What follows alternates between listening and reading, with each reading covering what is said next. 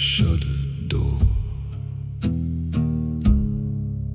Each page breathed cold through the floor. Names in the margins black as stone, like something old had found my bones. The echo veil, it calls my name. The echo veil carries the blame. Oh, we all go down under the veil. Oh, we all go down.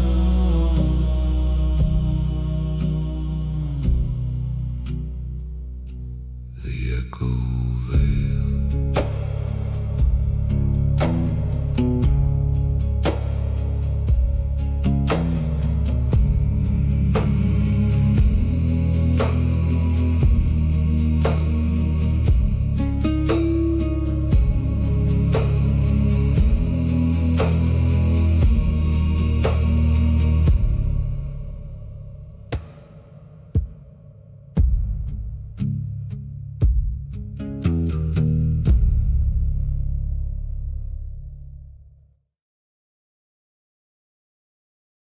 The Echo Veil Final Copy. The Echo Veil by Kevin Mitchem, Chapter 1. The Unscheduled Arrival. The first thing Elias Caldwell noticed about Harmony Creek in late August was the oppressive quality of its silence. It wasn't the peaceful quiet of a remote landscape punctuated only by cicadas. It was a curated, heavy silence, the kind that comes from decades of practiced camouflage. It felt less like peace and more like held breath. Elias lived on Magnolia Street, in a house painted a muted sage green that had been passed through 3 generations of Caldwells before his own father managed the tiresome task of painting it that shade 40 years prior. The house sat squarely enough to be noticeable, but low enough, nestled behind climbing honeysuckle and overgrown lilac bushes, to feel like an extension of the earth itself. From his kitchen window, he had a view of Mrs. Rodriguez's prize-winning petunias across the street, the slow, predictable rhythm of life playing out in perfectly manicured suburban melodrama. This morning, however, the symphony was interrupted by a discordant, grinding intrusion that didn't belong to this town's soundtrack. It started subtly, barely registering over the low hum of the air conditioning unit struggling against the desert heat. A sound like heavy machinery testing its weight on virgin gravel, an unnatural thrumming vibration that seemed to travel up through the soles of Elias's bare feet and settle deep in his sternum.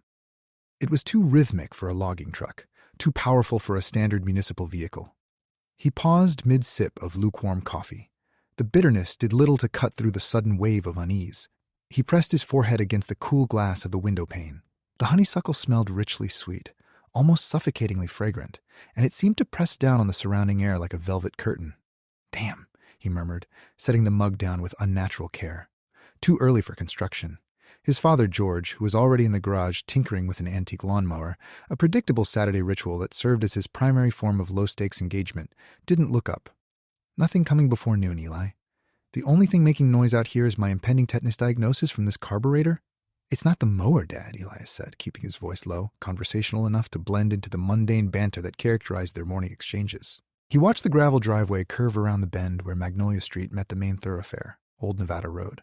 At first, there was nothing but dust devils performing lazy, tawdry dances in the heat haze rising from the asphalt.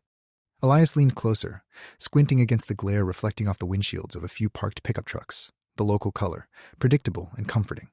Then they came, not one vehicle or even 2. They materialized as if being summoned by an unseen conductor's baton, appearing in a staggered column that seemed to violate the very laws of urban ingress. The lead vehicle was a heavy-duty SUV, painted matte black. It wasn't merely dark. It absorbed light. It looked engineered not for aesthetics or speed, but purely for operational concealment. Following it were several other vans and utility trucks, all equally nondescript in their menace. They bore no identifying decals, no state plates, no corporate logos, nothing to anchor them in the jurisdiction of Harmony Creek. They didn't park. They settled. Their tires settled onto the gravel shoulder with a low, unsettling finality, and the collective sounds seemed to be absorbed by the earth beneath them. George finally straightened up from the lawnmower, wiping grease on his jeans, and squinted against the sudden shadow cast by the convoy. He frowned, an expression that tightened the skin around his jawline. It was a look Elias rarely saw, reserved only for deep concern or genuine alarm. "Well," George drawled, recovering quickly, attempting a veneer of local authority, "looks like some damn utility crew lost their way." But it was nothing about them that suggested simple navigational error. The men emerging from the vehicles were not utility workers. They moved with an unnerving economy of motion, clad in tactical gear that looked expensive and purpose-built for extreme environments. Their movements possessed a practiced fluidity, a synchronized grace that spoke of training far beyond OSHA standards. Elias's attention was drawn immediately to the agents themselves. There were at least 10 of them visible around the perimeter of the assembled vehicles, moving with an almost choreographed indifference. They weren't surveying the town. They were mapping it. Their eyes didn't sweep randomly. They darted in patterns, systematic grids that seemed to measure everything from the structural integrity of the old feed store to the emotional baseline of any bystander who dared to look too long. One agent, standing nearest to the front SUV, was talking into a headset connected by a thin, almost invisible wire running down his tactical vest. Elias couldn't catch the words. They were clipped, technical bursts of jargon that sounded more like procedural codes than human conversation. He recognized nothing, yet felt an immediate primal sense of trespass. "They look professional," George muttered to himself, a slight tremor in his voice betraying his bravado. Too professional for this part of Nevada. Sarah, who had emerged onto the porch moments earlier, wiping her hands on a dish towel, remained silent. She stood near the window frame that overlooked the street, her posture subtly rigid. Her eyes, usually warm pools of weary empathy, were narrowed into slits of intense observation. Elias felt his gaze snagging on hers across the short distance separating their two worlds, the predictable domesticity of the porch versus the invading rigidity of the black vehicles. She wasn't looking at the agents. She was looking through them, as if seeing a layer beneath their tactical plating. This was where the normalcy began to fray at the edges. One agent, stationed near what had been the usual gathering spot for local coffee and gossip, the Dusty Mug Diner, stopped talking into his comms unit. He paused, tilting his head slightly, not in confusion, but as if his internal systems were running a diagnostic check on the environment. His gaze swept past Elias's house, lingered for a fraction of a second too long on the overgrown honeysuckle vine draped across the porch railing, and then it shifted. It was an almost imperceptible flicker, a micro-expression that defied explanation. It wasn't suspicion. It was recognition.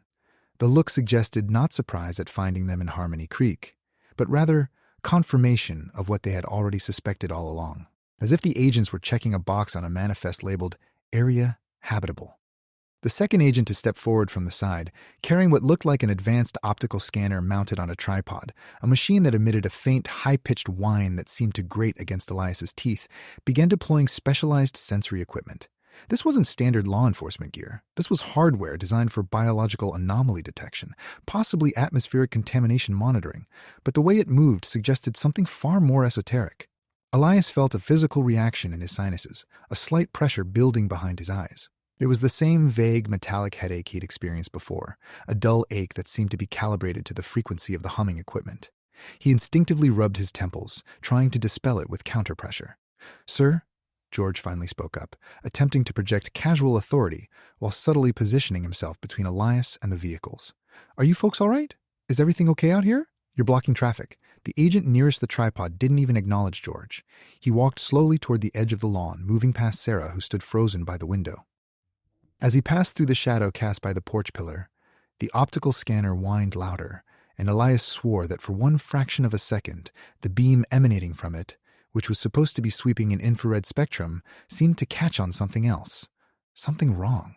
It wasn't reflective material. It was structural. It seemed to map against the deep grain of the wood itself, or perhaps imprinted upon the air directly surrounding Sarah's left hand as she leaned slightly against the pillar. It was a pattern, an impossible geometric overlay that shimmered like heat distortion mixed with corrupted data. Elias felt his breath hitch in his throat. The agent didn't react to their internal panic, however. He simply continued his sweep, logging whatever spectral reading he found into the handheld unit attached to his wrist.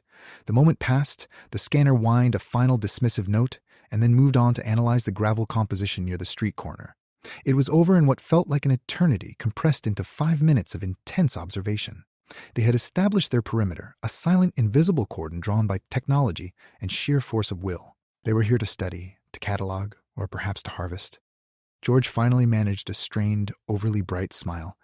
"Well, if you need anything at all, just let us know. The lead agent paused his movements entirely, turning his full attention from the equipment and fixing it directly on Elias. The silence that followed was absolute.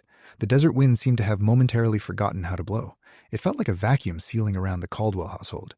The agent's eyes were an unnervingly neutral shade of gray, the color of storm clouds right before they break, or perhaps the inside of a deep-sea submersible viewport. There was no hostility in the look, which made it infinitely worse than anger. It was clinical assessment, a database query being run against a live subject. Then the agent spoke. His voice wasn't loud. It didn't need to be. It was perfectly modulated, carrying over the sudden quiet like highly polished bone china, resonant and utterly artificial in the humid air of Harmony Creek. The baseline reading for this sector is compromised. He paused, letting the implication hang there, heavy and suffocating, settling onto the perfect petunias and the peeling paint of the Caldwell house. We are here to analyze specific historical deviations, he concluded, giving a barely perceptible nod toward his accompanying team, who remained motionless like statues carved from carbon fiber. And we suspect the required data points originate within the immediate proximity.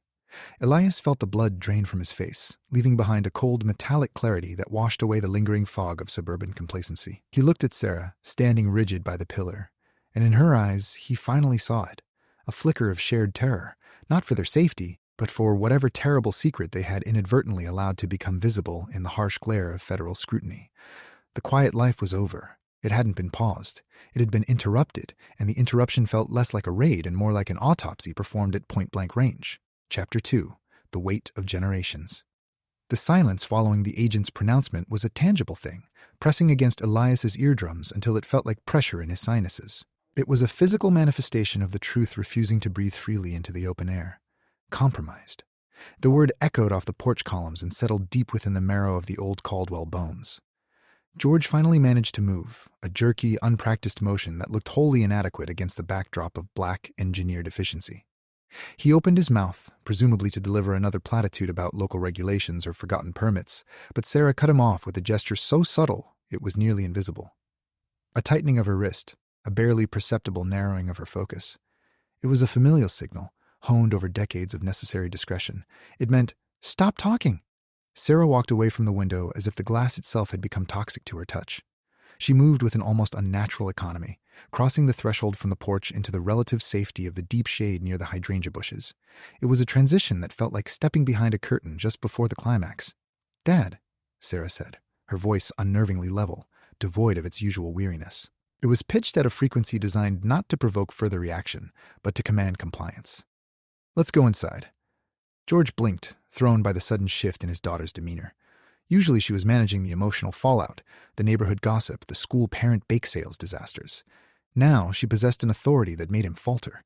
He glanced back at the contingent of federal agents, their silence suddenly feeling less like professional observation and more like predatory patience. "They're government personnel," George muttered under his breath, a mixture of defiance and genuine fear coloring the tone. "We don't know what they're looking for. And we," Sarah countered softly, turning to face him fully, her hands now clasped tightly before her, a gesture that looked protective, but Elias knew it was something else entirely. "Bracing. Are experts at knowing when not to tell people things, George. We've been doing it for 100 years. The statement hung between them like smoke. It wasn't an explanation, it was a declaration of generational burden, a shared understanding that had calcified into the very bedrock of their lives in Harmony Creek. Elias watched the exchange, recognizing the profound fracture point. Sarah, the protector who maintained the facade with sheer willpower, and George, whose instinctual need to explain or defend always risked revealing too much. Mark, meanwhile, hadn't moved from his position near the kitchen doorway, watching the black subs with an expression of coiled resentment. He was the outsider in his own history, the one who questioned the rituals until the questioning became dangerous. His gaze wasn't on the agents, it was fixed on the lead agent, the man whose eyes had held that terrible clinical recognition. "They are not utility crew," Mark stated suddenly, too loudly, too defiantly for the moment. He didn't raise his voice to yell. He used sheer willpower, pushing the volume past George's casual murmur and Elias's anxious whispers. "These people are here looking for something specific.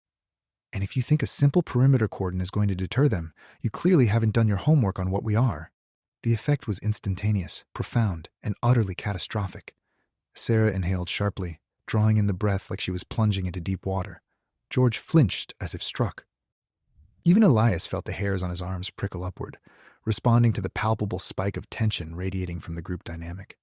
The lead agent, the one with the gaze that saw too much, didn't react physically. He didn't shout a warning or signal for backup. Instead, he merely straightened, shifting his weight slightly, and allowed a tiny, almost imperceptible smile to ghost across his lips. It was not a pleasant expression. It was the satisfied smirk of a scientist who has finally located a rare, highly volatile specimen in an otherwise predictable environment. The subtle shift in demeanor was devastatingly worse than outright aggression. It signaled that they were no longer dealing with local law enforcement or curious military personnel. They were dealing with specimens. Mark's defiance, intended to wound the outside world, had instead acted like a trigger, confirming every worst-case scenario whispered only during the darkest hours of family insomnia. The unspoken truth that their quiet existence was an act of profound, dangerous maintenance had been shouted into the vacuum of the desert morning. Mark, Sarah warned, her voice dangerously low, laced with the warning undertones of a matriarch protecting a fragile ecosystem. We do not discuss the nature of things we have kept quiet for so long. And what if keeping it quiet is the danger? Mark shot back, his eyes never leaving the agent. What if this quiet is just us getting too comfortable in our cage? You all treat these secrets like they are bedrock. I'm starting to think you're actually built on quicksand. Elias felt a surge of protective panic for Mark, coupled with a deep-seated dread that this argument was laying them straight into the line of fire. He stepped forward slightly, positioning himself between his brother and Sarah, attempting to become an emotional buffer, a shield woven from polite deflection. "All right," Elias interjected smoothly, channeling every persuasive academic tone he could muster. "Gentlemen, ladies, we understand that you have procedures, protocols. We are residents of this community. Perhaps you need some local contacts? Directions?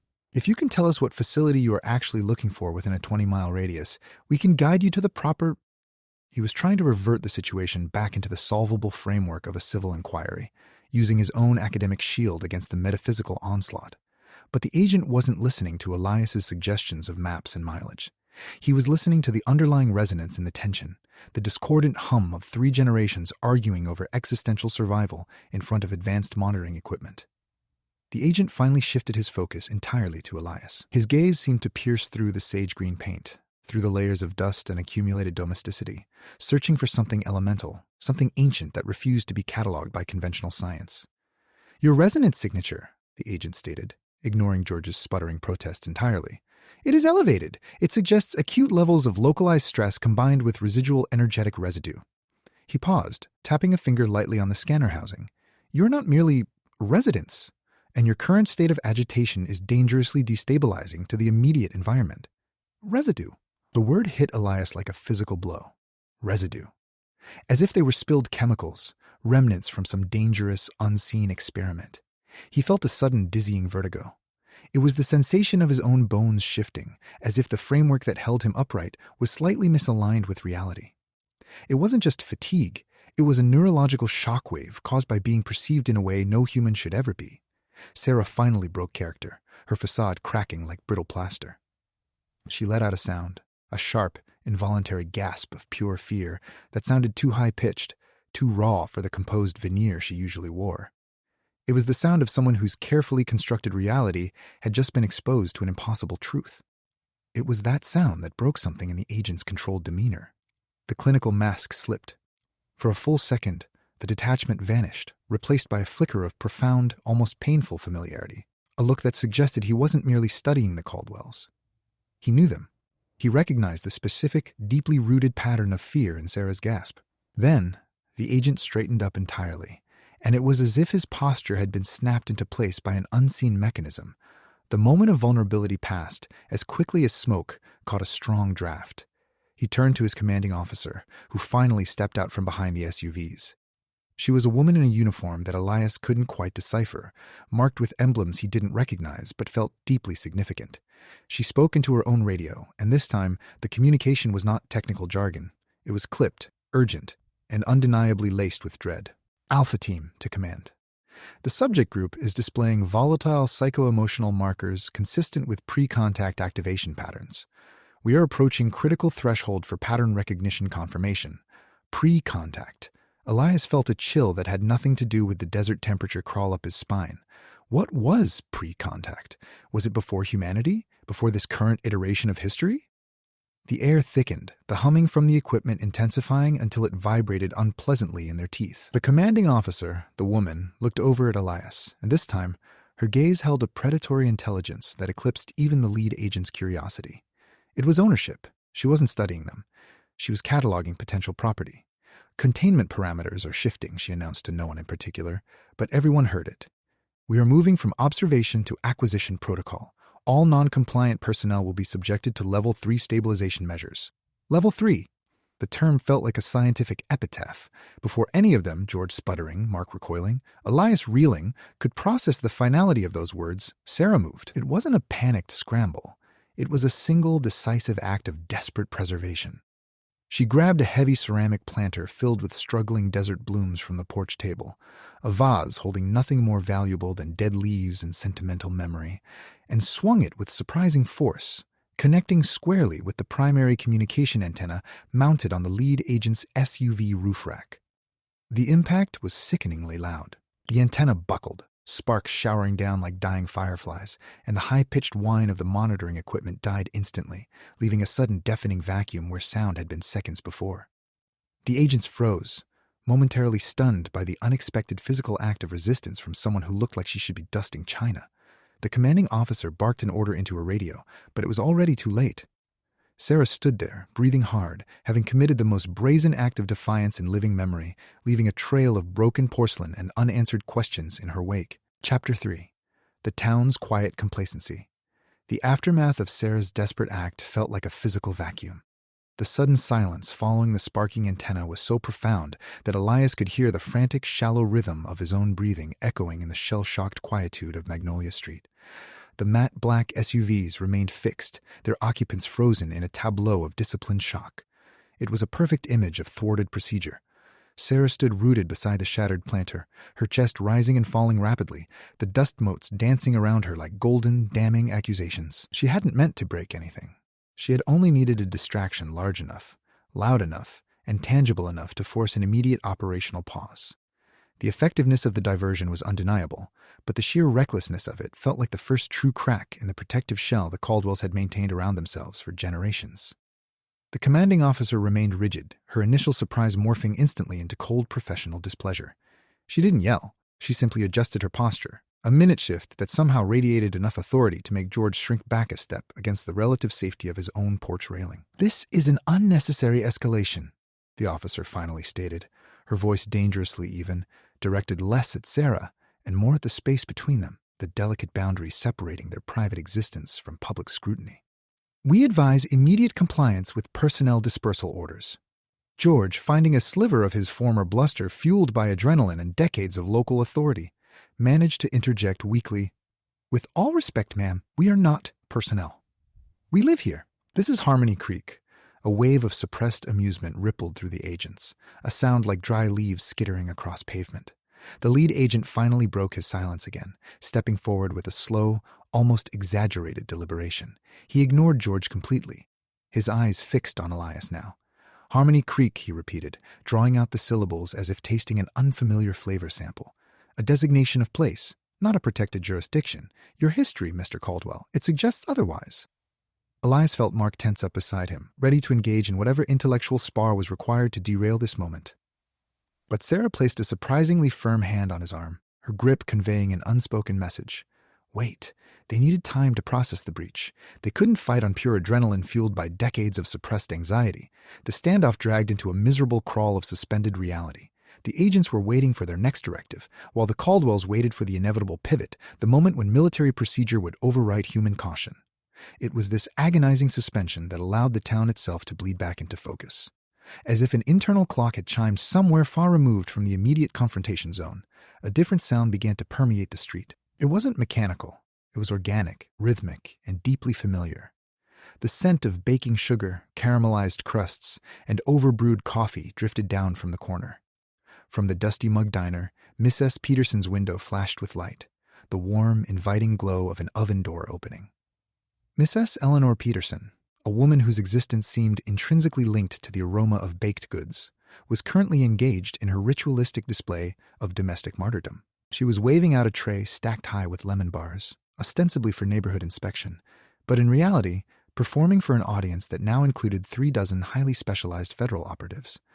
"Oh, Mr. Caldwell," she called out, her voice pitched just loud enough to carry over the low hum of the vehicles. "I've got a fresh batch ready.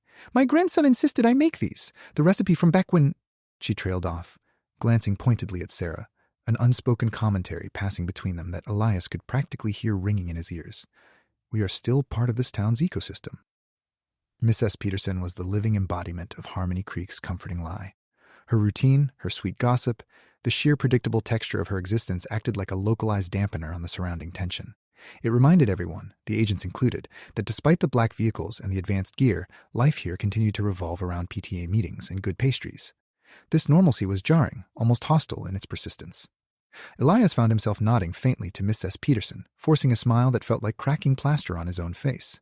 It was a necessary performance of integration, convincing the invaders and, more importantly, convincing himself that they still belonged here. Mark watched Miss S. Peterson with palpable disgust, as if her saccharine existence offended his intellectual sensibilities. "She's bait," he murmured to Elias later, when Sarah managed to usher them back toward the relative sanctuary of their own foyer, the black SUVs remaining parked like predatory gargoyles at the curb. "Everything here is a performance designed to keep outsiders from looking too closely." "Don't make sweeping generalizations, Mark," Sarah warned him quietly as she moved through the front door, pulling the heavy wooden bar across it with a decisive thunk. "We are not props in your cynical little drama theory." The conversation was immediately cut short by an unexpected escalation of the external threat. It wasn't the agents who caused it this time, but something much more diffuse, far less organized, and infinitely more unsettling. The environment itself. A low, deep rumble began to build from the direction of Old Nevada Road, emanating not from a vehicle engine, but seemingly from the ground beneath the asphalt. It was the sound of tectonic plates sighing in their sleep, magnified tenfold. The dust devils outside seemed to freeze mid-dance. Even the cicadas fell into a sudden, unnatural silence that only heightened awareness of the rumble. George paled visibly, dropping his grease-stained rag onto the porch floor. "What in God's name is that?" The sound intensified, rising from a deep subterranean bass note towards something sharper, almost percussive. It resonated directly with the dull ache Elias had been experiencing all morning. The metallic headache was now throbbing in sync with the rumble, making his teeth vibrate faintly. This wasn't machinery. This felt geological, primal, and deeply powerful. The lead agent, who had remained silent through the exchange of words, finally reacted to this. He lifted a hand, palm out, stopping any further internal discussion within his own team. His focus snapped from Elias to the source of the sound, the commanding officer's professional composure finally frayed. She looked genuinely concerned for the first time. "Atmospheric distortion detected," she murmured into her comm unit, overriding the radio with a new, urgent code. Frequency shift registering across multiple vectors. Recommend immediate environmental stabilization sweep. The ground beneath their expensive tactical boots began to subtly hum, vibrating not just through the soles of their feet, but up through the very marrow of their bones. The humming was too regular, too intelligent for mere seismic activity. It felt tuned. Then, a secondary, far more visible element appeared in the distance, beyond the immediate streetscape. Cutting across the desert horizon, where only the dusty meeting point of the sky and the dry earth should have been, materialized a vast, shimmering haze. It wasn't heat distortion. It was too structured, too colorful. It was a rainbow that seemed to bend backward on itself, catching light in ways physics forbade. The hazy anomaly moved with unnatural speed toward Harmony Creek, seeming to follow the path of the deep subterranean rumble. It washed over the edges of the town's property line, washing over Mrs. Peterson's meticulously arranged flower boxes and skimming past the edge of Elias's pristine lawn. As the haze passed directly over the Caldwell house, the air within it changed instantly. The cloying scent of honeysuckle was abruptly overwritten by something sharp, metallic, and faintly ozone-like. It was the smell of extreme electrical discharge mixed with mineral deposits unearthed from impossible depths. It was a scent that spoke not of life or death, but of transition. And then, etched into the shimmering curtain where it passed directly over the porch railing, Elias saw it again. Not on the glass this time, but within the haze itself, a complex symbol, glowing momentarily with internal blue light, overlapping with the natural lines of the wood structure. It was the same archaic mark he had glimpsed before, now overlaid onto a supernatural phenomenon. The commanding officer watched the haze pass, her face a mask of terrible comprehension. She didn't look at Sarah or Mark or Elias. She looked past them all, toward the anomaly itself, as if recognizing an old acquaintance finally arriving late to a long-awaited and deeply perilous reunion. "It's opening," she whispered into the radio, her voice losing all professional veneer, sounding suddenly terrified. The veil is thinning faster than projected. The shimmering haze didn't dissipate, it resolved. Where the light had been bending impossibly, a section of the air ripped open with the sound of tearing canvas. It was a silent, sucking vacuum that seemed to pull not just light, but dimension itself, right into the heart of Harmony Creek. Chapter 4. Old Bones, New Scars. The tear in the air was not merely visual. It was a physical assault on equilibrium. It sucked at sound, light, and as Elias suddenly understood with a horrifying jolt of recognition, cohesion. The scent of ozone mixed now with something else, something metallic and cold, like raw, unrefined iron mixed with deep-sea brine. The command officer reacted instantly to the instability, barking orders into her comms unit that sounded less like procedure and more like ancient ritual chants. Containment breach. Stabilizing perimeter integrity. But their advanced gear, designed for terrestrial threats, explosives, biological agents, rogue isotopes, seemed utterly useless against the flaw in the fundamental weave of reality itself. The rift widened, expanding from a shimmering tear to a vertical seam of impossible color that seemed to devour the sunlight passing over Magnolia Street. It looked like a wound opened across the fabric of the world, glowing with the terrible beauty of raw energy.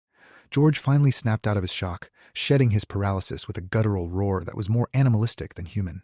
Get back. Everyone, back. His command wasn't directed at the agents. It was directed inward, toward his own family unit, invoking instincts older and far more desperate than anything taught in any modern emergency seminar. Sarah moved first, her practiced grace returning with a terrifying velocity. She didn't look at the rift or the black SUVs. She looked only at Mark, then Elias, gathering them into the deep shadow of the house's entryway, pulling them away from the street and toward the relative safety of the shadowed front lawn. Mark, for once, was silent. The shock had temporarily overridden his intellectual defiance, replacing it with a pure, survival-driven alertness. He didn't argue or critique. He simply fell into step behind Sarah, his usual restless energy channeled into rigid obedience. Elias followed, his senses overloaded, the metallic scent of ozone burning the back of his throat. The agent nearest the rift paused mid-stride, his training wrestling visibly with an instinct deeper than procedure. He raised a specialized piece of equipment, not a scanner, but something that resembled a directional energy dampener, humming with visible effort as it was directed toward the tear. "Stand away from the source," he yelled, finally abandoning the detached professionalism for raw warning. "The field fluctuations are spiking. You have no idea what you've exposed." Sarah didn't acknowledge him. She grabbed George's arm, the patriarch who had always seemed slightly out of sync with the family's deepest secrets, and dragged him backward toward the overgrown curtain of lilac bushes, away from the line of inquiry. "We move now," she hissed through gritted teeth. "To the periphery. We go deep, deep." It was a coded word, an allusion to places where human record-keeping stopped, where modern surveying equipment dared not tread. They retreated like refugees fleeing a visible apocalypse. The black SUVs remained fixed, their occupants now transfixed by the spectacle of the rift. They watched with professional fascination, taking measurements, recording data, their mission parameters clearly overriding any self-preservation instinct. "The mine," George choked out suddenly, glancing wildly between his daughter and the monstrous energy tear. "We need to get to the old shaft entrance, now!" It was a desperate gamble. The abandoned Copper Creek mine lay half a mile beyond Harmony Creek's claimed borders, an industrial scar on the arid flank of the town. It was a place where people went when they wanted to disappear entirely from the record. It was their historical sanctuary, the physical embodiment of out of sight. As they moved across the lawn, dodging Mrs. Peterson, who seemed to be frozen mid-wave, with her lemon bars suspended between two worlds, Elias kept glancing back. He watched the agents, mesmerized by the contrast between their cutting-edge tech and the primal nature of the danger unfolding before them. They were brilliant, ruthless, but ultimately they were constrained by human understanding. The rift was not. It was a flaw in the operating system itself. Reaching the front gate felt like crossing a threshold into another geological time zone. The air here was immediately cooler, drier, and tasted distinctly of raw minerals and undisturbed earth. It was a stark contrast to the sweet rot of the honeysuckle behind them. The mining access road was barely distinguishable from a dry washbed now, littered with debris that looked suspiciously recent. Scuff marks, tire tracks that didn't match any vehicle parked on Magnolia Street. The government SUVs, hampered by their own advanced sensor arrays and adherence to established perimeters, were struggling to follow the Caldwells out of their comfort zone. "Keep moving," Sarah hissed, pulling them past a rusted fence line marked with "private property, danger of collapse." Mark, surprisingly, was the one who took point once they cleared the initial street-level surveillance. His skepticism had hardened into focus. The abstract danger demanded tangible proof of escape routes. He led them along the narrow track toward the looming maw of the mine entrance, a yawning black throat carved into a low mesa wall 50 yards away. The sheer scale of it was breathtaking, even to Elias, who knew the local legends better than anyone. The mouth of the mine was vast enough that the shadows pooling inside looked less like absence of light and more like solid matter. It smelled intensely of oxidized copper and millennia of trapped air. As they approached the lip of the shaft entrance, the dimensional rift, the opening as the commanding officer had termed it, suddenly seemed to lose interest in their immediate proximity. The shimmering curtain, which had been tearing through reality inches from them just moments before, now wavered, its edges seeming to pull back, like a massive tide receding after washing over an object of fascination.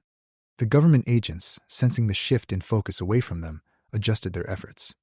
They redirected their attention to containing the rift itself, deploying specialized netting and energy emitters that buzzed with captured power.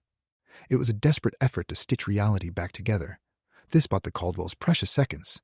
Inside, Sarah breathed, never taking her eyes off the agents' panicked countermeasures. Now, they slipped into the mouth of the shaft.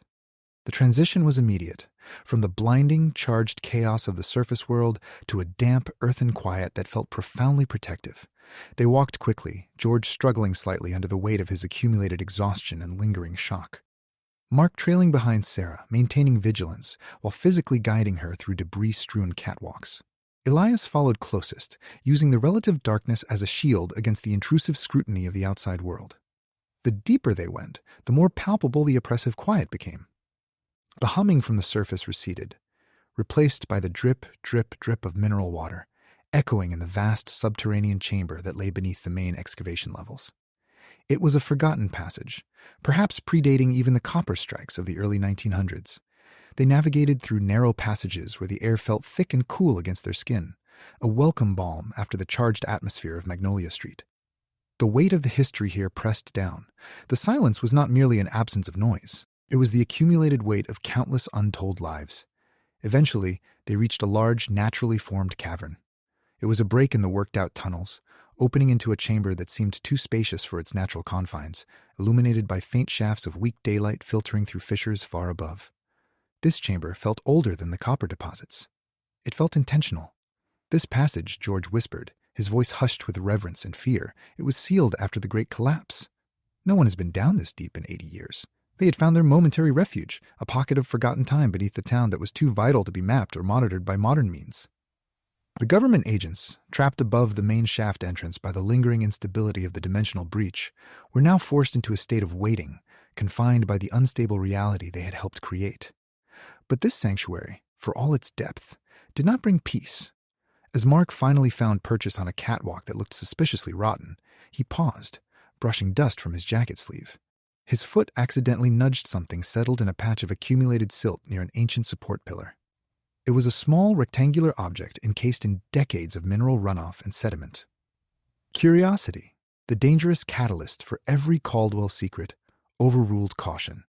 He knelt, scraping away the grime with a fingernail until he exposed the surface.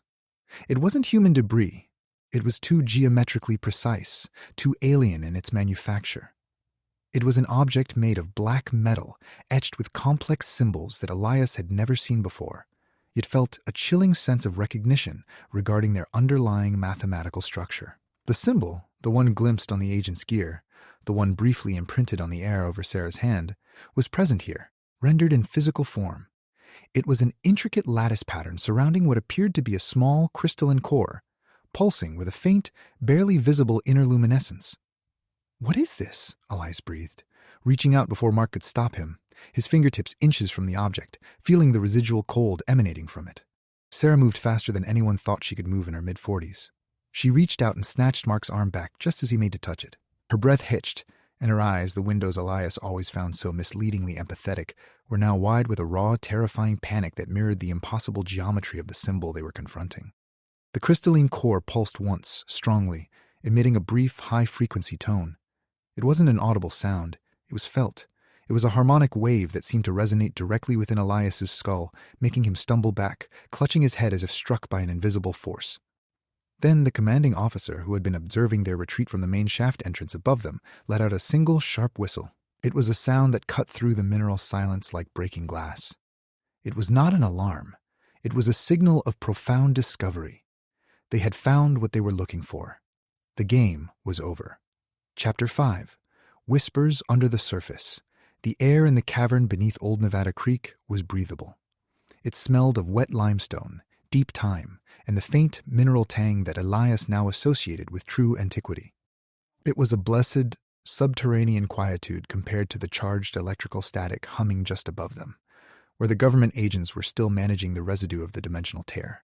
They were pinned, literally and figuratively, by their own advanced technology, forced to observe rather than act decisively. The artifact remained on the silt-covered rock face, glowing with a faint, almost sickly internal rhythm. It demanded attention, anchoring all 5 members of the Caldwell immediate circle in a tableau of shared, terrified focus. But Sarah, having recovered from the adrenaline spike of the confrontation and the subsequent panic of the cavern entry, was suddenly drawn inward, away from the crystalline object toward the most deeply buried source of family history. Her mother. Sarah walked past Elias, Mark trailing slightly behind, the natural order established by fear taking temporary precedence over resentment. She moved with a singular focus toward a small recessed alcove in the chamber wall. It was an area that looked structurally insignificant, perhaps merely an old storage niche for mineral samples, yet it radiated a quiet gravity, like the spot where one's most profound memories gather dust. Her mother, Elara, who had been following Sarah with the silent, watchful grace of a predator conserving energy, simply followed her daughter's trajectory without question. The remaining Caldwells, Elias and Mark, watched this exchange, the charged atmosphere thick enough to chew on, sensing that whatever conversation was about to erupt held far more weight than any piece of government equipment could measure. Sarah didn't speak immediately. She simply laid a hand on her mother's shoulder, a touch that wasn't one of comforting reassurance, but of bracing support. It was the kind required before traversing an earthquake fault line. "We are too exposed," Sarah finally whispered, the words barely disturbing the settled dust motes in the cavern air.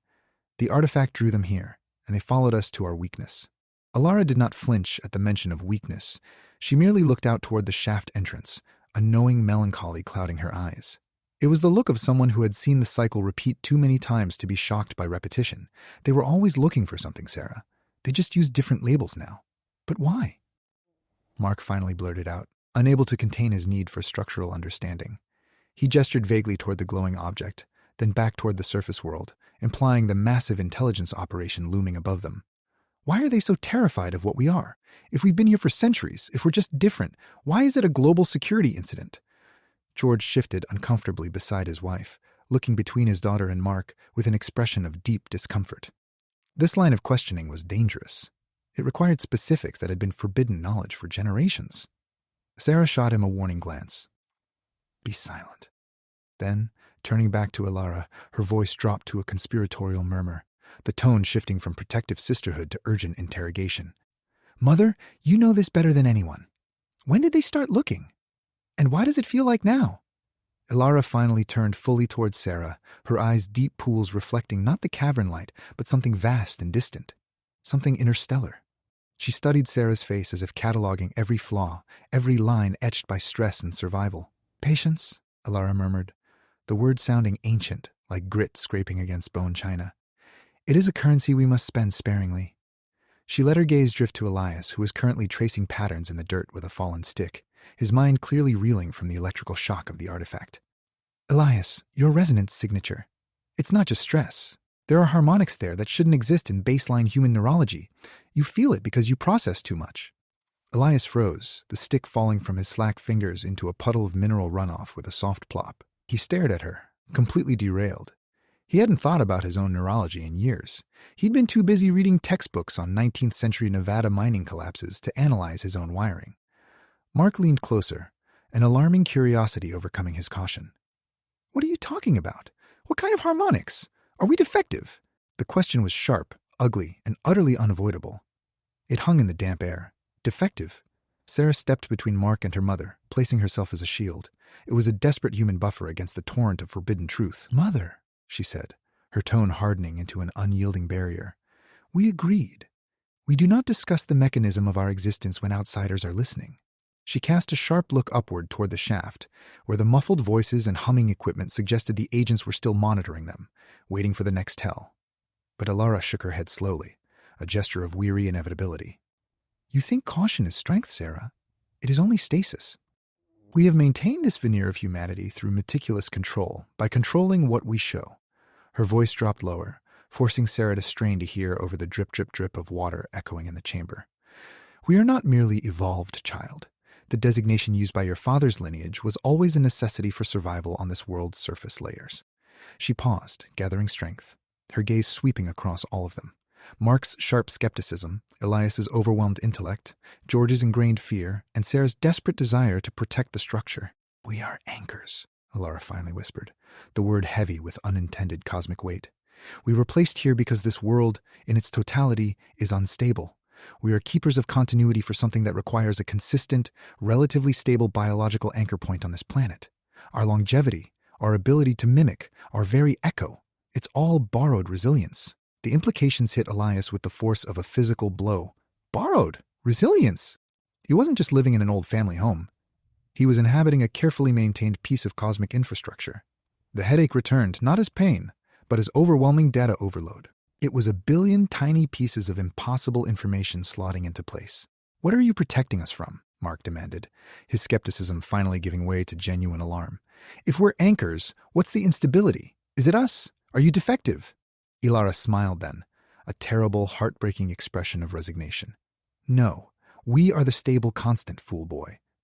But there is something else that moves through time, something vast. And she finally tilted her head slightly upward toward the shaft, acknowledging the black vans and their highly trained operatives.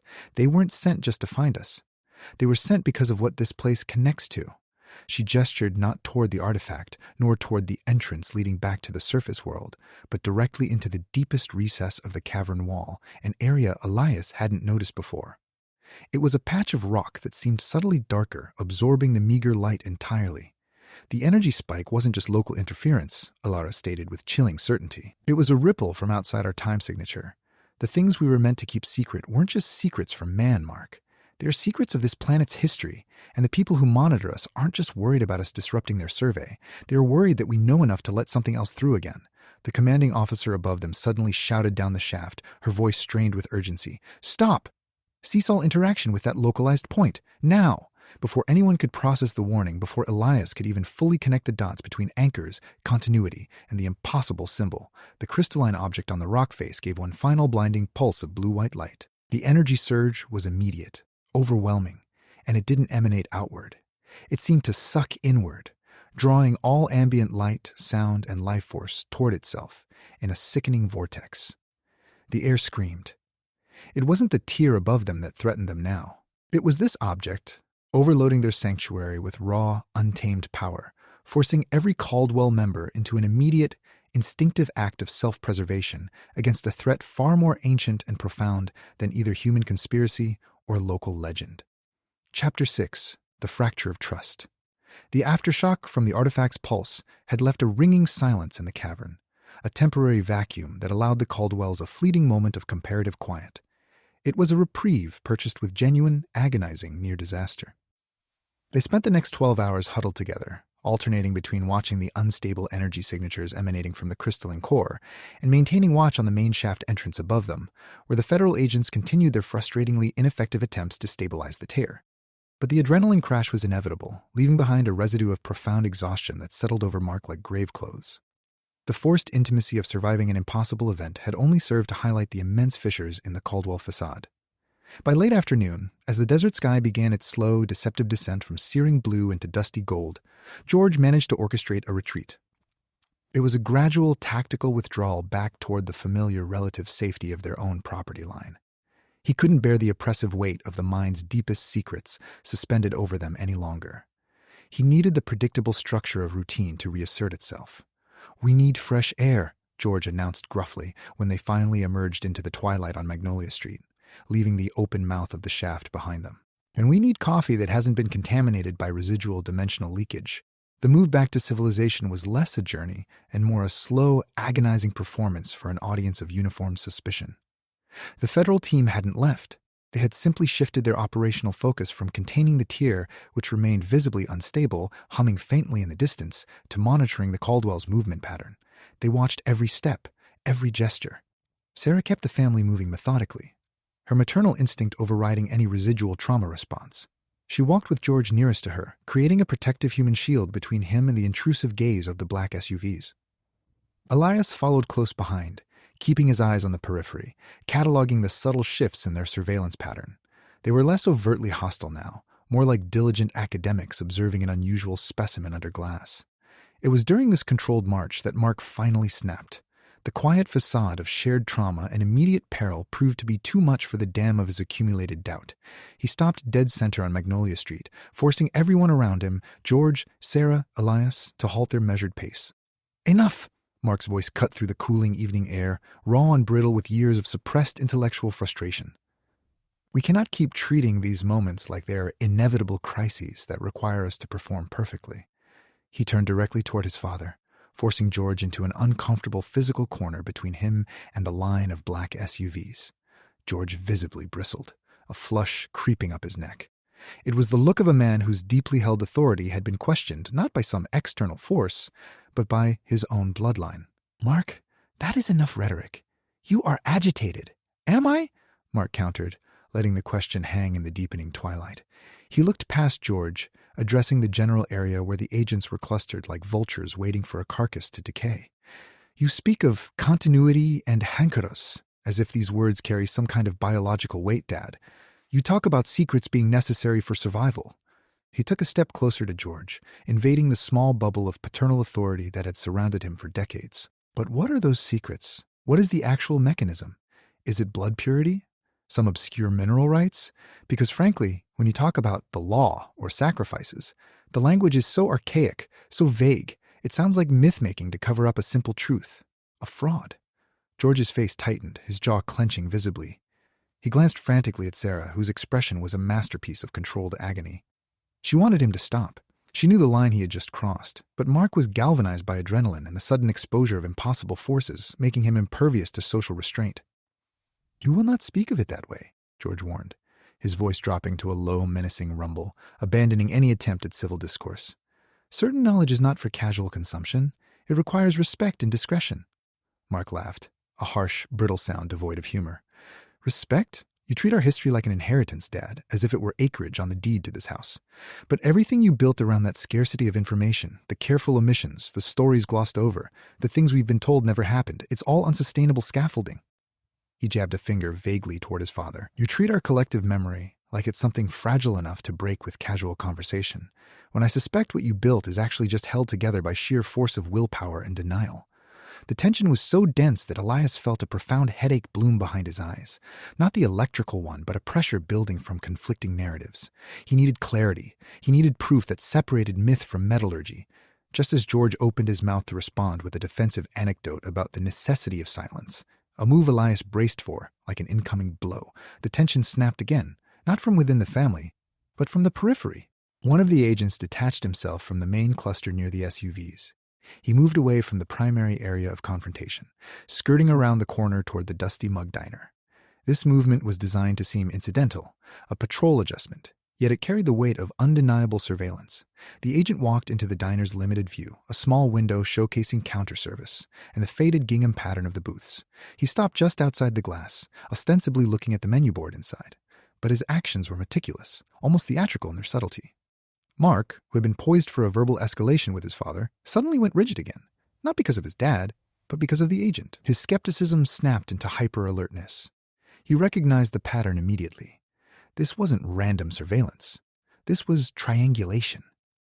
They were mapping emotional vulnerability against fixed infrastructure points, the diner being a perfect intersection of community life and public record. The agent paused in front of the glass, his back to the Caldwells for the first time since the morning's confrontation. He didn't look at anyone. He looked through them, seeming interested only in the reflection on the plate glass. It was a distorted mirror image that showed a composite view of Magnolia Street, the house, the parked SUVs, and the shimmering afterglow of where the dimensional tear had been. And then, as if responding to Mark's sudden, sharp intake of breath, the agent slowly raised his left hand and tapped against the window glass, not with a fingernail, but with a specialized metallic stylus attached to his sleeve cuff. A simple rhythm, utterly unremarkable on its own. But Elias watched the movement, remembering the faint symbol he saw etched into the air near Sarah earlier. The agent didn't tap random points. The taps followed an invisible, mathematically precise sequence. It was a pattern that looked disturbingly similar to the repeating lines of force found in the energy diagrams Mark was too afraid to look at fully. The agent tapped 3 times on the glass, then paused, before tapping again, a 4th time, slightly harder than the rest. Tap, pause, tap, tap. The rhythm was unmistakable. It was a coded sequence meant to communicate something highly specific to someone who understood its underlying language. He straightened up from the window, his attention still seemingly fixed on the glass reflection, but his entire demeanor had shifted. He hadn't been surveying them. He had been confirming a data point, using the diner as a momentary relay station for confirmation of an established pattern. His questioning was not about what they did in Harmony Creek, but what their baseline allowed them to do when undisturbed. The agent then executed a slight, almost imperceptible bow of his head toward the street, a gesture that conveyed acknowledgement and withdrawal. The mission phase complete. He turned and walked back to the black SUVs without acknowledging any single person, melting back into the mechanical silence of the vehicles as if he had been an extension of them all along. The sheer audacity of the performance, using banal Americana like the Dusty Mug Diner as a communication relay point, left the Caldwells breathless with impotent rage and terrifying realization. They were not merely observed. They were profiled. Every mundane act, every predictable habit was logged, analyzed, and coded. George finally let out a long, shuddering sigh, running a hand over his tired face. "They've been studying us for decades," he whispered, the admission sounding both utterly devastating and strangely inevitable. "It's never about what we do. It's always about how we do it." Sarah stared at the agent's departing figure, her initial shock replaced by a cold resolve that was more dangerous than any panic. She looked at Mark, not with reproach, but with a weary acknowledgement of his painful accuracy. He had managed to articulate the truth in blunt terms. They were understudy. But as Elias stared back toward the receding black vehicles, the image of the agent's tapping sequence burned into his mind. Tap, pause, tap, tap. It was a key, and he suddenly felt an overwhelming compulsion to find the lock it belonged to. He knew, with sickening certainty, that this confrontation, while painful, had only served as an elaborate prologue. The real danger wasn't the government looking. It was what they were preparing for when their initial data set on the Caldwells proved insufficient. Chapter 7. Field Test. Failure. The oppressive quiet that settled over Harmony Creek after the exchange in the Dusty Mug Diner was worse than any shouting match.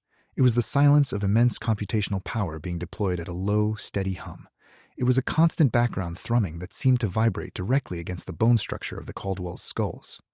They had retreated back toward the relative privacy of their own property line, drawn by the magnetic pull of the old boundary markers, standing just far enough from the manicured lawns to avoid immediate casual scrutiny, yet close enough for the black convoy to maintain visual and energetic contact. The agents hadn't dispersed. They had simply optimized their placement, forming a semicircle that contained the Caldwells like biological specimens in an enormous, expensive terrarium. "This is a containment field," Elias muttered under his breath to Mark as they stood near the edge of the overgrown juniper patch, feigning interest in a particularly resilient clump of desert sagebrush. "It's not just perimeter control. It's actively dampening ambient noise and signal bleed." Mark nodded grimly, wiping sweat from his brow despite the relative coolness provided by the shadow of the house. The sun was beginning its slow slide toward the western scrubland, bathing everything in a harsh, unforgiving amber light that bleached out all the comforting color from Harmony Creek. Sarah stood sentinel-like, her arms held slightly away from her body. Elias recognized this posture as defensive readiness. She hadn't spoken since they left the diner, conserving her energy for the inevitable confrontation. Her gaze was locked onto the lead agent, who had adopted a stance of professional boredom, occasionally reviewing data readouts on a translucent screen that seemed to project holographic readouts above his wristband. George, meanwhile, looked increasingly miserable. He kept glancing at the agents, expecting them to realize they were in his town, and failing miserably when they didn't.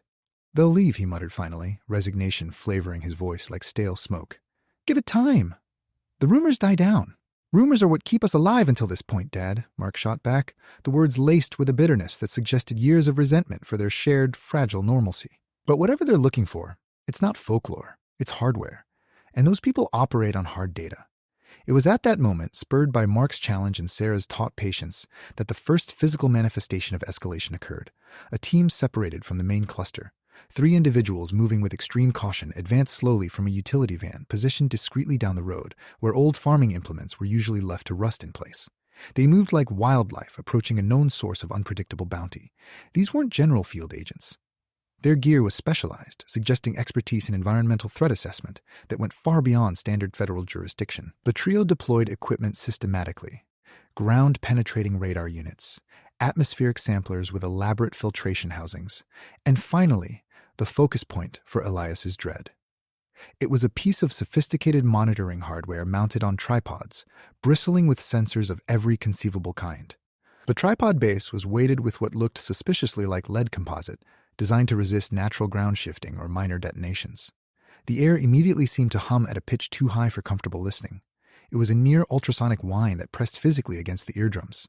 Elias clapped his hands over his ears reflexively, but even through his palms, the vibration felt like it was rearranging the calcium in his inner earbones. It was designed not just to detect, but to interrogate the environment. The agent who directed this setup, a woman with severe braids and eyes that held an unnerving focus on data streams, began adjusting a sensor array connected by thick insulated cables back toward her main vehicle. She seemed satisfied once the equipment was optimally positioned across a swath of dry ground directly adjacent to the Caldwell property's boundary line. It was the invisible seam between their cultivated life and the wild Nevada desert. Then she gave the silent signal. The humming reached a crescendo, vibrating so intensely that Elias felt nauseous, like being trapped inside a massive, faulty tuning fork. "Initiate localized biosignature sweep," the woman commanded into her headset, her voice crisp despite the cacophony of machinery around them. The equipment reacted instantly. Instead of sweeping generalized spectrums, radiation, chemical residue, thermal anomalies, the central console focused its primary emitter beam toward the Earth at ground level, casting a sickly green light that seemed to penetrate rock and soil with equal ease. Mark watched it, his previous anger replaced by intense, scientific curiosity mixed with dread. He was watching an unknown variable interacting with known physics, and he needed to understand the equations. The sweep passed over the dusty gravel leading from Magnolia Street, registering nothing but environmental noise, the expected background static of a sparsely populated desert town. The beam swept over the patch of dry grass near George's lawn. Nothing. It grazed the edge of Sarah's carefully maintained garden bed. Nothing conclusive. Then, the sweep moved past Elias and directly toward the small cluster of shrubs planted at the corner where the sidewalk met the old, unused drainage ditch. It was a forgotten space that held the history of runoff and waste from a century ago. The green light bathed this area.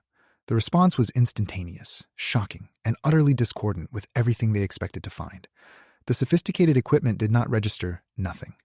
It didn't show a radiation spike or a chemical overload. Instead, a panel on the central readout, a display previously reserved for geological readings, flickered wildly, displaying an anomalous reading labeled organic matter high energy displacement. A secondary gauge next to it began to climb, rapidly and erratically, indicating levels that should, by all known metrics of terrestrial biology, be impossible. The woman monitoring the array leaned in, her composure finally cracking as a flicker of genuine alarm crossed her features. She tapped furiously on her console, adjusting filters until she stabilized the feed on one specific area within the green light's cone. The roots of the juniper bush, deep beneath the superficial layer of topsoil, near the edge of the drainage ditch. The energy reading didn't just spike. It screamed across the digital display, a frantic climb into the red zone that flashed warnings across the entire panel. The machine was registering something immensely powerful, yet deeply embedded, something alive enough to be organic, but fundamentally structured in a way that defied known biology. "What is it?" George finally croaked, his bravado entirely stripped away by sheer terror. He took a hesitant step forward, drawn by the technological siren call of the unknown data point. The lead agent, the one who had recognized something too much in Chapter 1, didn't even look at George. He was staring intensely at the readout, his mouth slightly parted. His eyes seemed to glaze over as he processed the impossibility displayed before him. Then, another instrument whirred into action.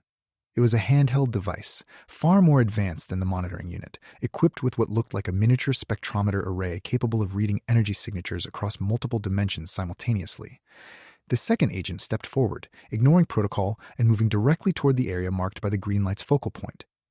He held the instrument near the roots of the juniper bush, his movements suddenly imbued with an almost religious reverence. The machine whined, emitting a sequence of rapid beeps that Elias felt in his teeth. It was a sound pattern utterly foreign to human technology. But before he could get a stable reading, Another disruption occurred. It wasn't the earth trembling this time. It was airborne. A sudden, violent downdraft of wind materialized out of nowhere, localized and focused with impossible precision, ripping across the corner of the property line where the equipment stood. It smelled sharply of ozone and ionized particles. It was the unmistakable byproduct of high-energy displacement. The blast hit the delicate sensors first. The primary monitoring unit shrieked in protest, its readout flickering violently, overloading on a cascade of corrupted data points before the entire display sputtered and died with a pathetic puff of acrid smoke. The secondary agent yelped, stumbling back from the loss of his primary sensor platform. The woman in charge watched the failure of her expensive gear, her face contorting into an expression of pure professional fury mixed with panic. They had been disrupted by something external to their plan, something that neutralized their tools without visible contact. Elias felt a dizzying surge of realization wash over him. This was not mere government surveillance. This was a race against time, a high-stakes retrieval operation constantly hampered by the inherent impossibility of what they were hunting. The woman stared first at the smoking wreckage of her advanced equipment, then up toward the looming shadow of the Caldwell house, and finally, her gaze settled on Sarah. It wasn't accusation in her eyes. It was resignation mixed with a profound sense of frustration that whatever she had come to find could not be measured by its own technology. She raised one hand slowly, signaling retreat to the others. They were forced to fall back, abandoning the compromised zone. The black SUVs began to shift, reversing away from Magnolia Street with practiced haste, their heavy tires spitting gravel in their wake. As they pulled backward, gaining distance toward the main thoroughfare, Elias watched them go. They hadn't found what they wanted, not today, but they had confirmed something infinitely worse, that the surface level was fundamentally incompatible with whatever kept the Caldwells quiet. The search wasn't over. It had merely been interrupted by an overwhelming environmental rejection. The black SUVs disappeared around the bend leading back to the highway, taking the advanced equipment and the humming silence of their sophisticated understanding with them. They left behind only the scent of burnt ozone, the scattered wreckage of failed technology, and a question hanging in the desert air. It was a question so vast, so fundamental, that it made every conversation, every shared meal, every quiet Sunday afternoon in Harmony Creek feel like nothing more than an elaborate act of profound, dangerous luck. Chapter 8. The Convergence.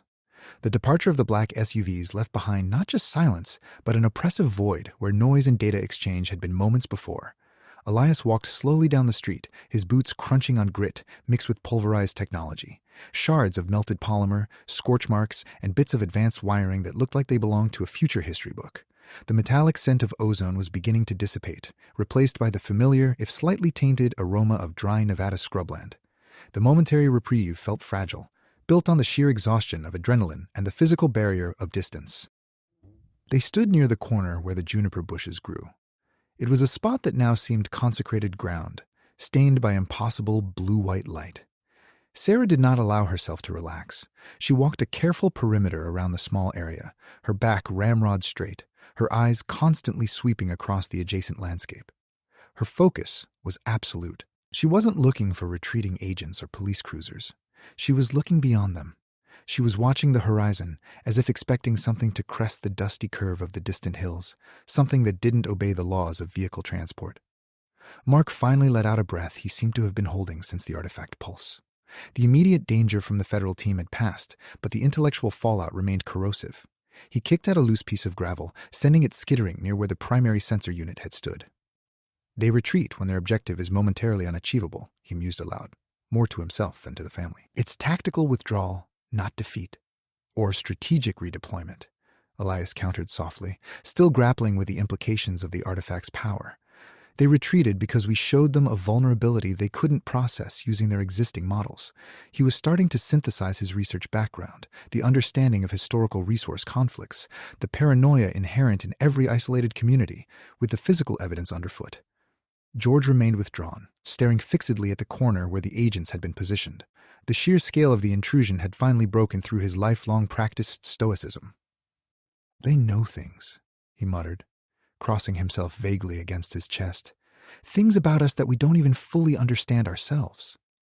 Sarah turned to face her father, and in her expression there was a warning colder than any scientific jargon the agents had used. "We are not simply a community, George. We are a continuity. And if they know something, it is because someone else has already alerted them." The air shifted again. It wasn't the rumble of tectonic plates or the whine of high-frequency sensors. This shift was subtler. It was a change in texture. The quality of the light seemed to thin, becoming thinner, almost too clean for the dusty environment. It was a sterile luminescence that hinted at advanced filtration systems just out of sight. Then they appeared. Not from the main road, nor from the desert scrubland directly opposite them. They materialized subtly over the rise of a low, uninhabited ridge approximately 3/4 of a mile away, where the Nevada landscape simply dropped away into a basin of scrub brush and distant, dry lake beds. And there were 5 vehicles this time, but they possessed none of the dull, standardized anonymity of the federal convoy. These vehicles were matte black, yes, but their geometry was wrong. They looked too sharp, too aggressive, designed not for patrol or science, but for rapid insertion and extraction from hostile zones. Their silhouettes suggested advanced kinetic dampening materials, a blend of military-grade stealth technology with an almost organic, chitin sheen that absorbed the light in a manner more unsettling than simple matte black. They stopped at the crest of the ridge overlooking Harmony Creek, forming their own perimeter that mirrored, yet subtly contradicted, the federal cordon. Where the agents were systematic and procedural, this group was predatory and silent. They didn't communicate via comms. They communicated with mutual stillness, a shared understanding visible in the way they held their posture. It was a collective readiness for violence or extraction. "Who are those?" Mark whispered, his skepticism finally dissolving into genuine awe mixed with profound alarm. Sarah's breath hitched. Her composure, which had been holding against the weight of the federal scrutiny, cracked under a different kind of pressure. It was the knowledge that their secrecy was not just threatened by one power structure, but by several, each with its own agenda. She recognized the posture, the deadly efficiency in the way they held themselves. It wasn't military discipline, it was corporate discipline, backed by weaponry and resources, far exceeding standard government budgets. The commanding officer from the federal team, who had remained stationed near the periphery of the Caldwell's perceived safe zone, finally seemed to realize the severity of this new intrusion. She snapped her head up, scanning the ridgeline. A silent alarm went off inside her system. It was a visible tightening around her eyes that signaled immediate protocol violation on her part as well. The private group remained utterly motionless, acknowledging nothing. They were simply observing the interaction between the Caldwells and the federal agents from a distance, like vultures circling a carcass already being picked clean by rival scavengers. Elias felt his mind working overtime, cross-referencing every piece of data, the frequency of the energy spike, the specialized equipment, the coded communication pattern, and now this new, hyper-efficient military caste, watching from a superior vantage point. "They aren't looking for what they think we are," Elias whispered, finally piecing together the pieces into a terrible, multifaceted understanding. "The federal team wants to study us, but they look like they want to weaponize us." Mark, who had been analyzing the vehicle designs, pointed toward the lead figure in the rival group, a woman standing slightly apart from the others, dressed in tactical gear that seemed tailored by shadow and midnight oil. She didn't carry visible weaponry, yet her bearing radiated lethal competence. "Look at her," Mark breathed, his voice suddenly stripped of all intellectual arrogance, leaving only raw apprehension. "She's not looking at us for data points. She looks at us like we are volatile assets she needs to acquire." The woman on the ridge never moved or acknowledged their staring. But then, slowly, deliberately, her head tilted toward a point slightly behind the Caldwells, toward the general direction of the old mine entrance they had just vacated, and by extension, toward the artifact buried within its depths. And then, the unimaginable happened. Her lips parted, and she did not speak aloud, nor did any visible speaker array activate. Instead, a single pure burst of structured light shot from her. It wasn't laser-like, but more like crystallized energy projected into the air between them. It wasn't aimed at the Caldwells. It was aimed at the unstable patch of air where the dimensional tear had been moments before, a focused beacon shining on the spot of their greatest vulnerability. The message was undeniable, broadcast across miles and layers of secrecy. They knew where they were most exposed. And now, 3 different factions, the government regulators, the private acquisition team, and the lingering cosmic threat itself, were all converging on the same singular point in time and space connected to the Caldwell's deepest secret. The curtain was not just thinning. It was being ripped apart by competing interests, and Harmony Creek was trapped precisely at the epicenter of a multi-front war for ontological control. Chapter 9. The Echo Chamber of Data, the convergence of 3 distinct, ruthlessly efficient forces, the regulated curiosity of the federal agency, the predatory professionalism of the private contractors, and the overarching dread emanating from the lingering dimensional flaw, had rendered Harmony Creek an open-air stage for a multi-species conflict. The Caldwells were caught in the crosshairs, not as targets, but as critically valuable nodes of information. The immediate danger had forced them back into the relative safety of their own property line, where the fragile piece felt as brittle and temporary as spun sugar. They needed distance from the street, far enough that the black SUVs couldn't easily establish a continuous gridlock observation pattern. Their desperate need for separation pulled Elias toward the one place they all instinctively knew to retreat, the old Copper Creek mine. While Sarah and George were forced into hushed, strategic conversations with their mother about managing the family's emotional output, the necessary performance of normalcy required to keep the surface-level tensions from boiling over completely, Elias felt magnetically drawn toward the site of the disruption. The mine represented uncontrolled variables. It was a space where man's official records ended and geological mystery began. Mark, surprisingly, followed him into the relative quiet of the mining periphery. He had seen the technology in action, the sophisticated sweep of the environmental scanners. His skepticism hadn't evaporated. It had simply been redirected, honed into an acute investigative hunger for empirical evidence that could disprove the supernatural elements overwhelming their lives. "They are using frequency mapping," Mark stated quietly, as they walked along a narrow service path that skirted the main blast zone entrance. The green light wasn't scanning minerals or radiation. It was reading resonance. They were listening to us vibrate. Elias stopped near a pile of rusted rail ties, his mind racing through every piece of fragmented information. The headache, the scent of ozone, the symbols, and now this concept of resonance. But what are they tuned to? What frequency signature signals? Caldwell. "The family tells us it's related to patience," Sarah interjected from a short distance away, having detached herself briefly from her conversation with Alara. A quick warning glance passed between the women that told Elias she knew more than she let on. "It's a biological marker tied to our sustained existence in this locale." "A localized emotional echo?" Mark challenged, his gaze sharp. "So they are listening for the signature of generations of carefully maintained deceit. And the equipment detected it, briefly, when I pushed you, Dad. When I questioned everything?" He gestured back toward the main site, where the agents were still milling about near the perimeter markers, their activity a constant, low-grade irritation. Elias paid them no mind. His attention was consumed by the dirt itself. The surface of the ground here was uneven, scarred by decades of mining runoff and natural erosion. He walked away from the main, easily accessible tracks, pressing himself into a rarely trodden service path that angled toward the deeper, less mapped reaches of the abandoned workings. "The official surveys stop at the primary shafts," Elias murmured, kicking aside some loose shale. "But look here." He pointed to a section of the ground where the earth seemed unnaturally compacted, almost as if something massive had rested against it for an incredibly long time, displacing the natural strata in a localized cushion. This area was marked by a subtle shift in the ambient electromagnetic field. It was a tiny fluctuation that Elias's highly attuned senses picked up immediately. It felt wrong, like static clinging to the silk. "This patch," he said, crouching down, ignoring the damp earth seeping through his trouser knees. "It's not natural bedrock settling. Something massive rested here, or something powerful enough passed through here recently." Mark knelt beside him, his scientific curiosity momentarily eclipsing his disdain for the family's mystique. He ran his hand over the disturbed dirt, feeling the unnatural resistance beneath the topsoil. "There should be evidence of excavation trauma. Blast marks, structural stress points." "No," Elias whispered, brushing away a layer of dust to reveal something embedded in the silt. Not metal, not stone, but organic in its encapsulation, yet utterly inorganic in its composition. He carefully used his fingers to excavate around the object. It wasn't large, maybe the size of a man's forearm, and it was clearly artificial. But this time, it wasn't black metal or shining crystal. It was translucent, milky white, and incredibly dense. As he worked around its edges, the surface began to reveal markings. Intricate etchings that seemed less like carvings and more like complex biological scaffolding laid over a mineral base. "It's not copper slag," Elias breathed, turning the object in his palm. "And it's not rock."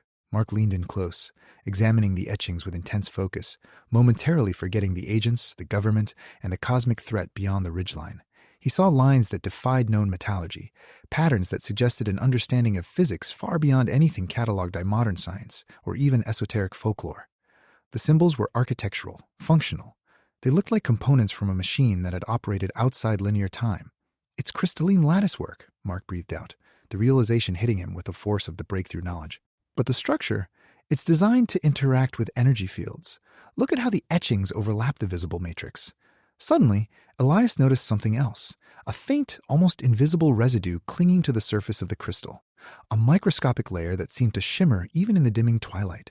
It was faintly phosphorescent and utterly alien. He knew instinctively that this substance reacted to energy signatures. "We need a detector," Elias muttered, frustration mounting at their limitations. "Something sensitive enough to read the energy flow through the lattice." Mark straightened up suddenly, his eyes flicking past Elias's shoulder toward the ridgeline where the rival contractors had been spotted observing them minutes earlier. He seemed to have sensed something, or perhaps the ambient tension itself finally forced him into an unexpected moment of foresight. "Wait," Mark said, his voice sharp and authoritative. "Don't touch it with your bare hands. If they were analyzing resonance, touching this could be a tripwire." He remembered seeing the advanced equipment earlier, the scanners that had failed during the dimensional tear. He remembered the constant whine of the sensors. "We need to test its vulnerability," Mark insisted, his voice gaining conviction. "If it's energy reactive, we need to see what kills it, or what makes it sing." Before Elias could argue for patience or caution, a faint, almost imperceptible sound started emanating from the ridgeline where the rival contractors had been observing them. A high-pitched whine that seemed to mimic, mock, and then finally perfectly replicate the exact frequency of the initial monitoring equipment they had seen earlier in the day. The humming was coming directly from them, confirming their intense focus. They weren't just watching. They were tuning into the local environment, listening for the signature they needed. Elias felt a sickening lurch of recognition. The rival team wasn't interested in government jurisdiction or academic profiling. They were interested in the artifact, the crystalline structure that held secrets too profound to be categorized by terrestrial science. And whatever force powered this crystal was about to scream its existence into the ears of every hostile party currently watching them from the ridgeline, setting off a global alert based on a single piece of forbidden technology deep beneath old Nevada scrubland. Chapter 10. The Council of Silence. The crystalline lattice pulsed with a rhythm too slow and steady for natural geology. It was a heartbeat echoing from a time when the planet's foundational energies were still arranging themselves into patterns comprehensible only to something vastly older than humanity. They had retreated into the deepest recess of the cavern, not just because it was shielded from the high-frequency sweeps above, but because every footstep felt like walking on the thin membrane between epochs. The air here, cool and mineral-rich, finally offered a deceptive sense of safety. The massive, inert bulk of the repository artifact sat at the center of their fragile bubble. It was a glowing monument to an incomprehensible power that had momentarily overridden all current protocols of secrecy. The remnants of the confrontation were palpable. The scent of burnt ozone mingling with damp limestone, the echo of impossible light against the cavern walls. The agents above them, the predatory figures on the ridgeline, and the vague threat hanging over them all. The sheer weight of their observation had finally forced a reckoning within the small circle of Caldwells, who now occupied this forgotten space. Sarah moved first, her movements imbued with a grim authority that made George look suddenly diminished, like a man whose lifelong role as protector had been stripped away by an invisible hand. She circled the artifact slowly, her gaze never leaving its steady luminescence. The exhaustion etched around her eyes was profound, but it was overlaid by a brittle, fierce resolve. It was the resolution of someone who has realized that years of careful camouflage were not enough. They required tactical mastery over their own family unit. "We stop reacting to what they do," Sarah finally stated, her voice low, yet somehow filling the vast cavern chamber. She didn't shout. She commanded the atmosphere itself to quiet down until only her words remained audible. "We cease treating this like a series of crises. The black vans, the energy bursts, the rival contractors showing up just in time to prove we're inadequate." She looked pointedly at Mark, who stood slightly apart, vibrating with contained intellectual energy, his gaze dissecting the artifact's etchings as if they were lines of faulty code.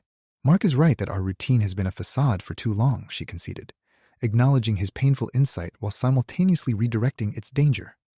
Mark finally stopped pacing, sensing the shift in her tone, the move from defense to necessary strategy. He waited, braced for the inevitable accusation. Then, Elias stepped forward, drawn by the sheer complexity of the puzzle piece before him.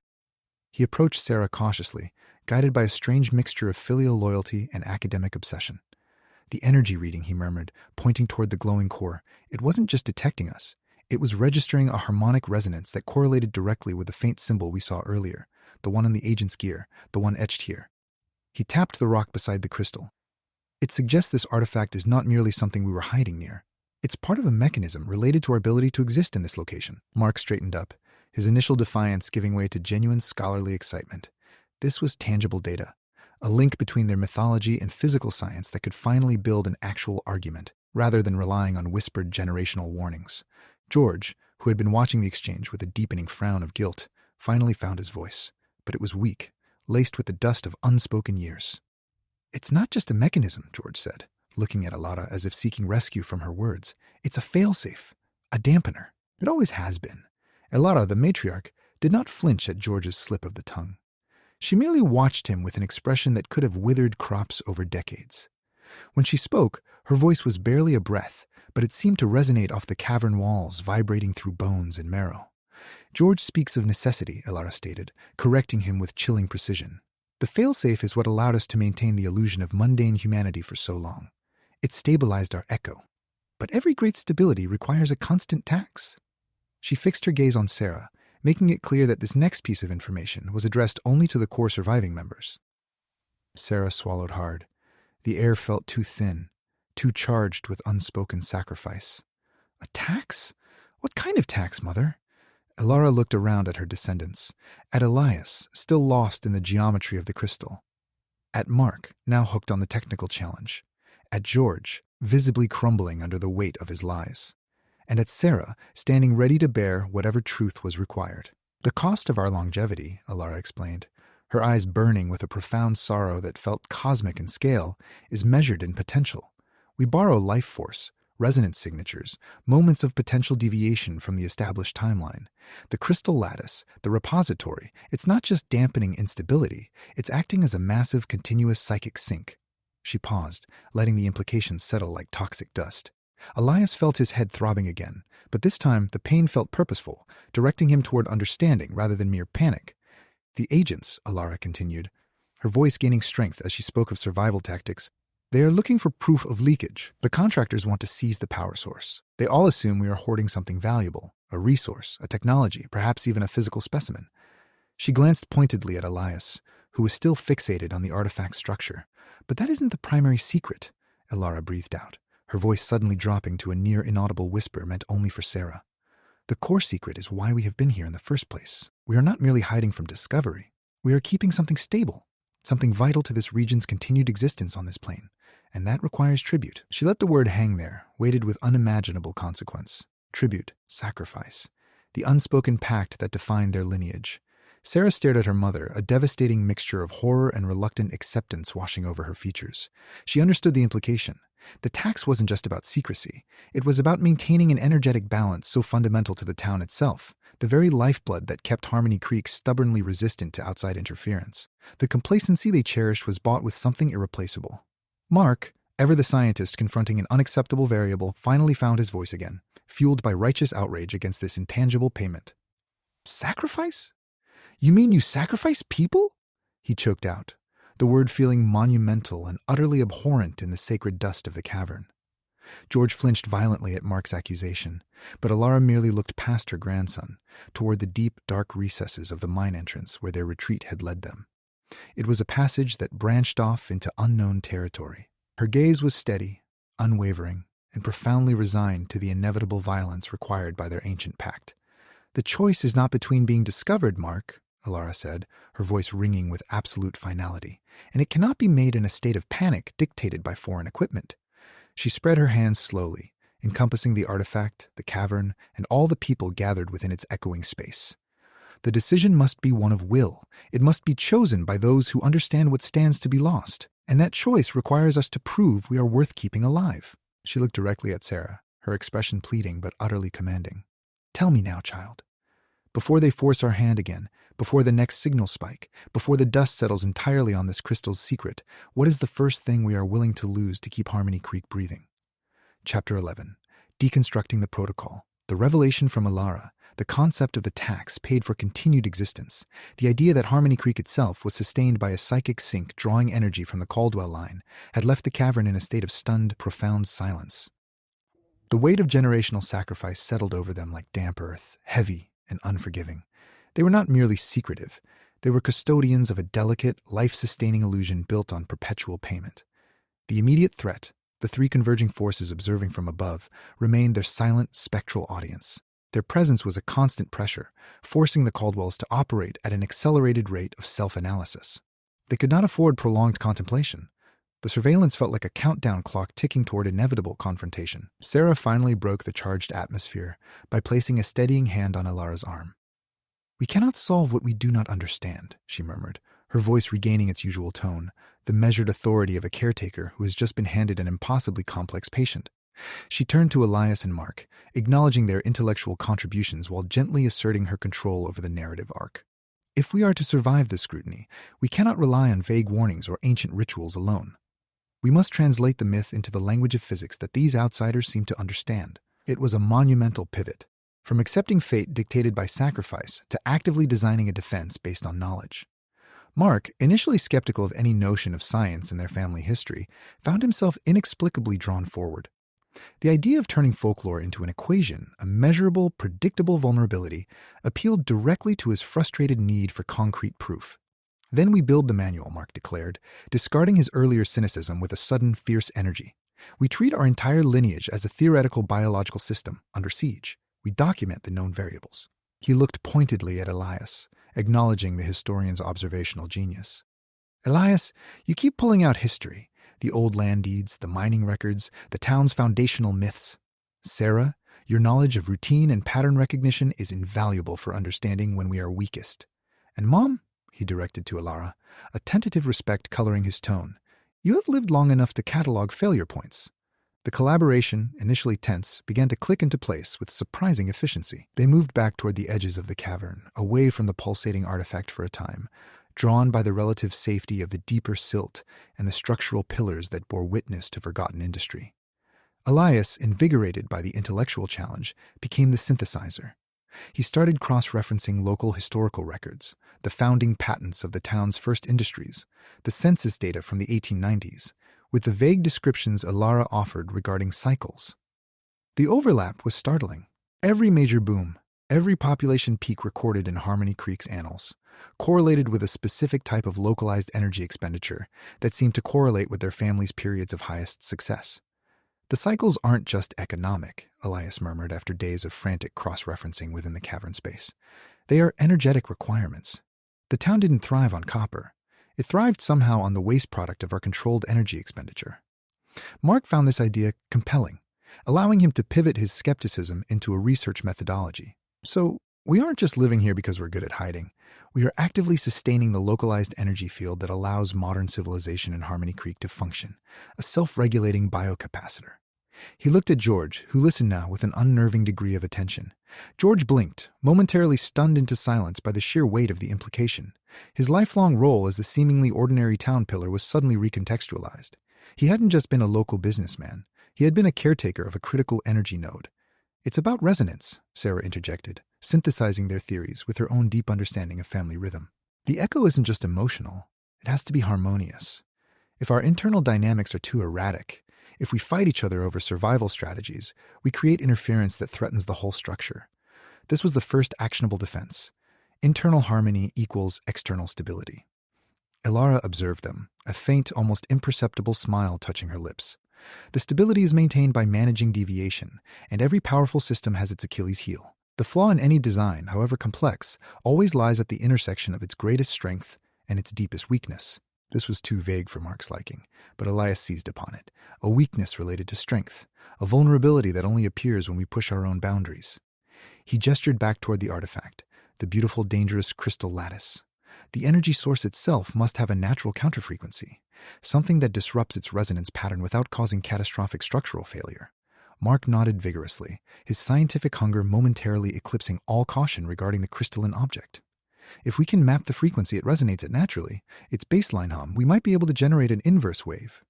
A dampener for a dampener." The work consumed them for days that blurred into one another, a cycle of exhaustion and revelation. They became a desperate academic unit in the darkness, using Elias's archival knowledge, Mark's systematic problem-solving, Sarah's intuitive understanding of when to push or pull emotional threads, all guided by Ilara's cryptic lore regarding tribute. They hypothesized about frequencies, subsonic hums that bypassed biological hearing, electromagnetic pulses keyed to local weather patterns, bioresonance signatures linked to deep human trauma. Each hypothesis was tested against the crystalline artifact, which responded with subtle shifts in its internal glow. a quickening pace when they theorized about high kinetic energy, a dulling of its light when they spoke too openly of pure emotion. "We are too loud," Sarah finally deduced after days of grueling theoretical work. "The problem isn't the outsider scanners or even the rival contractor's gear. It is us. Our collective anxiety, the fear that we will be found out, it generates a chaotic energy signature that destabilizes the field." Mark frowned, crossing his arms. "So, the key to survival isn't power. It's enforced, profound calm." "Exactly," Elias agreed, suddenly understanding the true nature of the patience. "We must achieve a state where our internal resonance matches the ambient background frequency, the deep, quiet rhythm of the desert when no one is looking. We have to become invisible not just to scanners, but to concepts." Ilara nodded slowly, confirming their terrifying hypothesis. "The camouflage is mental, more than physical, a discipline that requires withdrawing from our own volatile potential. It demands absolute control over the ego." It was this realization, that their greatest strength and the source of all external danger lay in their inability to simply stop caring about being discovered, that brought them to the precipice of a far deeper, more horrifying truth. They had charted enough variables, built enough theoretical defenses against human science and cosmic interference. They believed they were nearing the understanding of how to survive the next wave of external threats by mastering their internal chaos. Then, during a late-night session where Mark was mapping out potential resonance cancellation sequences onto rough parchment scraps salvaged from an old surveyor's kit, the ultimate fusion of myth and engineering, he paused, his pencil hovering over a section detailing the required energy signature for perfect stillness. He looked up, his eyes wide with a dawning, horrified comprehension that surpassed mere scientific breakthrough. He wasn't looking at Elias or Sarah. He was staring down into the mineral runoff pooling beneath their makeshift workspace, right beside the faint, shimmering outline of the artifact's influence zone. The puddle water was reflecting something unnatural. Not just light, but a depth.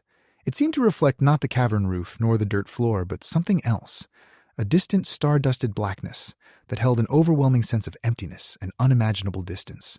And embedded in the murkiness of the puddle bottom, resting alongside mundane shards of broken ceramic, was a single, perfectly intact, hair-spun length of material. It wasn't dusty or mineralized. It looked impossibly soft, incredibly resilient, and utterly alien to the geology of this cavern. It was something that had fallen from a place where time held no meaning. The implications were immediate, absolute, and catastrophic. They hadn't just been hiding on Earth. They had stumbled into an ancient, forgotten seam connecting not just different times, but perhaps entirely different realities. Chapter 12. The Town's Hidden Ledger. The discovery of the impossibly alien thread had effectively derailed all plans for immediate defense based on natural science or localized energy theory. It pointed outward, toward an unknown cosmic source that was either trying to reach them or desperately trying to keep them locked down. The crystalline artifact, now treated with extreme caution and observation from a safe distance by Elias's careful mapping, pulsed quietly, humming a deep, resonant note that seemed to counter the wild frequencies of the outside world. The collective realization among the Caldwells was sobering. They were not simply surviving on natural secrecy. They were sustaining an active, highly regulated status quo.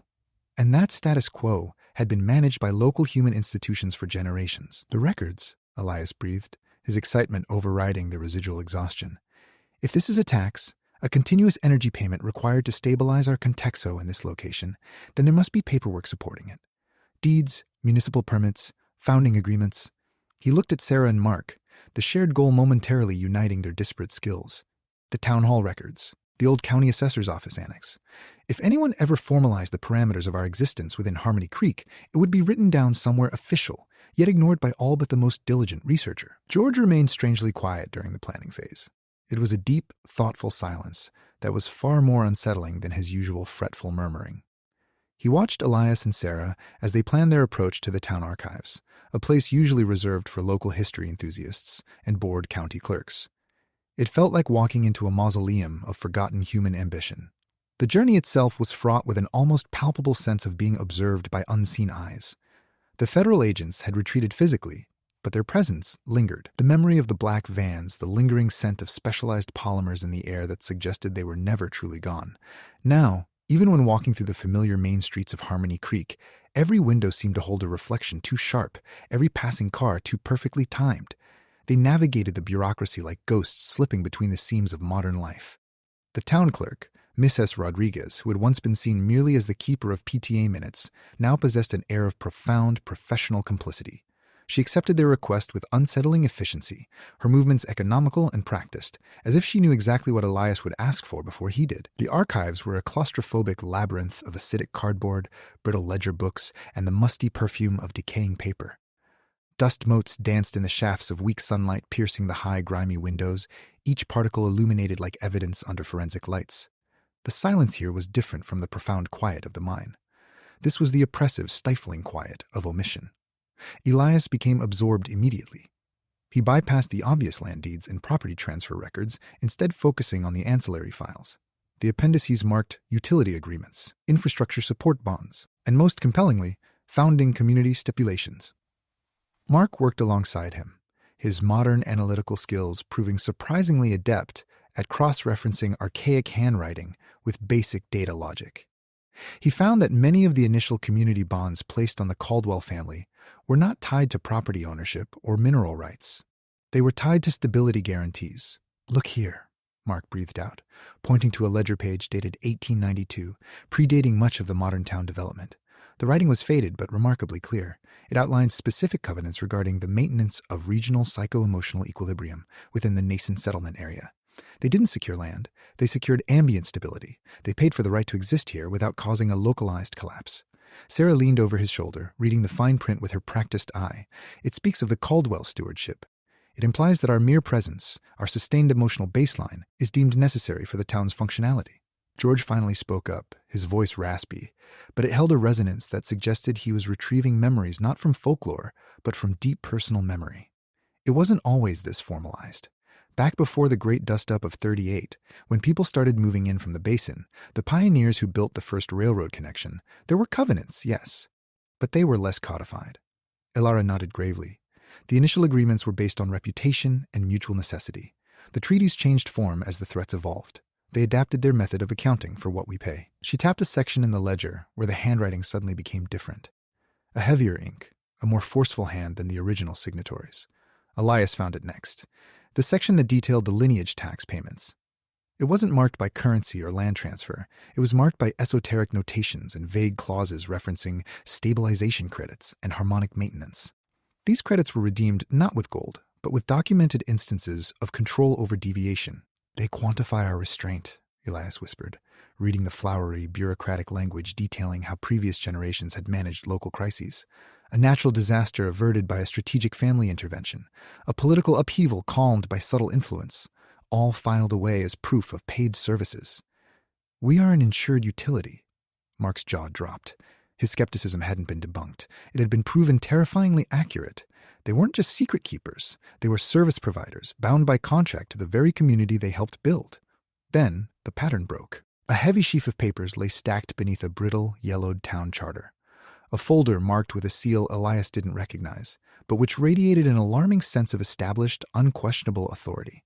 The name on the header was not Caldwell, nor was it connected to any local historical family marker they knew. It read, "The Thorn Trust Holdings." Sarah reached for the documents, her fingers trembling slightly as she pulled out a ledger detailing the stabilization payments owed to the Thorns.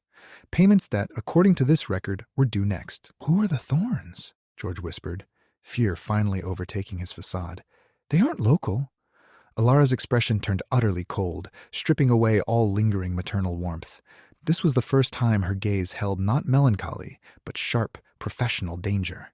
"They are custodians," she stated flatly. "And they have always been interested in what we guard." Suddenly, a low, rhythmic thudding began vibrating through the very soles of their shoes, a heavy, measured beat that seemed entirely too organized to be random foot traffic. It was approaching from the main street, but it bypassed the front entrances and headed directly toward the side alley where they had been discreetly researching.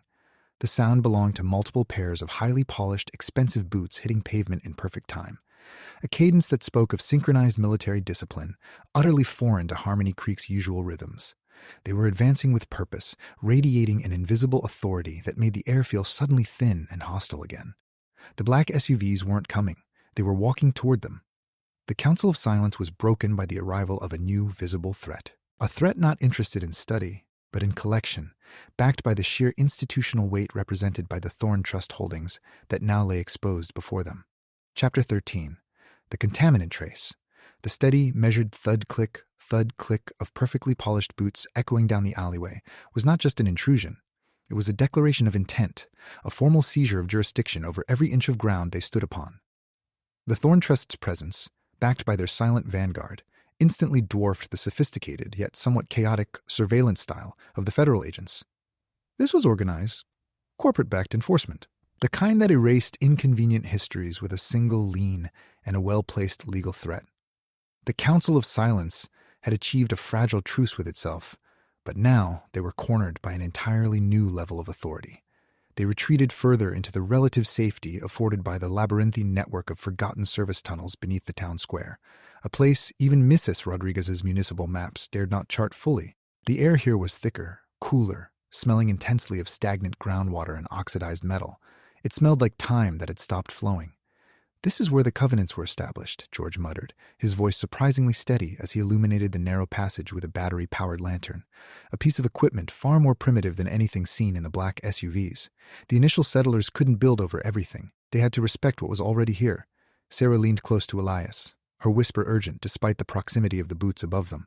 "They built their stability on something beneath us. The land itself is compromised by whatever it's holding back." Elias felt a profound sense of dread that surpassed the fear of capture or exposure. It was the terror of geological scale, of being merely incidental to some colossal, ongoing natural struggle. He traced his finger along the damp, moss-covered stone wall, noticing that the craftsmanship here was impossibly advanced for its purported era. The masonry wasn't stacked. It was grown, fitted together with interlocking precision that defied mortar and time. Mark's eyes were glued to the floor ahead of them. While Elias looked at the walls and Sarah observed the patrolling boots overhead, Mark was looking down, past the immediate grime, into the substrate of the earth itself. He noticed the subtle differences in the wet patches. Some areas showed seepage that was mineral-heavy, copper deposits mixed with calcium carbonate. Others showed a runoff that was suspiciously clear, carrying no visible sediment, only an unnerving lack of discernible material. "Look at this variation," Mark whispered urgently to Elias, pointing his lantern beam into a particularly wet pocket between two support pilings. "The mineral composition isn't just changing. The flow rate is inconsistent with the regional water table. This suggests a blockage or perhaps an active diversion." It was Sarah who finally put the pieces together, drawing the map of her memory from decades of family folklore and contrasting it against Mark's forensic observation. "The old legend spoke of the Whisper Springs," she breathed out, "a subterranean flow that kept the town fertile during the worst droughts. They always said the water table dipped low enough at times to risk collapse. But if there's a diversion, a blockage," Elias started, his voice gaining momentum as he mapped the historical context against the physical evidence before him. "If something is blocking the natural flow, that suggests immense pressure from one side and containment on the other. This area, this entire stretch of tunnels, it's built around managing two opposing forces. What is here and what they're trying to keep out." The realization hung heavy in the stale, cold air. The Caldwell family hadn't just been living quietly. They had been operating as self-appointed subterranean custodians, maintaining a highly sophisticated, energy-intensive plumbing system of secrecy. As they moved deeper into this section of the tunnels, their exploration became increasingly frantic, driven by the clockwork certainty that the Thorn Trust above them would eventually notice the deviation from established protocol. They were running out of time before an authorized team, the one with the real clearance, sealed off the entire sector based on anomaly readings. It was in a side passage, barely wide enough for two people to pass shoulder to shoulder, that they found it. Not another patch of rock, nor another piece of advanced debris, but something far more unsettling. A residue pattern etched into the wet stone wall. A complex diagram rendered not by tools but seemingly by slow, deliberate seepage over geological time. The etching depicted a cross-section view of the underground hydrology, overlaid with fluctuating lines and mathematical curves that mapped pressure differentials across vast subterranean volumes. It was a sophisticated engineering diagram that transcended local knowledge. It looked like planetary management software rendered in calcium carbonate. "This wasn't built by settlers," Elias murmured, tracing one of the intersecting flow lines. "This is a containment schematic." Mark leaned in, tracing the final, most critical line. The line labeled primary source flow, which terminated abruptly at an unmarked junction point deeper within the tunnels. The line didn't just stop. It frayed into dozens of minute feeder channels, each one marked with an almost identical symbol to the one on the agent's gear, and now visible faintly etched onto this diagram itself. "They are diverting power," Mark realized, his voice tight with dread. "Not from the surface. They are drawing energy from a central point, a massive reservoir of raw potential housed deeper down here." Sarah's eyes scanned the junction point, looking for any indication of what was being fed into this immense network. She saw nothing but solid, wet rock. Disappointment flickered across her face. They were so close to understanding the mechanism, yet the source remained hidden. It was then that the faint, steady thud-click rhythm from the surface abruptly changed. The measured cadence faltered. It hesitated for a full second. A mechanical stutter suggesting either a major distraction or a sudden systemic failure in their pursuit. The momentary lapse in sound was deafeningly loud. Elias, Mark, and Sarah froze, every sense straining against the oppressive quiet of the tunnels. They held their breath, waiting for the next step, expecting the heavy boots to resume their patrol. But what happened instead made all the previous theories, the tax, the stabilization, the artifact, feel laughably small in comparison. From a section of rock wall adjacent to the flow schematic, far deeper than any visible seam or runoff point, came a sound that was utterly organic, yet impossibly resonant. A wet sigh. It wasn't air escaping. It sounded like something massive and liquid releasing immense pressure after millennia of imprisonment.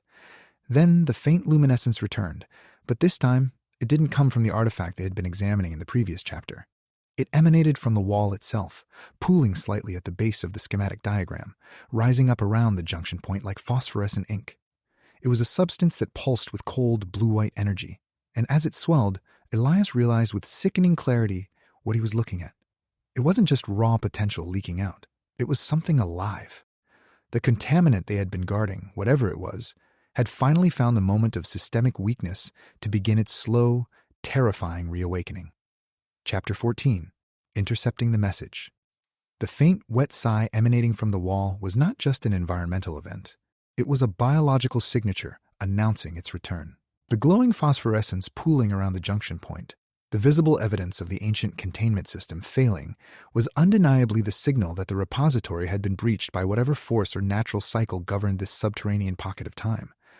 The crystalline artifact, which they were still cautiously observing from a distance, pulsed violently in response to this sudden raw surge. Its light flickered erratically, shifting between its baseline blue-white and a frantic, alarming orange. It was a clear sign that the containment protocols had been overwhelmed by the awakening life force below. Mark stumbled back instinctively, shielding Elias's eyes from the dazzling intensity of the artifact's alarm signal. It's reacting to it. The contamination is spiking the residual field. Sarah threw herself between Mark and the pulsing crystal, placing her entire body as a shield against the raw energy. We need distance. We need to get above ground, away from the immediate failure point. She looked desperately toward the main passage leading back toward the surface, a path that was now fraught with peril, given the waiting authorities above them. But before they could turn, the faint, rhythmic thud-click of approaching boots echoed through the upper-level passages, growing louder and more insistent. The Thorn agents had detected the energy spike from the awakening contaminant. Their patience, already thin, snapped instantly. They were no longer merely observing. They were mobilizing for a containment seizure. The race was now twofold. Escape the immediate biological threat underground, while simultaneously evading 3 layers of technologically superior hostile observation above them. "We go toward the ventilation shaft," George yelled suddenly, pointing to a narrow, rusted metal grate set into the side wall. It was the only conceivable exit route that didn't lead directly back to the main, now unstable artifact chamber. It leads up to an old service tunnel near the defunct railway line. It's rarely used. Elias, analyzing the situation with frantic speed, confirmed it instantly. The shaft was narrow, likely prone to structural collapse under modern stress loads, but critically, it bypassed the primary surveillance nodes positioned directly above them in the main chamber area. They moved as one unit, propelled by shared terror and years of practiced cooperation. Sarah led, her movements fluid and desperate. Mark followed close behind, his scientific mind mapping exit vectors.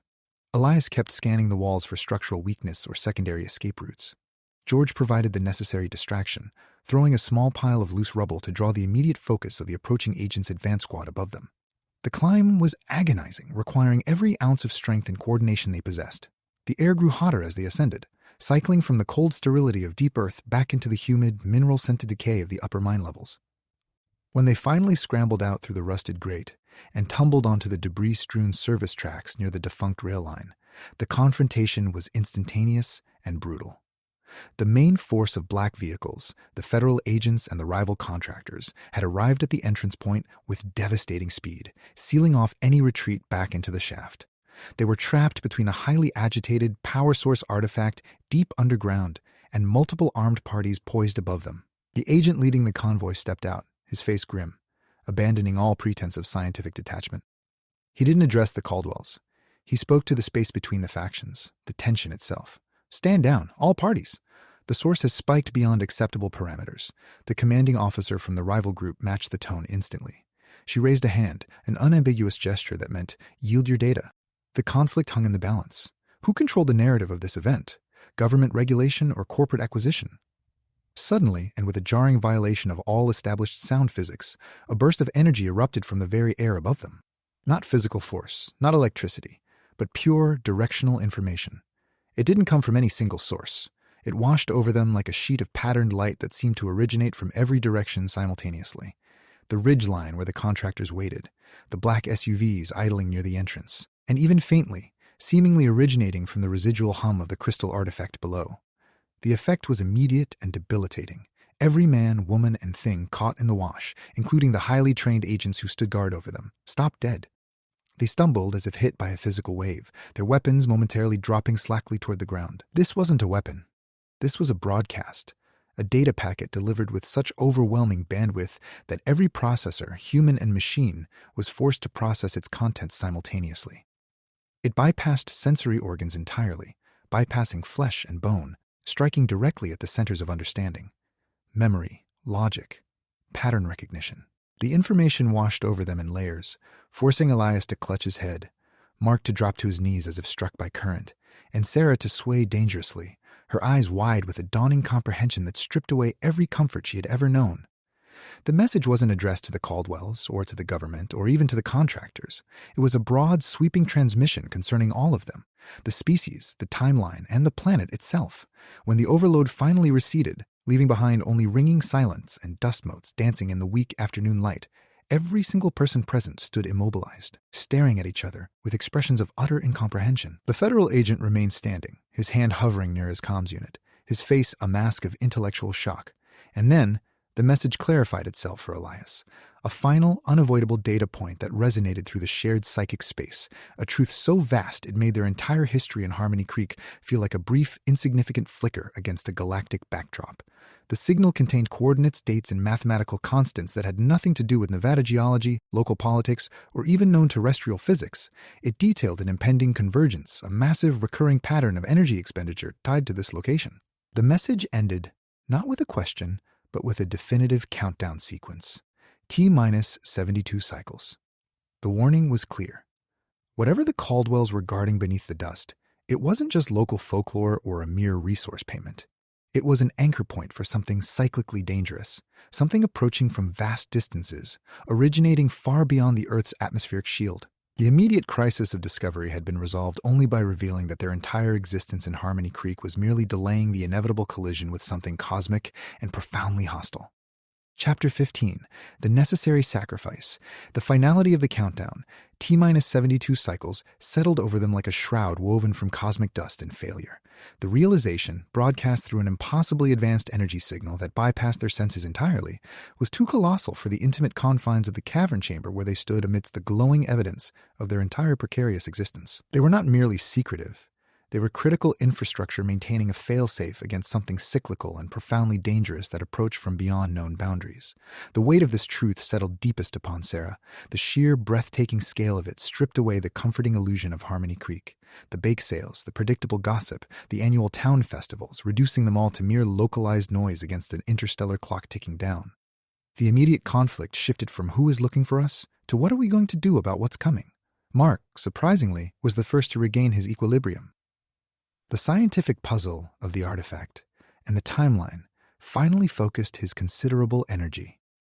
He pointed back toward the crystal lattice, no longer seeing a mystery to be solved, but a volatile instrument that needed tuning.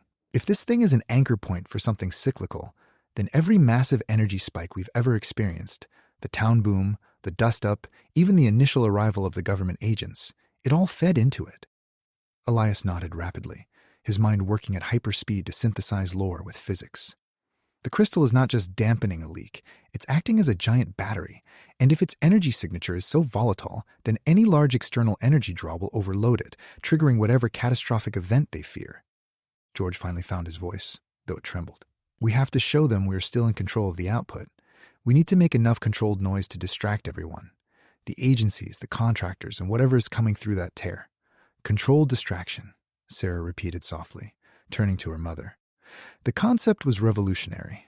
It required not just survival instinct, but a conscious strategic betrayal of their own deeply held principles. We have to make them believe we are willing to use the power source in a highly visible way. A show that is ultimately unsustainable and distracting. Ilara watched them, her expression unreadable. She seemed to be weighing every word, every shift in muscle tension, measuring the cost of this proposed performance against the lifespan of their collective history. The Council of Silence was broken. It had devolved into a brutal calculus of necessary self-mutilation. Mark challenged the premise immediately. But what is the cost? If we waste energy, if we create enough noise, won't that accelerate whatever cycle they are trying to prevent? He looked pointedly at the faint glow emanating from the crystalline artifact, a glowing monument to their own trapped power. The sacrifice cannot be ours, Sarah stated firmly, her gaze challenging Mark's intellectual assumption of purity. It has to be something disposable, something that draws all attention and costs us nothing we fundamentally need to survive. She looked at Elias, then finally settled on the deepest weakness in their current refuge, the structural integrity of the surrounding area, the very passages they had relied upon for sanctuary. The idea was monstrous, requiring them to weaponize the foundations of their own safety. George started shaking his head vehemently. No, that entire section is too important. It connects to the original drainage lines. It's our primary fallback route. It's a contingency, Ilara corrected him, her tone brooking no argument. But contingencies have value based on how likely they are to be used. And if we make its collapse look like an accident, a structural failure caused by an external force, we draw every single eye upward, away from the artifact, and away from the primary entrance point of the cycle. Elias stared at the crystal lattice, then at the surrounding rockwork, understanding the gravity of the suggestion. The cost would be giving up a lifeline, making their own hiding place look like an uninhabitable hazard zone. It was a calculated act of self-sabotage.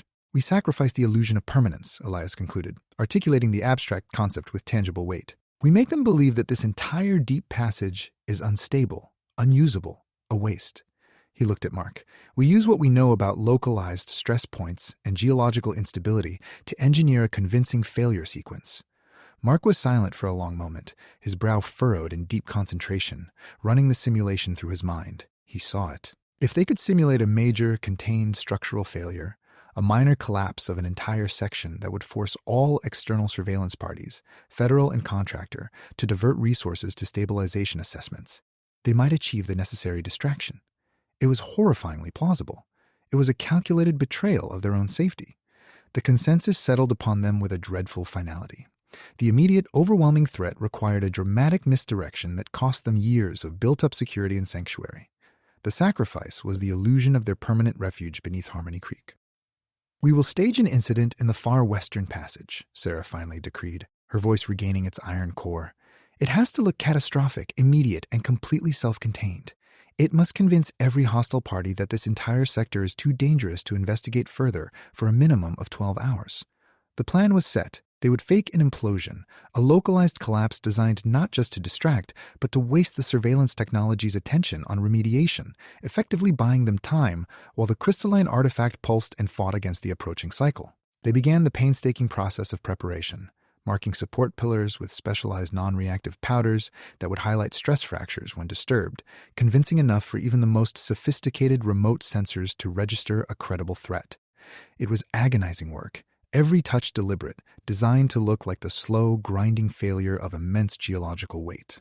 As they worked, the energy from the main artifact seemed to pulse in response to their shared focus. A faint, approving warmth that washed over them, confirming they were following the correct path of deception. But as they reached the final, most critical support pillar, the keystone for the entire simulated collapse sequence, Elias felt a sickening dip in his gut. The energy radiating off the crystal was pulsing faster now, almost agitated by their planning. It wasn't just reacting to external pressure. It seemed to be anticipating their internal decision-making process. He reached out toward the lattice, wanting desperately to analyze the final structural component when he saw it. A tiny hairline fissure running across the crystal surface, perfectly intersecting with one of the major stress lines they had just marked on the supporting pillars. The crack wasn't a result of their staging. It was internal to the artifact itself. And then, accompanied by an energy discharge that made every hair on their bodies stand rigid, the lattice pulsed a final visible warning. Warning. Stress overload imminent. It was signaling that their very act of planning and deception, the attempt to control the crisis through staging, was accelerating the cycle toward its own critical breaking point. They were running out of time, not because of the outside world, but because the artifact itself was becoming unstable from the sheer volume of psychic energy they had accumulated simply by surviving it all. The sacrifice wasn't just their safety. It was the crystal's imminent overload. Chapter 16, The Predator's Gambit. The final warning from the crystalline artifact, a pulsing, stressed warning that their very act of strategic planning was accelerating their demise, was a death knell echoing through the bones of the earth. They had reached the limit of controlled desperation. If they played this game of calculated misdirection for one more moment, the energy within the repository would likely destabilize catastrophically, triggering the cycle prematurely and exposing them all before they were ready. "We have to force their attention elsewhere," Sarah whispered, looking around at her family, her gaze sweeping over Elias, who was already sketching structural weak points onto damp clay tablets, and Mark, whose mind was racing to calculate blast vectors from salvaged survey markers. "The collapse has to look real enough to pull every resource, federal, private, even the ambient energy flow, away from the central artifact." George stared at the Western Passage entrance, a place already scarred by minor collapses over decades of mining. The sheer magnitude of what they were about to fake was overwhelming. It wasn't just falling rock. It had to be convincing. It had to look like an unavoidable failure of fundamental engineering principle, forcing all external parties into damage control mode. The agreement settled upon them with the terrible weight of a death pact. The sacrifice would not be their immediate comfort or security, but the structural integrity of a vital escape route. The Western Passage they had just used as staging ground. They began the work in a fever pitch of desperate, synchronized industry. Elias directed the placement of inert debris, using his understanding of material stress to pile rocks that would collapse right where the sensors would focus. Mark devised the sequence: strategically placed charges, primitive, localized explosives, scavenged from defunct mining caches, designed only to simulate concussive force without causing actual, irreversible damage to the deeper core structure. The process was a ballet choreographed by pure terror. Sarah moved with unnatural efficiency, manually weakening key load-bearing points identified through years of observing natural subsidence patterns. George, surprisingly, became the foreman, his lifetime experience in managing labor and resources finally finding a useful, desperate outlet. They worked until their muscles screamed, sweat mixing with the dust and mineral seepage on their skin. The air grew thick with the smell of sulfur from Mark's salvaged charges and the sharp tang of adrenaline. They were recreating a disaster scenario for an audience that didn't know they existed, all while being monitored by 3 separate, highly advanced forms of observation. The federal agents above them, the contractors poised on the ridge, and the crystal below pulsing in anxious anticipation. As dawn began to bleed weakly through the distant shafts, painting the cavern entrance a sickly, premature gray-yellow, they were ready. The Western Passage was engineered for failure. Support pilings marked with telltale scorch lines of stress testing. Debris piled into precarious overhangs, the perfect confluence of geological weak spots, highlighted by Elias's meticulous drawings. The moment arrived when the lead contractor woman on the ridge finally gave a subtle, almost imperceptible nod to her team leader. It was the signal that confirmed the window was open, that their resources were optimally positioned for assessment. The federal agents reacted immediately, snapping into hazard mitigation mode, directing their focus and equipment toward the western sector, treating it as the highest priority structural failure zone. "Now," Sarah hissed, gripping Mark's arm so tightly her nails bit into his skin. "On 3, on my count." The tension was almost unbearable. The silent countdown counting down to a manufactured catastrophe. 1. The ambient hum from above faltered. The agents diverted their focus fully to the western face. 2. George shoved a large, heavy-looking beam into position, creating a perfect fulcrum point of visible instability. 3. Sarah yelled the command that shattered the fragile piece. "Collapse." Mark detonated the charges in a precise cascading series. It wasn't a single blast. It was a choreographed failure. The first small concussion sent dust billowing up like a wave, blinding the immediate sensors. Then, with calculated timing, Elias triggered a release of heavy debris from the overhead supports. A monumental cascade of rock and rubble that roared through the tunnel system, echoing off the walls in a sound meant to simulate tons of matter giving way under insurmountable pressure. The effect was instantaneous and total. Every single faction, federal, private, and even the ambient energy signature, redirected its entirety toward the failing Western Passage. The high-powered sensors whined, locked onto the simulated collapse zone. Laser pointers swept frantically across the new rubble field. The commanding officer from the rival team gave a sharp, authoritative shout, signaling to her men to deploy immediate stabilization gear into the hazard zone. It was perfect camouflage through sheer spectacle. For one glorious, deafening moment, every intelligent observer was looking at the fake ruin. The artifact pulsed violently in response to the distraction. A massive discharge of stabilizing energy that washed over them, momentarily overwhelming the detection field with its own raw power signature. They had bought the time they desperately needed, but the reprieve lasted only as long as the debris settled. As the dust began to settle and the professional focus shifted from investigating the collapse to managing it, a new sound cut through the receding echoes of the rubble. A distinct, powerful engine whine that was too clean, too aggressive, and utterly unlike any vehicle they had seen before. The source wasn't on the ridgeline. It wasn't above them in the main shaft. It was approaching from the far north end of the cavern, the direction entirely untouched by their planned diversion, and parked at the very edge of the chamber mouth, illuminated by a focused, unsettlingly bright halogen lamp that cut through the gloom like an interrogator's spotlight, were three vehicles unlike any other. They were angular, matte black, and bore no visible markings, yet they exuded a sense of absolute, unquestionable authority that dwarfed even the federal black SUVs. From the lead vehicle, a low-profile transport that seemed designed more for silent infiltration than combat, stepped out not an agent or a contractor, but a single figure. This individual wore tactical gear, but it was overlaid with ceremonial plating, bronze accents mixed with advanced carbon fiber. He carried no visible weapon, but his presence radiated palpable kinetic energy, a promise of overwhelming force held perfectly in check. He ignored the rubble they had painstakingly created. He ignored the recovering federal agents and the repositioning contractor team. His eyes locked onto the crystal lattice, ignoring the human participants entirely. And then, with an almost predatory slowness that seemed to mock their carefully constructed deception, he lifted a gloved hand toward the artifact's pulsing surface. He didn't touch it. He simply projected a sound. Not a note, but a perfect, pure pitch of harmonic counterfrequency. A tone that bypassed their ears and vibrated directly against the exposed junction point they had discovered. It was the precise frequency needed to destabilize the energy flow, bypassing the crystalline lattice entirely. The artifact reacted instantly, violently rejecting the targeted countersignal. The blue-white glow surged into a blinding, angry flash of white heat, a backlash that threatened to consume them all and expose everything they had ever hidden. Chapter 17. Unmasking the Watchers. The focused harmonic counterfrequency shot from the figure on the ridgeline was not just a note. It was an attack vector delivered with surgical precision. It targeted the exact structural weakness Elias had deduced, bypassing the lattice's protective layer and striking at the core instability point where the contaminant resided beneath the cavern floor. The resulting discharge was catastrophic. The crystalline artifact flared white-hot, emitting a deafening shriek of overloaded energy that felt less like sound and more like physical pressure against the inner ear canal. The brilliant light washed over them, a blinding, overwhelming force that threatened to strip away their very molecular cohesion.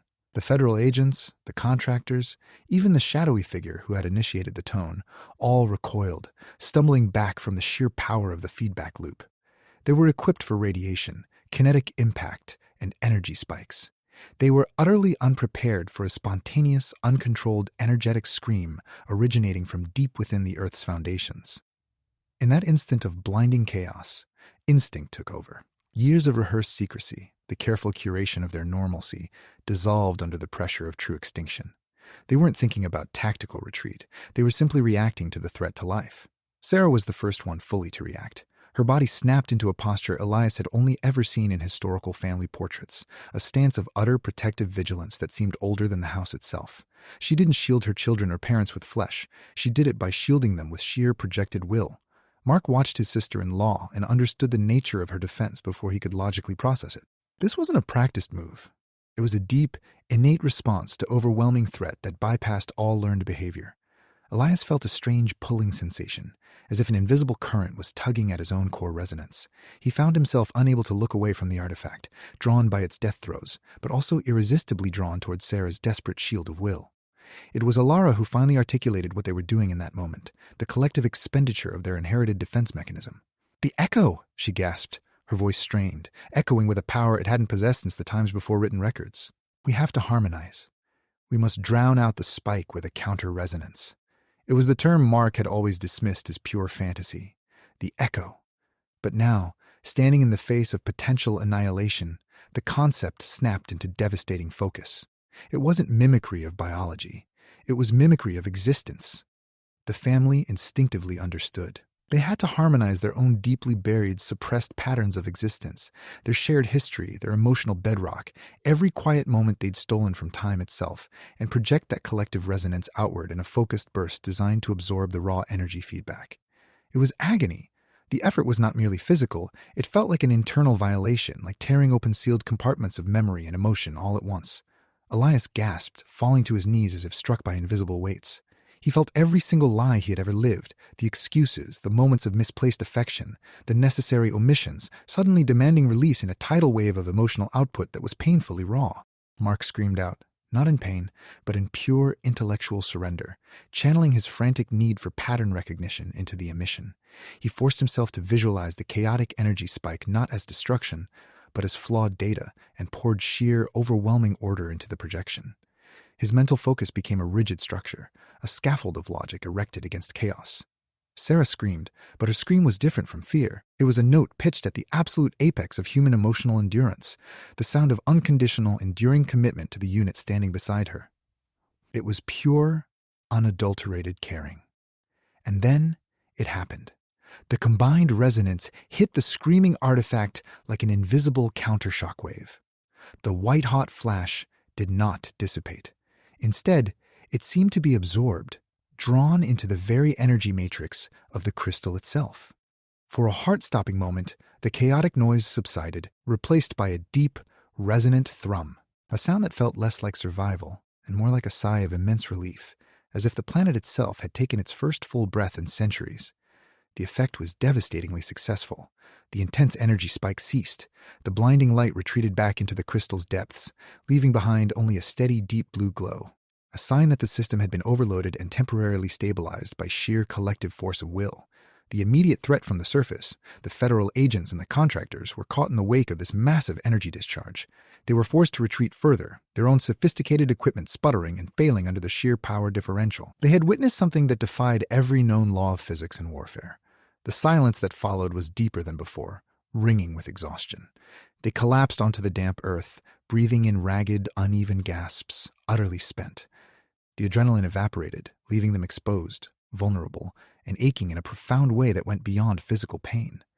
They had survived by weaponizing their emotional core, by forcing the rawest elements of their shared humanity to act as an emergency capacitor. It was only when they dared to look up at each other that the true cost became apparent. Every single person who had contributed their deepest, most private reserves of energy looked profoundly damaged. The strain was visible in the trembling hands, the shallow breathing, the haunted depth of their eyes. They hadn't just fought an external threat. They had waged a war against their own carefully constructed emotional boundaries. As the residual glow from the artifact began to dim back into its manageable blue hum, the stable sign that they were still alive, a new creeping wave of exhaustion washed over them, far deeper and more draining than any physical exertion. It felt like every cell in their bodies had been temporarily hollowed out, leaving them feeling profoundly empty. The moment was broken by a sound that snapped the fragile thread of recovery. The rival contractor team, who had retreated to regroup after the energy backlash, did not simply leave. They executed a swift, calculated maneuver. While everyone, the federal agents included, was still processing the sheer magnitude of the Echo defense, they pivoted their focus away from the artifact and toward the group of Caldwells themselves. Their leader didn't speak. She merely raised one hand, pointing past them into the deepest recess of the cavern. A section of rock wall that had been entirely obscured by shadows moments before, a patch Elias hadn't even noticed because his mind was fixated on the artifact. The signal was clear. Look there. And etched onto the seemingly solid surface of the rock face, visible only now in the harsh, revealing light cast by the contractor's tactical lamps, were faint markings. They weren't symbols of warning or containment. They were schematics, detailed biological flowcharts that mapped not the mineral springs, nor the energy sink, but a series of pathways directly connecting the people to the artifact, suggesting that every living Caldwell was functionally wired into the system in a specific, measurable way. The discovery proved that their biology wasn't just connected to the site, it was integral to its function, a biological component required for the mechanism itself. Chapter 18. The Nature of the Echo. The aftershocks of the energy discharge left them broken, physically drained, psychologically ravaged, yet bound by a shared terror that was far more potent than any mere camaraderie. They were lying in the dust and mineral runoff beneath the cavern ceiling, breathing shallowly, listening to the dripping water drip with a monotonous rhythm of slow decay, a sound that mocked the impossible power they had just unleashed. The rival contractor's gesture, the single pointed finger toward the hidden bioschematics etched into the wall, had been the final nail in their carefully constructed coffin of plausible deniability. They were not hiding from humans. They were living within a sophisticated millennia-old fail-safe mechanism that utilized them. The overwhelming wave of sensory overload forced them into a necessary state of profound stillness. The exhaustion was total. It settled into their bones like deep-sea silt, making movement feel impossible and thought sluggish, weighted by the sheer volume of truth they had been forced to absorb in a single afternoon. It was Mark who broke the silence again, not with anger or accusation, but with exhausted curiosity. He pointed a trembling finger at his father, George, whose face held an expression of profound resignation that seemed centuries old. "Dad, what does Echo mean? When Mom said we were using our echo to survive, what is it?" Sarah sat beside him, her hand resting lightly on his arm. She looked at the crystalline artifact with a mixture of awe and despair, as if mourning something beautiful but fatally flawed. She had to take charge of the lore now. She had to translate the raw, overwhelming feeling into words that could withstand scrutiny, even the scrutiny of their own exhausted minds. "It is harmonization," Sarah began, speaking slowly, meticulously articulating each syllable as if testing a fragile word on glass. "When we are calm, when we feel connected to our immediate reality, to this place, to each other, our natural bioelectric fields naturally resonate at a certain frequency. It's the signature of us being together." Elias, remembering his readings of archaic energy expenditure patterns from local folklore texts that hinted at localized psychic dampening rituals, added carefully, "It's like we are tuning ourselves to the background hum of Harmony Creek. We become acoustically predictable within our own small sphere. That's how we built our life." Ilara listened to them both, a ghost of a satisfied smile touching her lips. It was a look that held both pride and immense sorrow for what this knowledge cost. But prediction is only valuable when the environment remains stable enough to contain it. When faced with raw external force, like that signal burst, the resonance has to become active. It can't just be passive background noise. It's a sympathetic biofield projection, Mark murmured, suddenly catching up on the theoretical framework, his mind racing to fit the myth into a pseudoscientific model. "We aren't merely hiding. We are actively projecting a field of normalcy, a comforting illusion that tells external observers nothing interesting is happening here." That's what they mistake for complacency. Ilara nodded, her eyes glittering with unshed tears of memory and regret. "The mimicry isn't just visual. It's cellular. We don't transform into wolves or men from other tribes. Our true ability, the echo, is that we harmonize our fundamental biological signature to match the dominant life forms around us, temporarily overriding the markers of who we truly are. This was the scientific translation of the forbidden magic. It wasn't shape-shifting. It was highly advanced, temporary biosignature masking based on deep psycho-emotional anchoring in a specific locale. Elias felt dizzy, as if his understanding of human biology had been ripped out and rewired by a master surgeon. "It means we are perpetually performing for the environment. Our very stability requires us to maintain an active performance." "Precisely," Sarah confirmed, nodding gravely. "And that expenditure of control, that deep, shared mental discipline required to keep the curtain drawn, is what drains us so completely. It is exhausting. It costs us potential." They looked at Ilara, expecting her to elaborate on potential. She did not hesitate. The revelation was delivered with the brutal clarity of a coroner's report. "The energy sink requires more than just discipline," she stated. "It demands a continuous stream of high-grade psycho-emotional resonance. We are biocapacitors, yes, but we are also batteries. And batteries run down. Our longevity has always been predicated on the constant subtle siphoning of emotional vitality from the environment, from the town's collective psychic undercurrent." Mark stared at the crystalline artifact, which now seemed to glow with a deep, troubled intelligence. So the tax wasn't payment for secrecy. It was tribute for sustained existence. "We are paid in emotional resonance?" "In potential," Sarah corrected gently, taking his hand. "We take small amounts of ambient energy, the excitement of a child on a playground, the depth of love at a wedding, the fear during a crisis. We keep Harmony Creek stable by gently bleeding off volatile psychic pressure." They had always believed their life was defined by what they hid. Now they understood that their entire existence in this specific spot was predicated on them being an unwitting eternal drain. a dampener that kept the area from collapsing into chaotic instability, all while generating enough predictable noise to fool advanced detection methods. The weight of that knowledge settled over them like a physical shroud. They were not just survivors. They were living, breathing components of planetary infrastructure. Alara watched their faces fall, watching the intellectual shock give way to profound, inherited guilt. "We are caretakers of balance, yes," she admitted softly. "But every tool requires a point of failure. Every system built on borrowed power has an Achilles heel. The energy signature that pulsed through us just now was proof we could perform the echo defensively. But it also demonstrated our dependency." She leaned in close until her breath ghosted over Elias's ear, forcing him to remain intensely focused. "The artifact, the repository, it is a key. And like every lock, it has a corresponding weakness, a frequency that disrupts its core function." She let the statement hang there, a tantalizing promise of knowledge. They had been shown how powerful they were when pushed. Now she promised them the theoretical mechanism to take that power away from the threat itself. But then, Elara's gaze drifted past Elias, past Mark, resting on the spot where the glowing crystalline artifact pulsed softly. Her expression hardened, a sudden, sharp maternal desperation overriding her scholarly detachment. "And because we have survived this long," she concluded, her voice taking on a tone of grave finality that suggested all prior discussion was mere preamble to the final act. "Because our very existence is now a known vulnerability, we must make a choice that guarantees our immediate survival against every single hostile entity in that field. We need an ultimate distraction." She met Sarah's eyes, and they held a silent conversation of mutual dread. The next move had to be devastatingly costly. A sacrifice so profound it would force all three factions to halt their investigation on them long enough for them to escape the immediate kill zone. It was a choice that meant relinquishing something fundamental to who they were, the comfortable, if deeply flawed, illusion of their own normalcy. Chapter 19. The Double Agent. The weight of Elara's pronouncements, the tax, the cycle, the need for sacrifice, had settled over them like a shroud woven from cosmic dust and profound existential guilt.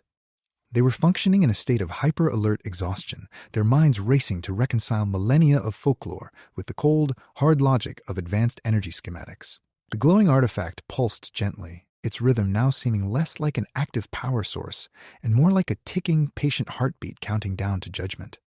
The immediate pressure from the outside, the waiting federal teams, the poised contractors, had momentarily stilled, trapped by the sheer impossibility of what they had witnessed. They were too busy cataloging the energy feedback to move aggressively. But even suspended in this technical stalemate, the atmosphere was a taut wire, vibrating with unspoken accusation. It was in that charged moment of temporary truce that the first sign of internal rot appeared. They needed a distraction, a massive enough performance failure to force all external parties, the regulators and the contractors, to focus their entirety on containing the simulated collapse of the Western Passage. The sacrifice had to be believable, total, and convincing enough to occupy every advanced sensor array in the vicinity for at least 12 critical hours. "The deception has to look like an accident," Sarah insisted, running her hands over the damp, crumbling stone where they planned their staged failure point. "It cannot feel orchestrated by us. It must look inevitable." Mark nodded vehemently, his scientific mind already sketching out stress load simulations in the dirt with a stick. "We need to trigger structural collapse based on pre-existing flaws, a combination of natural wear and external pressure that makes us appear utterly incompetent custodians of this site." George, despite his profound fatigue, regained a measure of his old authority. He began pointing out areas of historical failure, recalling stories of miners who had been trapped by unexpected water ingress or ceiling collapses. These were the local legends they always dismissed as colorful exaggeration. Now, under the intense scrutiny of three hostile external entities, they sounded terrifyingly accurate. Elias worked tirelessly, cross-referencing George's memories with the structural schematics marked on the wall near the repository. He found that every single story about a past collapse pointed to the same weakness, the junction point beneath the deepest, oldest runoff channel, the exact spot where the contaminant was glowing. The evidence suggested they hadn't just been near instability. They had built their entire operational life around managing a structural flaw in the bedrock itself. The collaborative intensity brought a fragile sense of purpose back to the family unit. They were working together, driven by the collective need to survive the approaching cycle. For hours, they debated the placement of charges, the best angle for rubble placement, arguing over whether to simulate seismic stress or hydrostatic pressure. It was a perfect blend of Mark's empirical rigor and George's lived historical knowledge. It was during a moment when Sarah pointed out a specific sequence of supporting pillars that seemed structurally critical that the suspicion began to bloom like mold in damp darkness. They were momentarily alone again, distracted by the sheer complexity of their joint effort. The agents above them remained paused, locked in a state of technological assessment, while the contractors kept watch from the ridgeline. It was a perfect tableau of observation. It was Mark who spotted it first. He wasn't looking at the pillars. He was looking at the small, mundane detail near the junction point they were preparing to collapse. A section of stone that looked marginally cleaner than the surrounding filth, polished almost unnaturally smooth. "Wait," Mark whispered, his breath catching. "That pillar. It's too perfect." Sarah followed his gaze, and together, their collective professional scrutiny locked onto the spot. It was clean, yes, but not in a way that suggested natural weathering. It looked maintained, too deliberate. They scanned the area, searching for anything, a tool mark, an adhesive residue, any sign of recent activity that betrayed its artificial perfection. Nothing obvious. Then, Elias's gaze caught something else. Near the base of the suspiciously clean pillar, almost lost in a drift of reddish dust, was a single, tiny object. It wasn't foreign technology. It was too small for that. It was organic, yet meticulously crafted. A piece of cured, dyed leather, folded into an origami bird shape, placed with unnerving care upon the stone. It felt like a calling card. A wave of cold realization washed over them. This wasn't random abandonment. This was placement. Someone had been here recently enough to leave a token, but not so recently as to be noticed by their own activity. They looked at each other. A shared moment of utter dread passing between the 5 remaining members. Who had left it, and why? Before any of them could formulate a plan or direct their suspicions outward, a small sound broke the oppressive silence. It wasn't the thud of boots, nor the whine of machinery. It was a soft, almost melodious clinking, coming from a different direction entirely. From a side tunnel they had dismissed as too unstable for serious passage. The clinking grew steadily louder, gaining a distinct rhythm that sounded sickeningly familiar to Elias. A pattern he recognized from the initial signaling sequence of the approaching contractors. It was a coded acknowledgement that someone knew exactly where they were working and what they were doing. Then the sound stopped abruptly. The silence that rushed back into the void was deeper than before, heavier with unspoken malice. And then a voice, smooth as polished obsidian and utterly devoid of warmth, echoed from the side tunnel. It belonged to an unknown speaker, amplified just enough by the cavern's acoustics to carry perfectly through the heavy rock. The voice was neither federal nor corporate. It sounded like old money, academic authority, and absolute entitlement. It was the tone of someone who viewed the Caldwells not as a mystery, but as faulty hardware that needed recalibrating. Such effort, the voice purred, dripping with mocking pity, such admirable commitment to maintaining the illusion of scarcity. But dear families, you always mistake the cost for the governance, and we know exactly where your true point of weakness lies. The words were a direct blow, dismantling their careful construction of deception piece by piece. The double agent had spoken, not from the outer world, but from an internal source that understood the deepest vulnerabilities. A vulnerability that implicated someone within their immediate circle of trusted collaborators. It was a threat delivered with surgical malice, proving that every single person in this chamber, from the most seemingly innocuous to the one who orchestrated the illusion, was potentially compromised by a spy whose allegiance lay with those who truly controlled the flow of history. The council dissolved into utter suspicion. Chapter 20. The trap springs shut, the accusation hung in the humid, dusty air like poison gas. You are compromised. Sarah stared into the darkness where the voice originated, her entire body tensing against the sudden weight of betrayal. Mark felt a surge of adrenaline so potent it eclipsed all fatigue. His mind went into overdrive, trying to analyze the speaker's inflection, the modulation, the precise cadence, searching for the telltale imperfection of a practiced lie.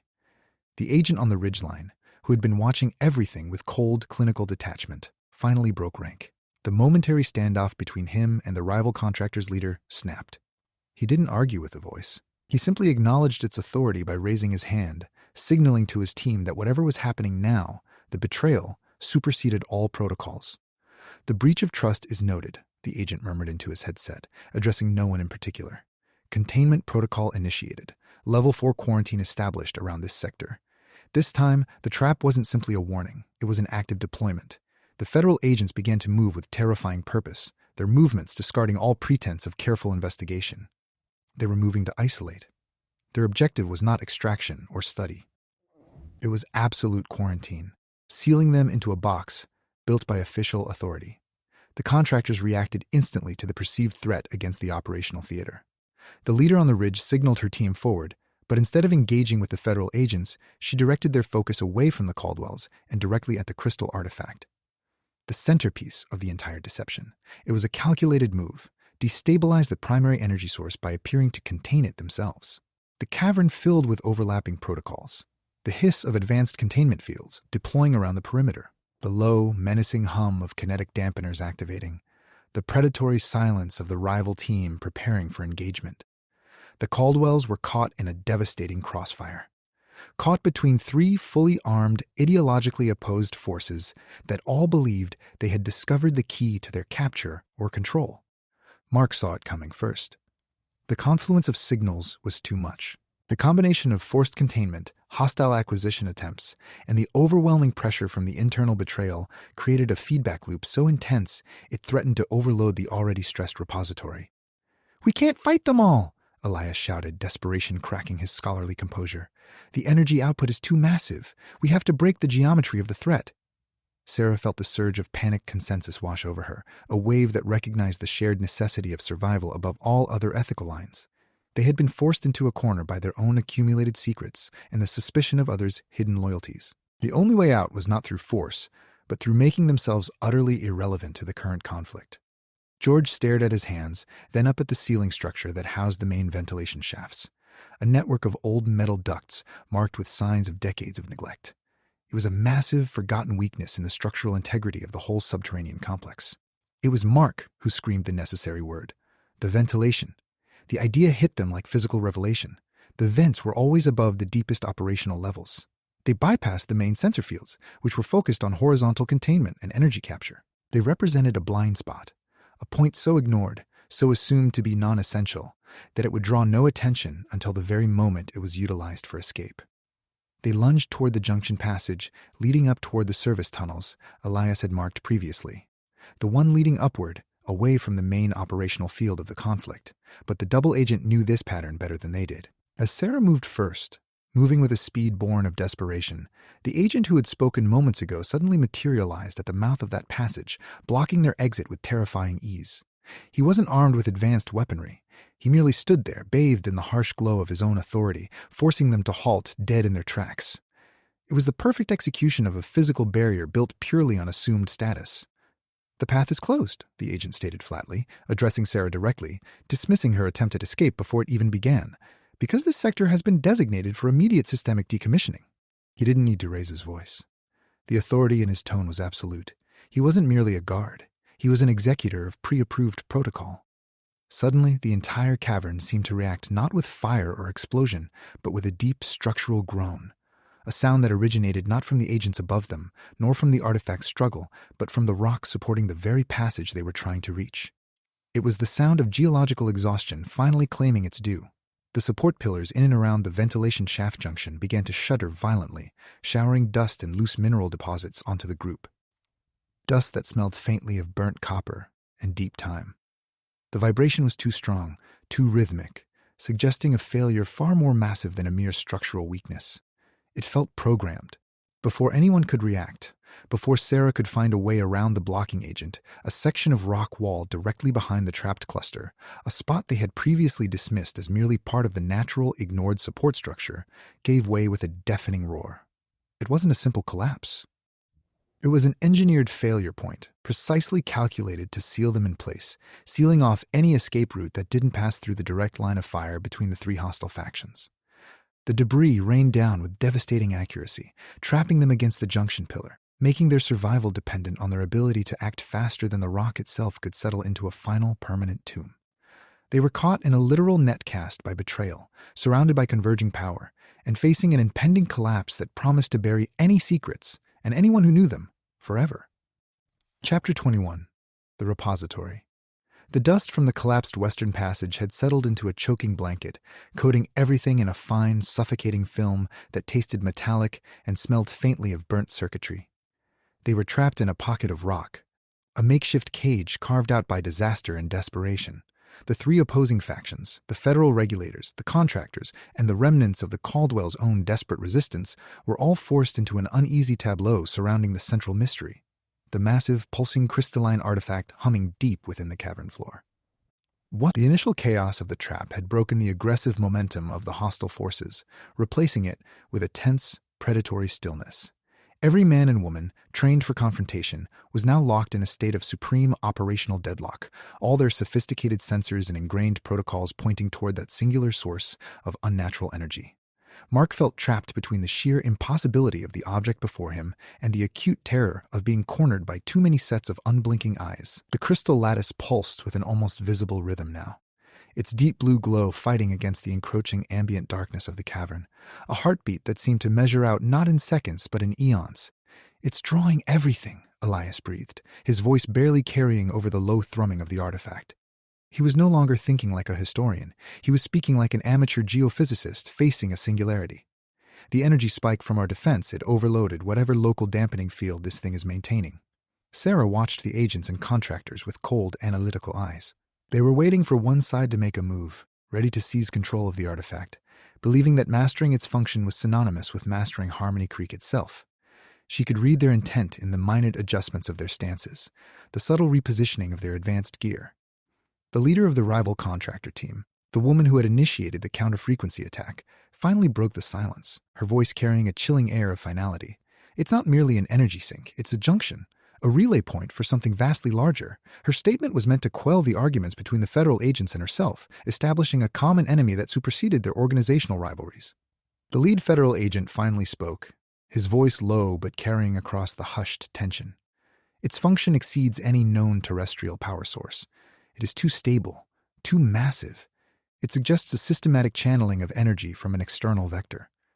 He glanced meaningfully at Elias, as if implying that only someone with his academic background could appreciate the implications of such high-level physics. The conversation spiraled outward, encompassing concepts they couldn't even begin to grasp.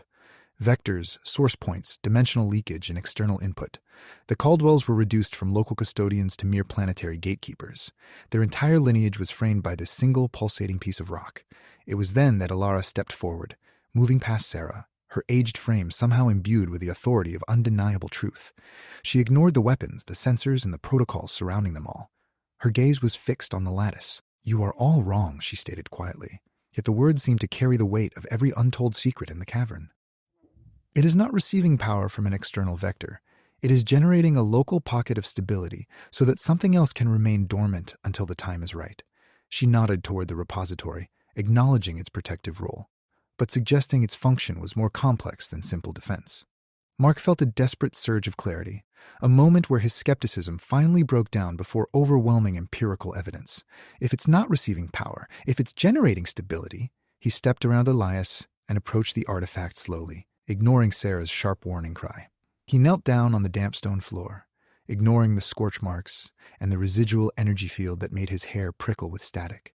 He reached out a tentative hand, not toward the glowing crystal itself, but to the dark rock surface immediately adjacent, the raw material that formed the foundational structure around the repository. He placed his palm flat against it, feeling for subtle shifts in temperature or vibration. "It's channeling something else," Mark murmured, speaking to everyone, including the stunned agents and contractors. "There are two flows of energy here. The blue resonance, that's the dampening field. But beneath that, there's a second current, a deep, slow flow, running parallel to it, drawn from deeper strata." He pressed his ear against the stone. He focused with all his remaining mental reserves, filtering out the noise of accusations and fear until he could isolate one pure, steady vibration. A low, rhythmic thrum that was distinctly different from the artifact's anxious pulse. It felt ancient, patient, and profoundly powerful. Elias recognized it immediately, the source flow. It matches the frequency pattern we observed in the deep drainage runoff back at the surface boundary line. He looked wildly at Sarah. The contamination isn't leaking out. Something is being forced in from below, stressing the entire system. Sarah followed his gaze to the schematic etched on the wall, the one that depicted the flow lines originating from the unknown subterranean source beneath their feet and flowing toward the repository junction. The confluence of evidence was undeniable. The artifact wasn't just a guardian. It was a colossal, planetary-scale pressure valve, desperately trying to keep two vastly different energetic sources from meeting catastrophically in this location. The lead agent watched them, his face a mask of agonizing calculation. He glanced at the contractors, then back at the glowing lattice, and finally settled on Elias. The implication was clear. They had successfully demonstrated that the repository was not simply an artifact, it was a point of active conflict between two massive competing power sources, a natural cataclysm contained by ancient, desperate willpower. The agent slowly raised his hand, signaling to his team with a single measured finger lift. He wasn't pointing at the Caldwells. He was pointing past them, into the darkness beyond the visible scope of the chamber. His voice was strained, forced to acknowledge a truth that defied protocol, science, and jurisdiction all at once. This is not an anomaly, the agent stated, his voice stripped bare of its authority facade, revealing sheer professional awe mixed with terror. Region is a containment measure for something contained within the artifact's core. He paused, allowing the weight of that single word, contained, to settle on them all. The power source fueling this, it's not local. It originates from deep time, and whatever it is, it wasn't meant to stay dormant until now. He let the sentence hang in the air, a pronouncement that reframed their entire existence as nothing more than an extended delay mechanism for something astronomical and utterly unavoidable. Chapter 22. The Countermeasure Protocol. The air in the cavern was no longer merely dusty. It felt viscous, thick with trapped potential energy, smelling sharply of ozone, ancient copper, and something else. A cold, sterile scent, reminiscent of deep vacuum space. Chapter 18 had forced them to acknowledge that they were custodians of a cosmic battery, and Chapter 19 revealed that their very secret was being actively monitored by rivals who understood the mechanism better than they did. Now, staring at the pulsing blue-white heart of it all, the repository, they faced its raw power without any external buffer. The sheer scale of the object forced them into a state of stunned silence again, but this time, the quiet was different. It wasn't the silence of resignation, it was the charged vacuum before an unimaginable detonation. All three factions, despite their profound differences in methodology, regulation versus acquisition versus pure scientific inquiry, were united by one overriding focus: the glowing heart of the chamber. The agent from the federal team finally broke the deadlock, his voice hushed but carrying absolute authority over the field. It's not just a junction point for local energy, he stated, pointing to the artifact with a gloved hand that trembled slightly, betraying his professional facade. This object is maintaining a stable pressure gradient between two immense forces, the terrestrial cycle and something cyclical. Mark immediately seized on the terminology. A gateway, he whispered, connecting it back to Alara's vague warning about external vectors. It's not just collecting energy, it's managing an ingress point. Elias stepped forward, his academic curiosity momentarily overcoming his terror. He pointed at the visible lines of force etched into the surrounding rock, the pathways that dictated how power flowed through the cavern. If it's a gateway, then its operational stability relies on balancing opposing forces. The subterranean flow, which we found earlier, is channeling deep geological pressure to keep something in. But what is keeping the other side contained? What is force from the outside world is exerting pressure on the opening? Sarah stepped beside him, placing her hand lightly on Elias's arm. A gesture of quiet solidarity that was far stronger than any spoken word.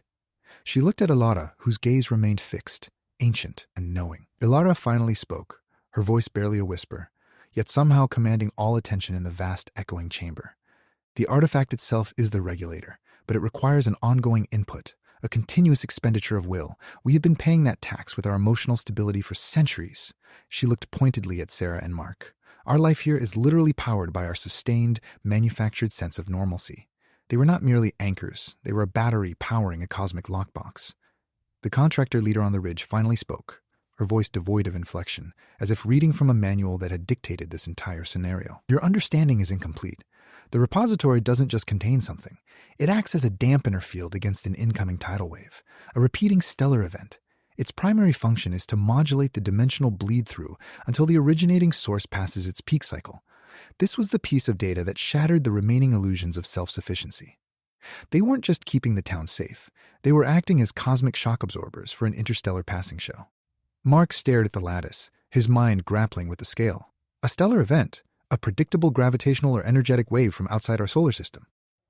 He looked back at Elias. The cyclical nature of the energy spikes we tracked, they match known astronomical models of repeating stellar conjunctions. This isn't local. This is galactic. Elias's face drained of color, his academic theories colliding with a reality that shattered every law of physics he knew. The sheer scale was paralyzing.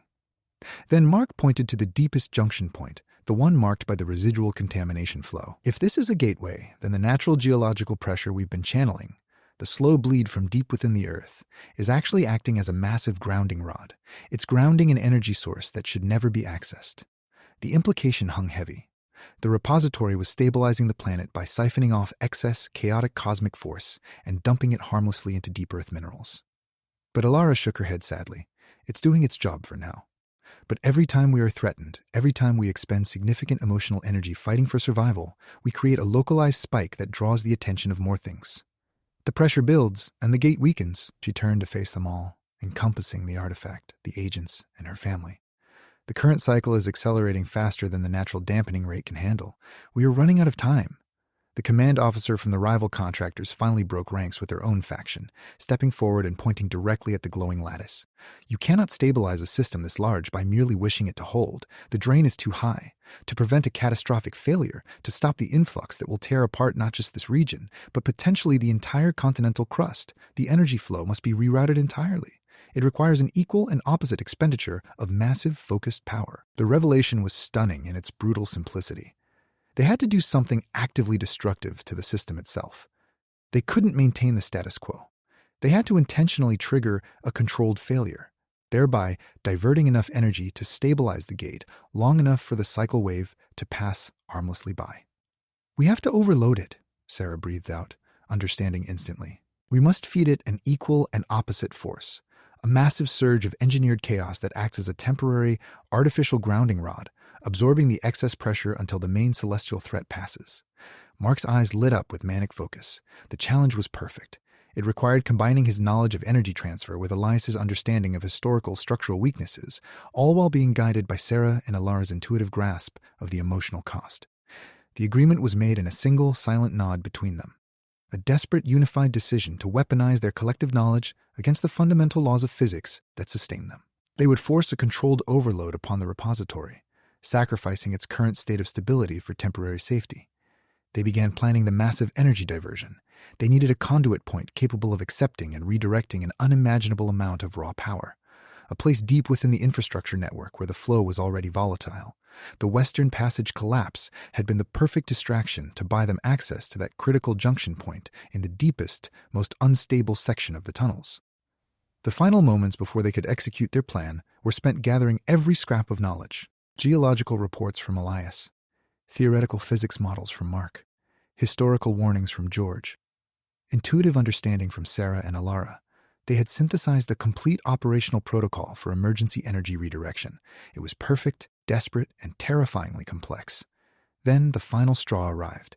The crystal lattice gave one last visible shudder. Its blue glow flared wildly, not in warning of external threat, but as if reacting to the idea of their plan, sensing its massive potential disruption. The signal wasn't just a pulse this time. It was a clear, piercing, high-frequency tone that seemed to pierce every barrier. The rock, the technology, even the very fabric of the surrounding reality. It was an acknowledgement. The artifact had acknowledged their capability. But with that acknowledgement came one final damning realization. The sound faded, leaving them breathless and poised for action. They had their plan. And the Western Passage. They were ready to pay the price.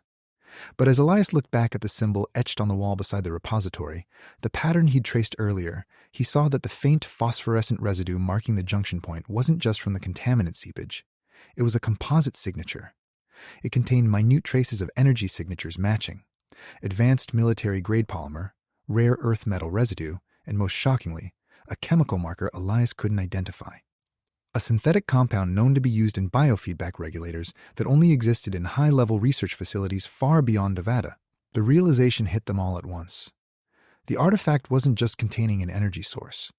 It was being actively monitored, and the very act of planning its controlled destabilization had broadcast a message too clear, too precise. A signal that told every agency present that the Caldwells were capable, not only of survival, but of weaponizing their entire existence on demand. They hadn't just found the secret to staying hidden. They had inadvertently proven themselves to be the single most valuable and volatile asset in human history. Chapter 23. The External Observer. The realization that they were not simply custodians of a local energy source, but players in a galactic insurance policy, was enough to stop the frantic, desperate machinations surrounding the repository. The moment Elias identified the foreign compound signature, the chemical fingerprint that screamed outside intervention, all the adrenaline drained out of them, leaving them hollowed out and exposed beneath the weight of universal secrets. The silence that followed their analysis of the artifact's dependence on constant energy flow was deafening. It was a silence thick with the residue of failed deception, betrayal, and unimaginable cosmic scope. The three factions, the federal agents, the contractors, and the double agent, whose treachery had catalyzed this final realization, stared at each other, their programmed hostility suddenly rendered moot by the sheer scale of the secret they were all momentarily privy to. The crystalline lattice pulsed in response to their collective understanding. It was a massive, glowing question mark suspended over a chamber built on lies and survival instinct. It was then that the impossible happened. The energy signature washing over them was no longer merely contained by the artifact. It seemed to be drawn to it, as if the repository had reached maximum capacity and was begging for an external reset button. The humming deepened, vibrating through the rock floor until every bone in their bodies felt the resonance against their marrow. It wasn't a signal from any known human transmitter. No radio wave, no laser pulse, no coded military burst. It was something altogether more primal. A patterned informational wash that bypassed every technological defense, settling directly into the deepest centers of consciousness. The memory banks, the pattern recognition cortexes, the emotional core. The sensation hit them like being submerged in warm liquid thought. It felt like remembering memories that had never been lived by any of them. Memories of light years passing, of stellar nurseries blooming and dying in glorious, predictable death throes. It was a torrent of information. A data stream so vast it threatened to dissolve their individual identities into the collective understanding of galactic time. The force originated from an unknown vector, sweeping over the chamber, washing past the black SUVs, bypassing the rigid professionalism of the agents, and seeming to acknowledge the very spot where the Caldwell stood huddled together in mutual exhaustion. It was a broadcast meant not for them individually, but for the concept of their lineage. The sensory data streamed into Elias's mind first, a complex visualization of celestial mechanics that made Mark gasp aloud. It showed stellar maps overlaid with energy decay curves, predictable patterns of gravitational influence charting the lifespan of entire galaxies. The message wasn't a warning. It was an educational syllabus delivered by a source so vast, so patient in its observation, that their entire civilization appeared to be merely a momentary flicker in the cosmic ledger. Then, the data shifted, and this time, the focus narrowed with terrifying intent. The signal bypassed the galactic scope and focused entirely on Earth. It displayed geological stress maps overlaid with energy absorption patterns. They saw the slow crawl of tectonic plates, the predictable decay of continental crust, all marked by lines. Those lines converged directly upon their own location in Nevada, the spot where the mine shaft connected to the deepest water table. The message was clear. Earth, at this juncture in its cosmic lifespan, is entering a critical period of systemic instability. The repository wasn't just guarding against local human conflict, it was managing the planet's core energy reserves to counteract an overwhelming external pressure gradient. And then came the revelation that froze the blood in their veins. The signal visualized the threat. It was not a physical object, nor a predictable stellar collision. It was a signature of pure consuming entropy, a massive non-directional drain that operated on cycles measured by deep cosmological rhythms. It was something that didn't conquer. It simply unmade things by draining their fundamental organizational energy. The message pulsed with undeniable finality. The influence is cyclical. The threat wasn't a single alien invasion, nor a rival faction. It was the inevitable ebb and flow of universal entropy itself, periodically threatening to strip life from developing planetary bodies when its own stabilizing forces waned. And then the broadcast shifted again. It showed them their role, the Caldwell's unique ability to act as biological anchors, regulating the energy transfer between Earth's volatile core and the incoming stellar tide. Their entire lineage wasn't a secret. It was an emergency maintenance procedure for the planet. The signal concluded with the most devastating piece of information. The current cycle needed stabilization now, and this window would close irrevocably in precisely 72 rotational cycles. A countdown that hammered into their very souls, signaling that the next period of peace, the surface static they knew so well, was utterly unsustainable. The Cosmic Observer then broadcasted a single chilling directive, meant for every intelligence unit present, regardless of origin. Interference with the repository's function at this time will not only destabilize the containment, but accelerate the triggering of the cyclical collapse. This final piece of information was too much to process in one breath. It explained everything.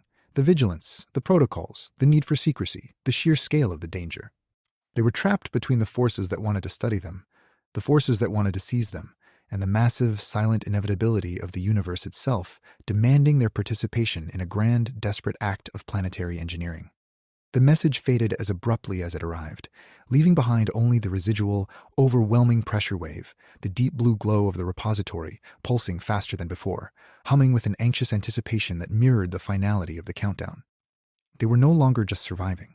They were implicated in a struggle for the very continued existence of the planet. The next 72 cycles would determine if their entire race was destined to be nothing more than historical data points on a cosmic ledger. Chapter 24. The warning signal. The resonant signature that faded moments ago left the cavern humming with the residue of impossible knowledge. It was a vacuum of understanding, a space where human history and even continental geology felt laughably small. They were no longer in Harmony Creek. They were at the nexus point of celestial physics and biological necessity. The shared exhaustion following the cosmic download felt profound, stripping away every defensive layer built up over centuries. The agents, the contractors, and even the wary silence of their own family members seemed to shrink back from the glowing repository, acknowledging that whatever authority they held, military mandate, financial leverage, or sheer human will, meant nothing against the cold mathematics of galactic cycles. The residual energy signature, the lingering echo of the cosmic broadcast, did not dissipate. Instead, it seemed to coalesce, gathering itself into a palpable haze above the crystalline artifact. It wasn't hostile. It was purely informational, like a colossal, luminous whiteboard awaiting annotation. The signal repeated the core warning, the 72-cycle countdown. But this time, it layered on a new, devastating detail. The message began to show them where the danger originated. Elias felt the information wash over him with a force that made him stumble back against the wet wall. It wasn't merely pointing at the nearest constellation or the next galactic supernova. It was charting an entire epochal cycle, a massive, predictable gravitational and entropic alignment that only occurred when multiple deep space phenomena aligned in a specific geometric pattern. "It's not random," Mark whispered, tracing patterns on the wet stone with his finger, translating the overwhelming visual data into a framework of recognizable scientific theory. "This isn't just one stellar tide. It's a convergence, a confluence of multiple major cosmic stressors reaching peak potency at the same time." The signal then overlaid this galactic diagram with smaller, more localized markers. Markers that correlated chillingly with geological timelines.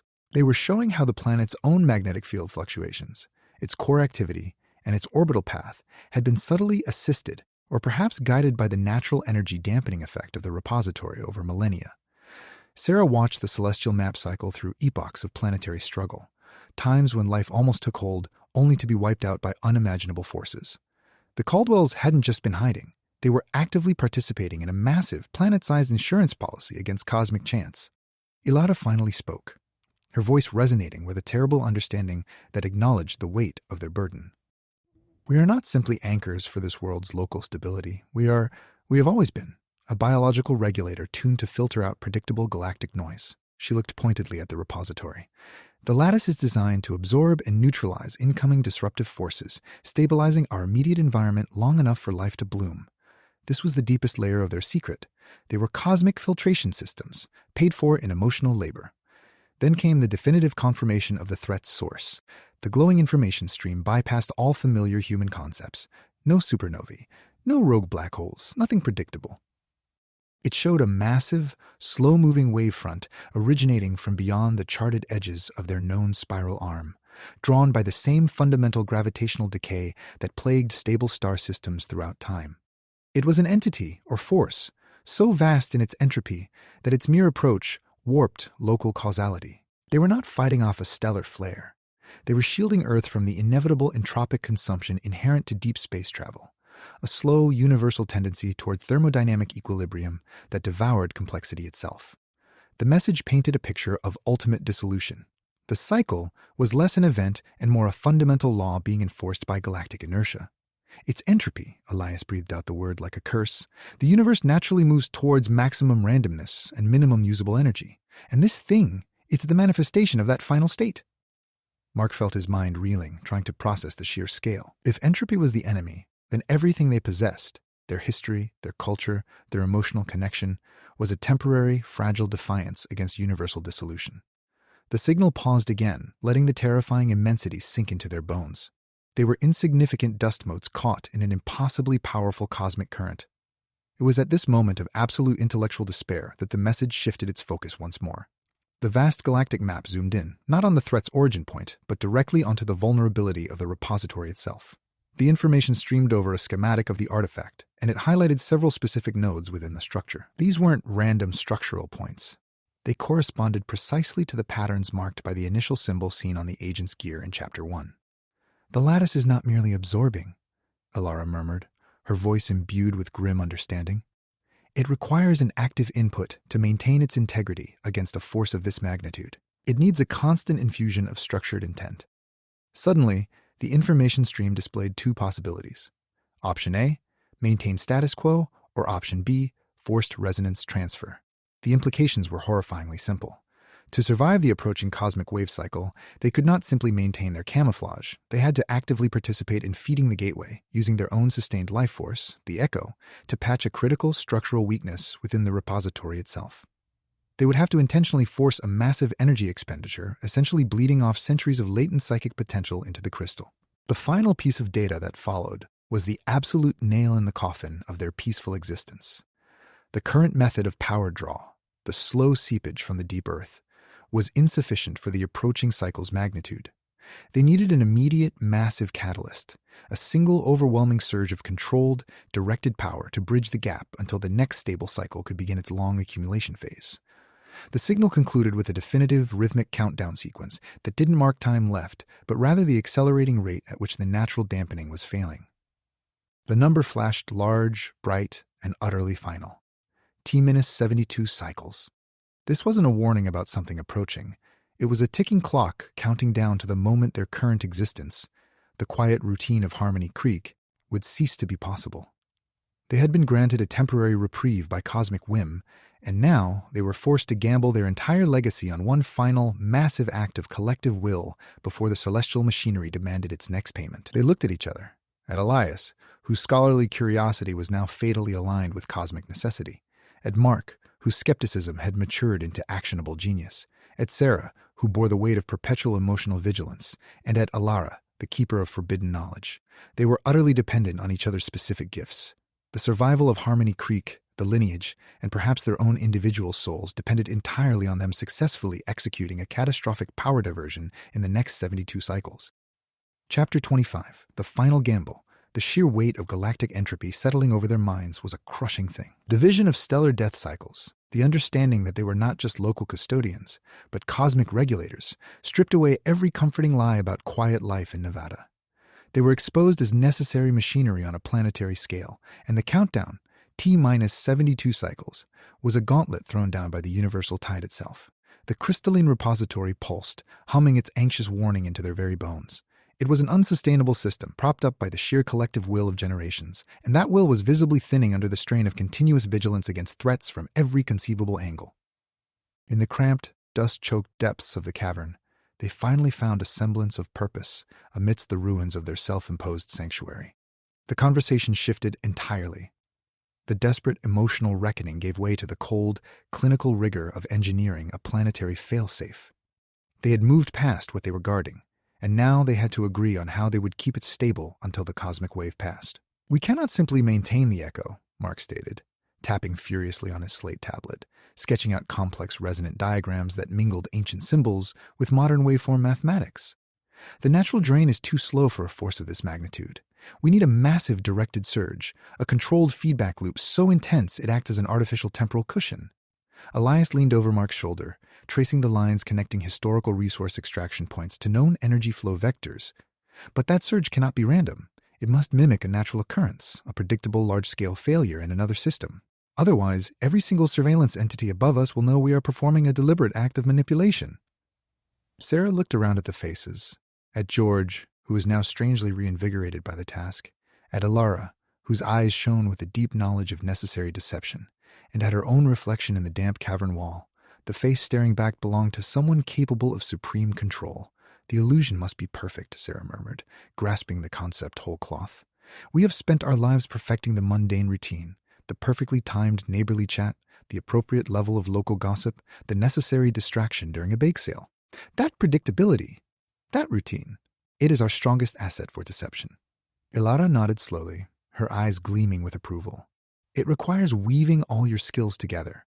We must create a manufactured event that looks like a failure of established infrastructure, a disaster so large and messy it forces every external power to allocate 100% of their processing power to damage assessment rather than threat identification. The consensus formed rapidly, driven by the desperation of the clock. The plan was ambitious, requiring them to turn their deep-seated need for normalcy into a weaponized performance of utter incompetence.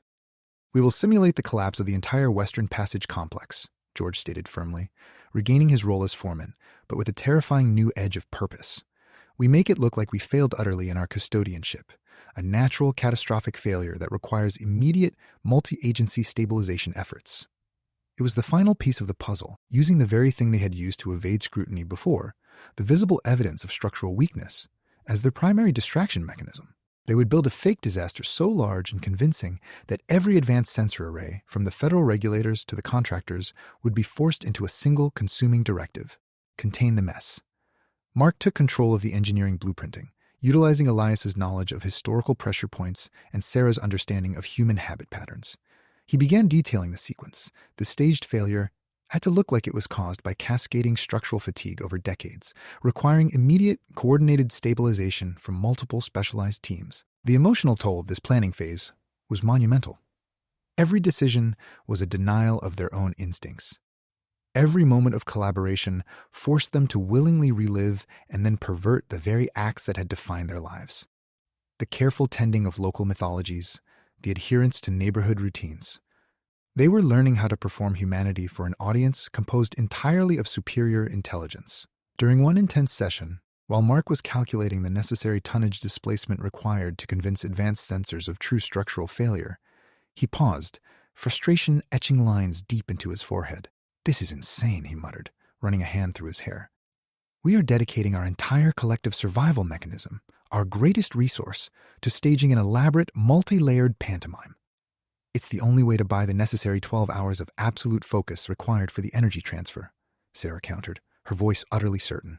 "If we play the role of incompetent custodians who accidentally triggered a massive structural failure, every outside party will be forced into damage control mode.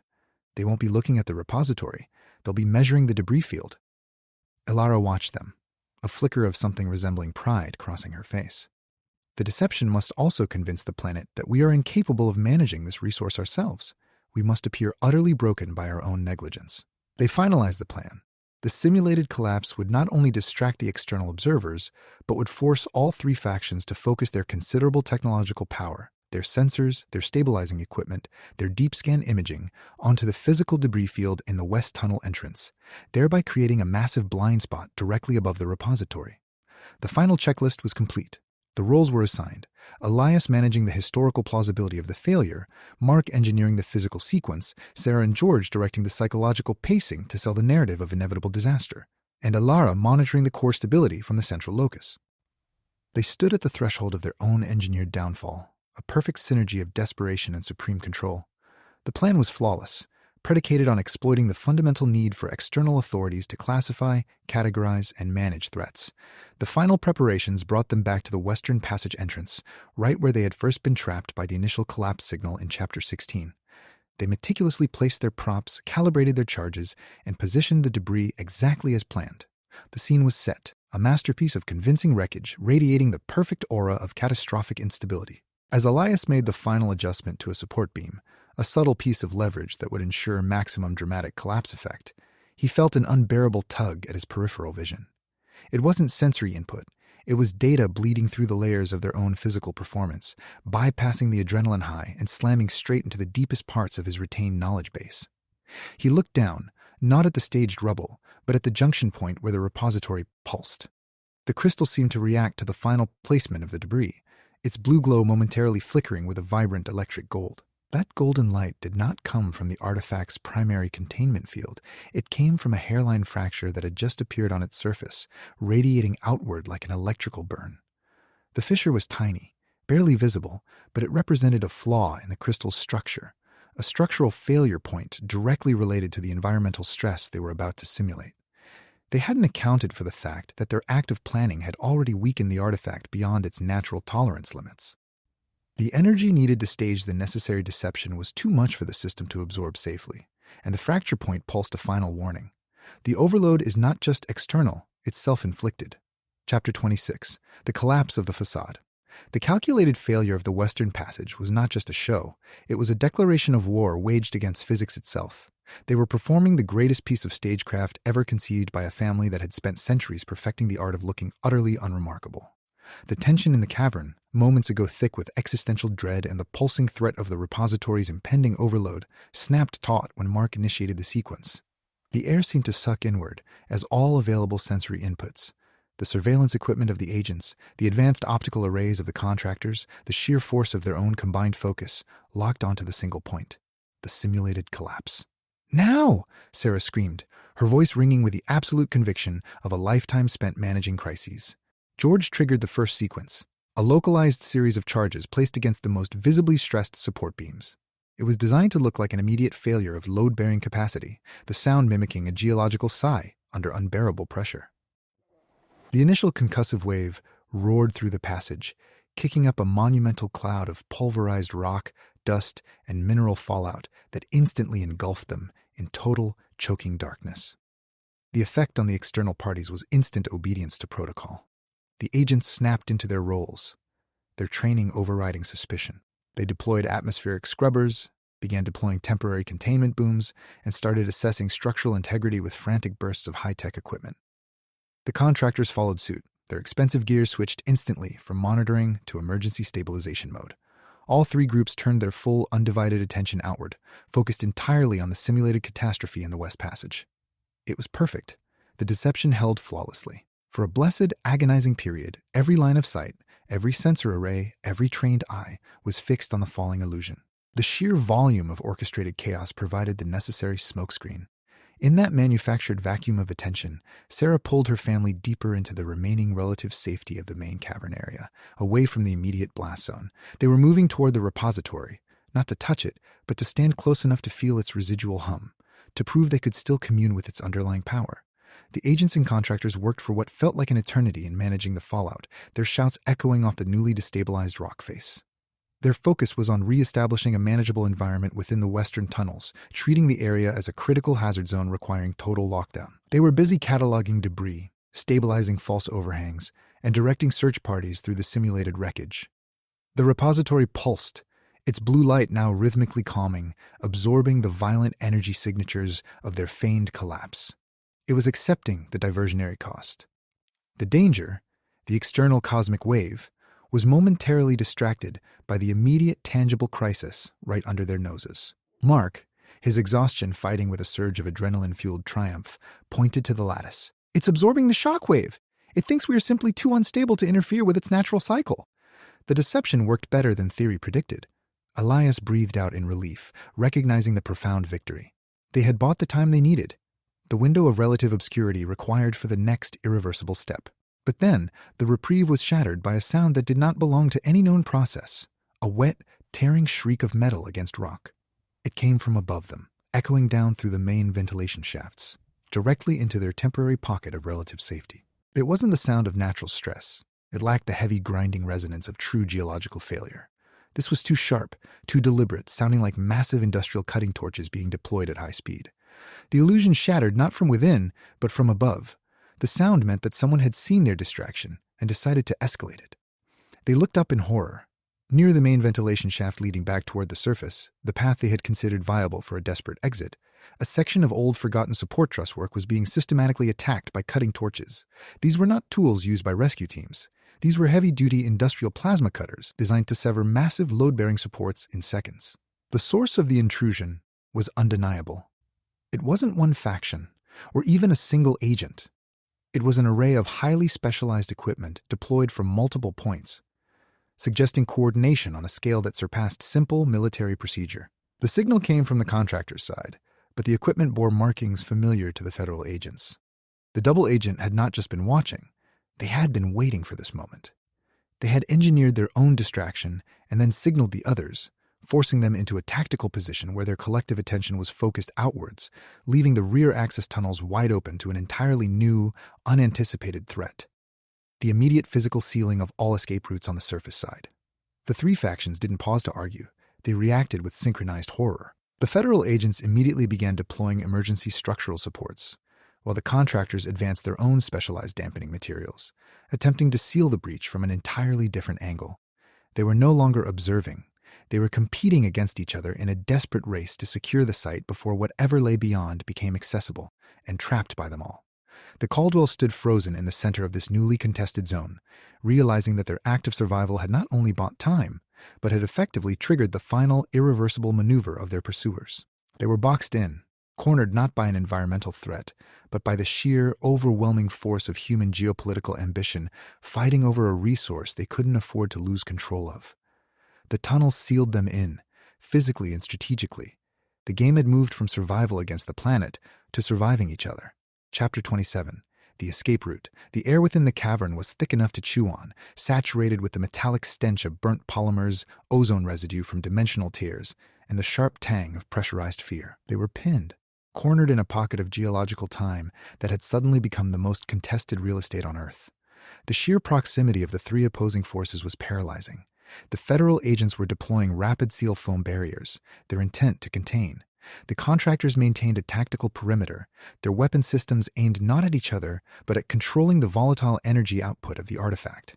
And woven through it all, the ghost of the double agents' machinations, the omnipresent threat that suggested every single action taken was being reported, dissected, and weaponized against them from an unseen command post. The repository pulsed with a frantic, stressed rhythm, its blue light oscillating wildly in response to the three conflicting vectors of hostile attention focused upon it. It was screaming silently through sheer energy expenditure. "You are disrupting the balance." "We can't remain here," Sarah finally gasped out, her voice raw from exertion and exhaustion. "This spot is too volatile. Every atom in this chamber is saturated with conflicting signals. It's like trying to listen to 1,000 radios tuned to different frequencies simultaneously."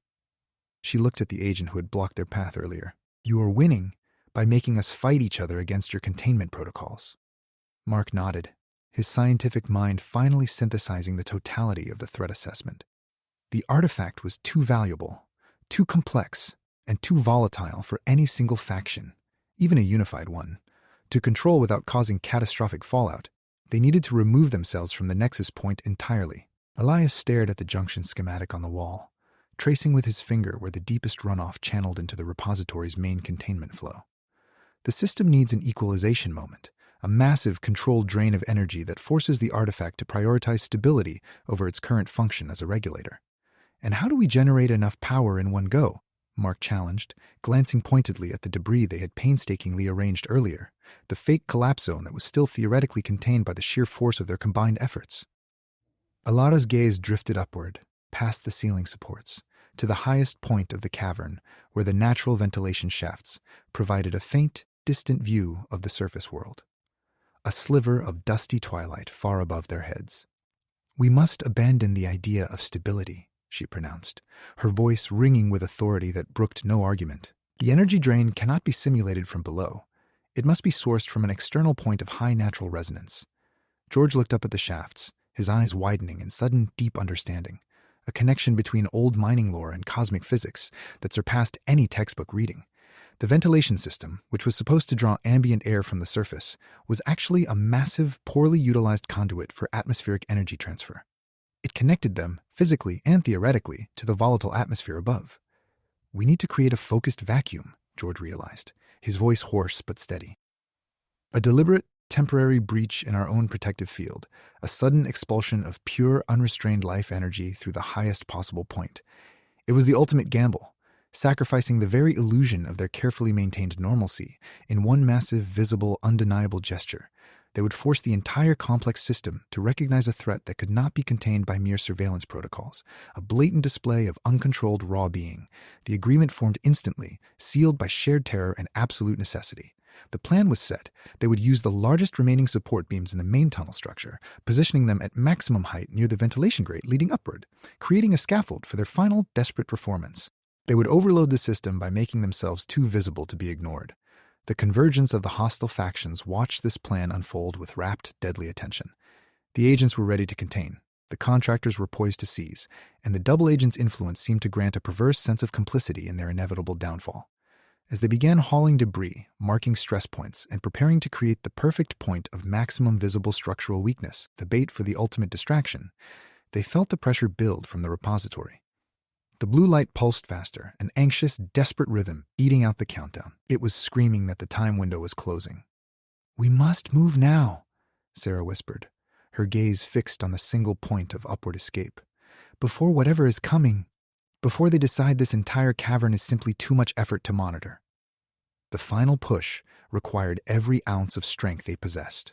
They worked until their muscles screamed in protest, hauling tons of fake wreckage into place, building a monument to inevitable collapse.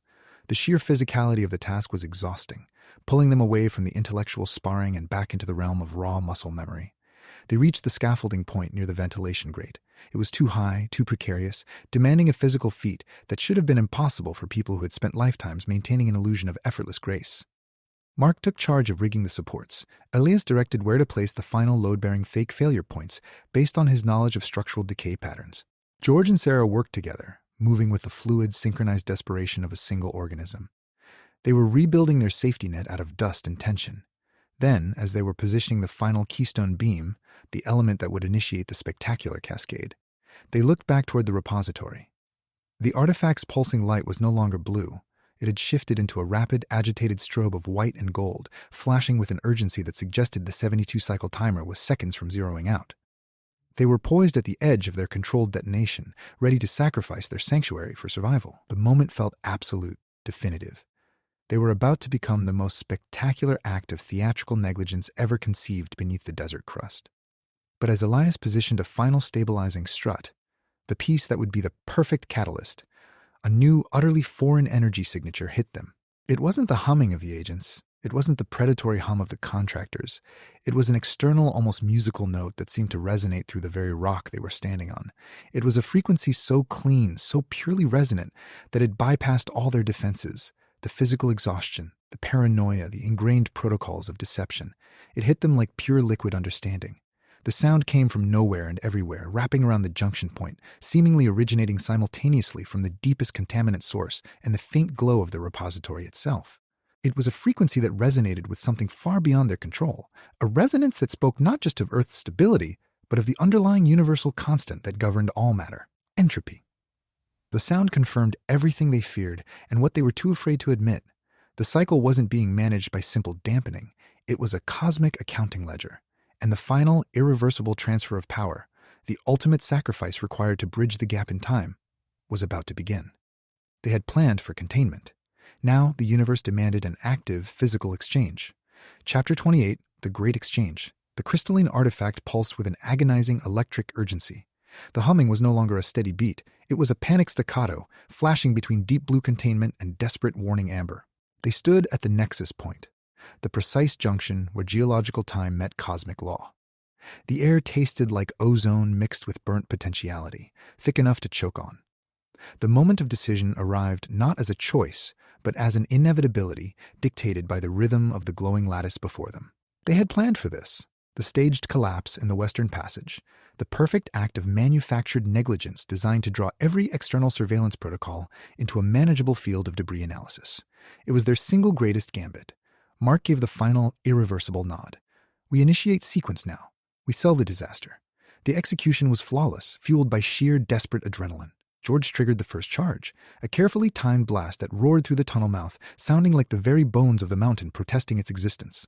Elias directed the secondary collapse using meticulously positioned charges to simulate cascading failure in the main support pillars. Sarah and Mark worked in concert, directing the fall of tons of staged wreckage, creating a chaotic symphony of shattering stone and groaning metal that echoed through every accessible chamber.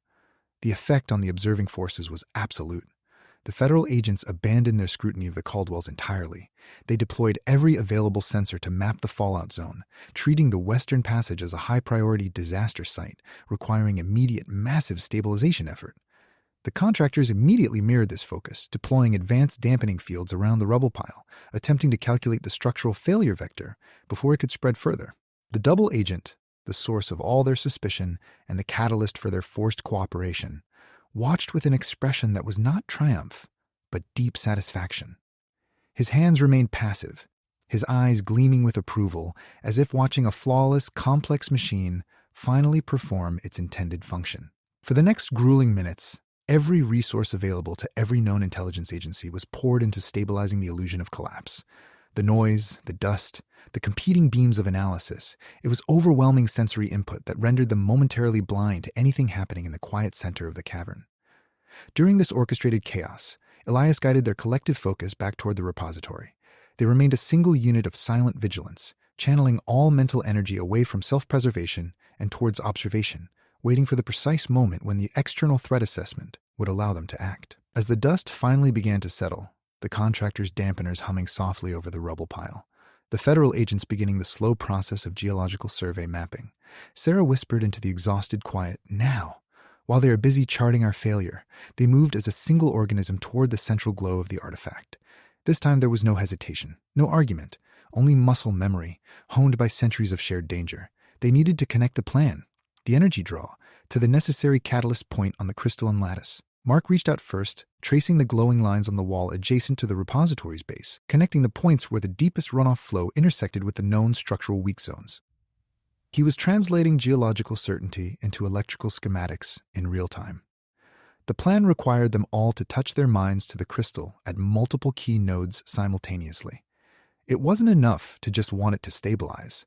They had to force a physical, shared act of will that overwhelmed the system's natural regulatory function. Ilara stepped forward, placing her hand upon Mark's back, guiding his focus.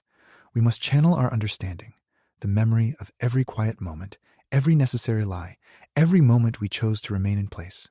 She was directing them not just to perform an action, but to feel the sheer weight of their collective, deliberate choice to remain tethered to this location, despite all evidence suggesting they should flee. The energy surged back into the lattice, responding to their unified intent. It wasn't a controlled overload.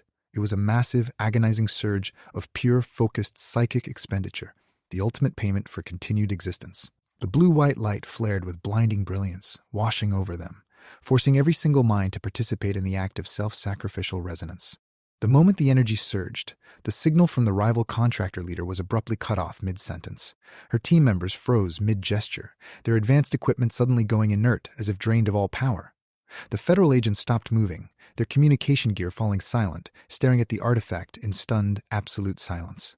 Even the double agent's supposed locus of control seemed to falter, momentarily overwhelmed by the sheer force of genuine, unified survival will. For a breathless eternity, they held it, the perfect, agonizing balance between collapse and continuation.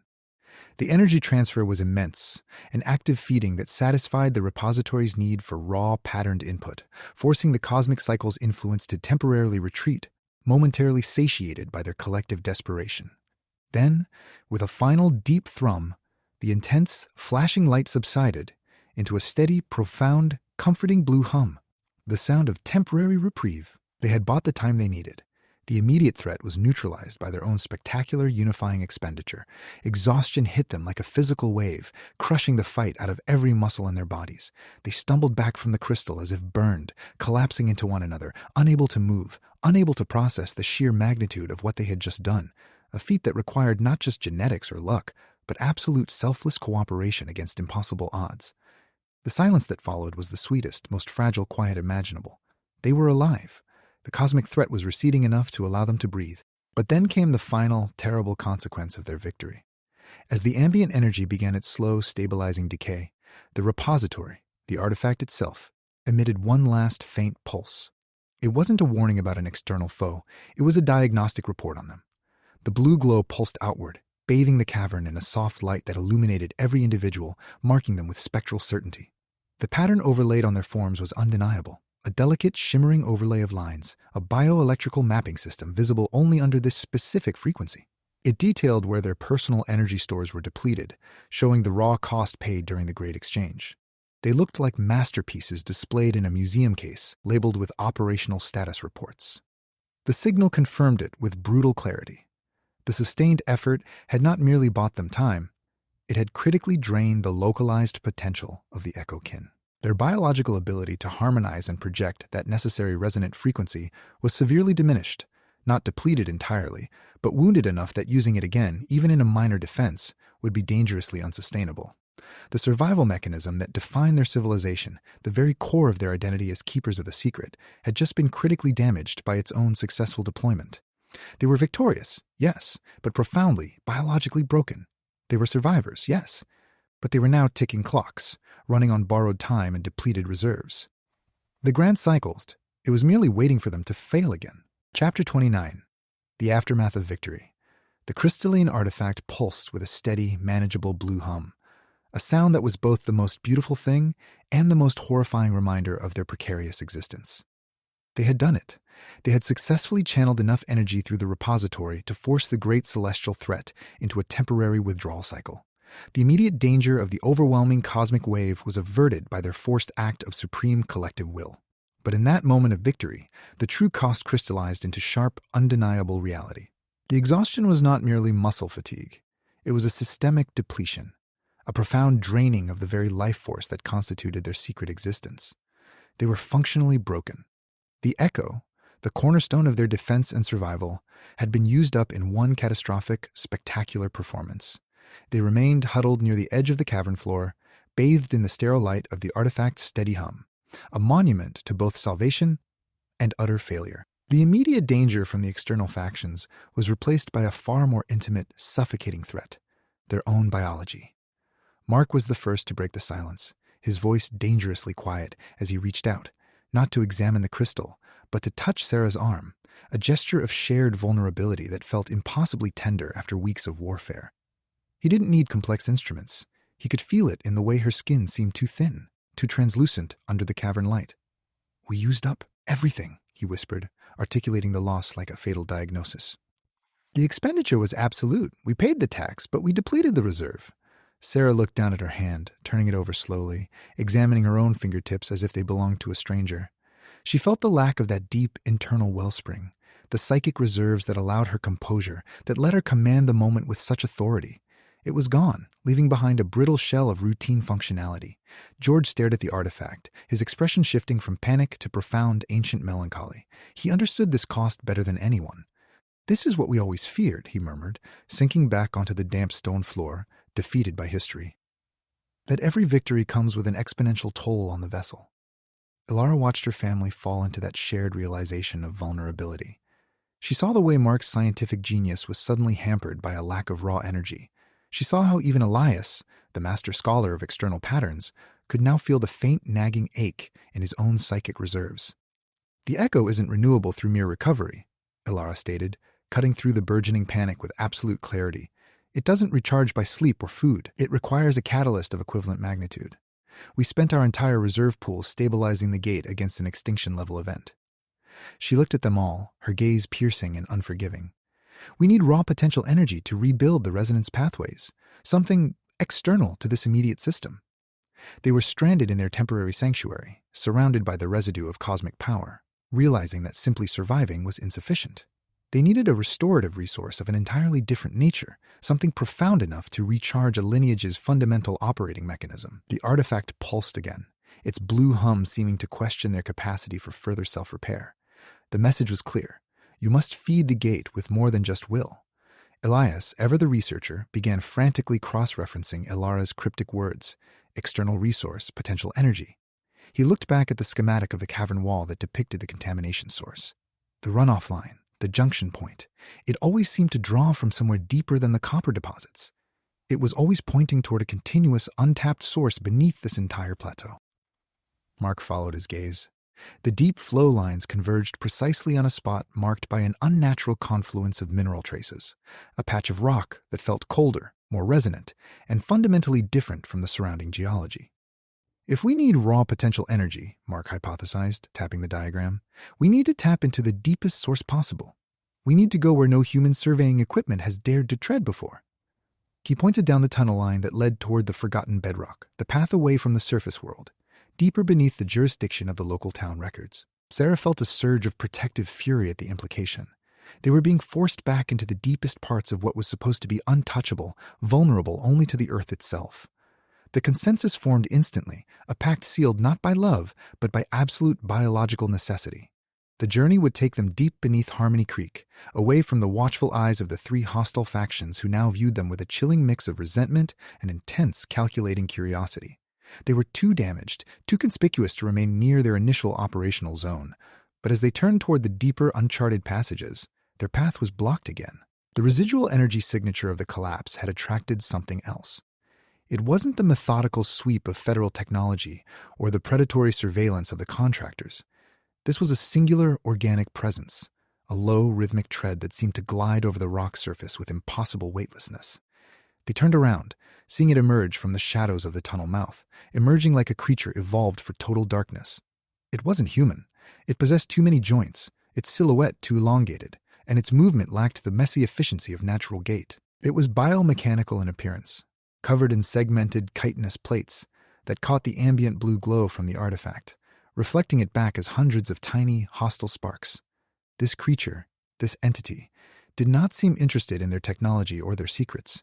It simply looked at the Caldwells and then fixed its attention on the glowing repository itself, emitting a soft, resonant clicking sound that was deeply, intrinsically linked to the artifact's core frequency. The realization hit them all with crushing force. They hadn't just survived an energy spike. They had wandered directly into the territory of whatever originally placed the containment field here, a native guardian, an indigenous mechanism designed to police the boundaries between worlds. And this being was clearly assessing their viability as caretakers, judging whether their lineage deserved another reprieve on Earth. Their survival now depended not just on what they knew about cosmic physics, but on appeasing a force that predated humanity itself. Chapter 30, The Guardian's Judgment. The rhythmic clicking that followed the final warning from the repository was the sound of judgment being passed, the calculated measurement of a failure in protocol. It belonged to the Guardian, the indigenous mechanism, the living ward built into the very bedrock of the cavern system. The creature moved with an unsettling grace. It wasn't walking so much as flowing over the mineral deposits, its chitinous plates clicking against each other like an impossibly intricate clockwork mechanism counting down a millennia-long debt. It was the physical manifestation of the deep, latent power that had been ignored by human science and corporate greed alike. The Caldwells were pinned, physically trapped by the collapsing passage entrance above them, energetically cornered by the artifact's pulse below them, and now psychically paralyzed by the silent, towering sentinel blocking their exit toward freedom. Mark was ready to categorize it, his mind racing through every known taxonomy of fauna, every known defense mechanism. "It's biomechanical," he breathed out, unable to mask his awe. "But the joint articulation, it doesn't follow biomechanical principles." Elias was already scanning its form, looking for the power source, the visible point of failure, the switch they could exploit. He saw no obvious weakness, only seamless, terrifying perfection in its function. The creature paid them no mind while Elias and Mark were distracted by analysis. It simply continued to patrol a precise perimeter around the repository's influence field, its clicking rhythm marking the boundary between acceptable contamination and unstable violation. Sarah felt the collective panic of her family cresting again. They had survived the blast, they had deciphered the cosmic threat, but now they were paralyzed by the presence of an entity that viewed them with the disinterest one reserves for a troublesome insect caught in a beam of light. It was Alara who finally understood the deepest layer of the game. She didn't look at the creature's structure, she looked at its purpose. The Guardian wasn't hostile, it was regulatory. It saw them as trespassers, an annoyance that threatened the delicate balance it was tasked to uphold. "We cannot fight it," Alara whispered, her voice carrying a resonance that seemed to soothe the frantic buzzing in the air. "And we cannot deceive it with mere performance." The deception was for the surface-level scavengers, the humans. But this creature, it operates on something older than deceit. She turned to Sarah, her gaze locking with hers across the suffocating silence. "We must perform an act of ultimate respect. We must prove that our need to survive is not rooted in taking from the land, but in a deep understanding of its inherent value." Ilara began slowly tracing patterns on the dusty stone floor, patterns that mirrored the constellations Elias had been studying and the geological flow lines Mark had mapped. It was an act of ritualistic acknowledgement. She wasn't asking for mercy. She was offering tribute to the Foundation itself. Mark watched, mesmerized, as Alara began to recite words in a language no living person recognized. A cadence that seemed to be composed of pure phonetic tones designed to harmonize with the cavern's deepest hum. It sounded mournful, devotional, and profoundly resonant with the slow, patient rhythm of the Earth's core. The Guardian stopped its clicking abruptly.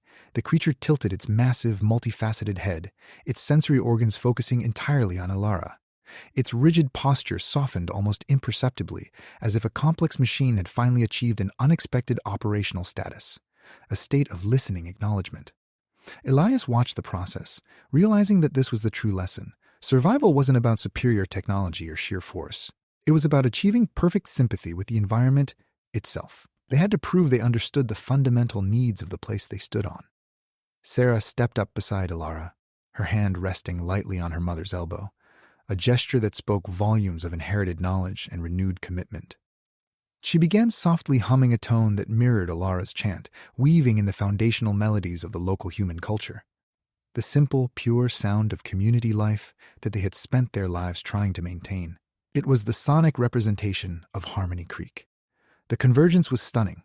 The ancient resonance of the deep earth, layered with the emotional signature of human resilience and anchored by Mark's scientific understanding of patterned energy flow.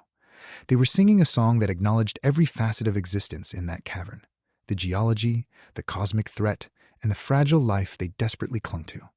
The Guardian remained still for an agonizing minute. Then, its clicking rhythm changed. It shifted from a pattern of patrolling vigilance to one of deep, complex calculation.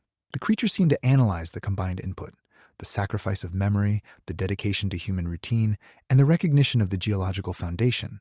Finally, with a sound that was both immensely powerful and startlingly gentle, it performed an action that defied all expectation. It did not attack. It didn't dismiss them. Instead, it slowly lowered its head, bringing its sensory cluster, its eye, into direct alignment with the glowing repository. The creature let out a single resonant chime of acceptance. The deep Earth Guardian recognized their tribute.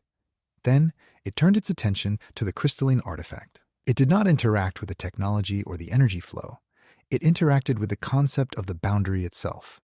With an incredibly precise movement, it extended a segmented appendage and tapped lightly against the repository's casing.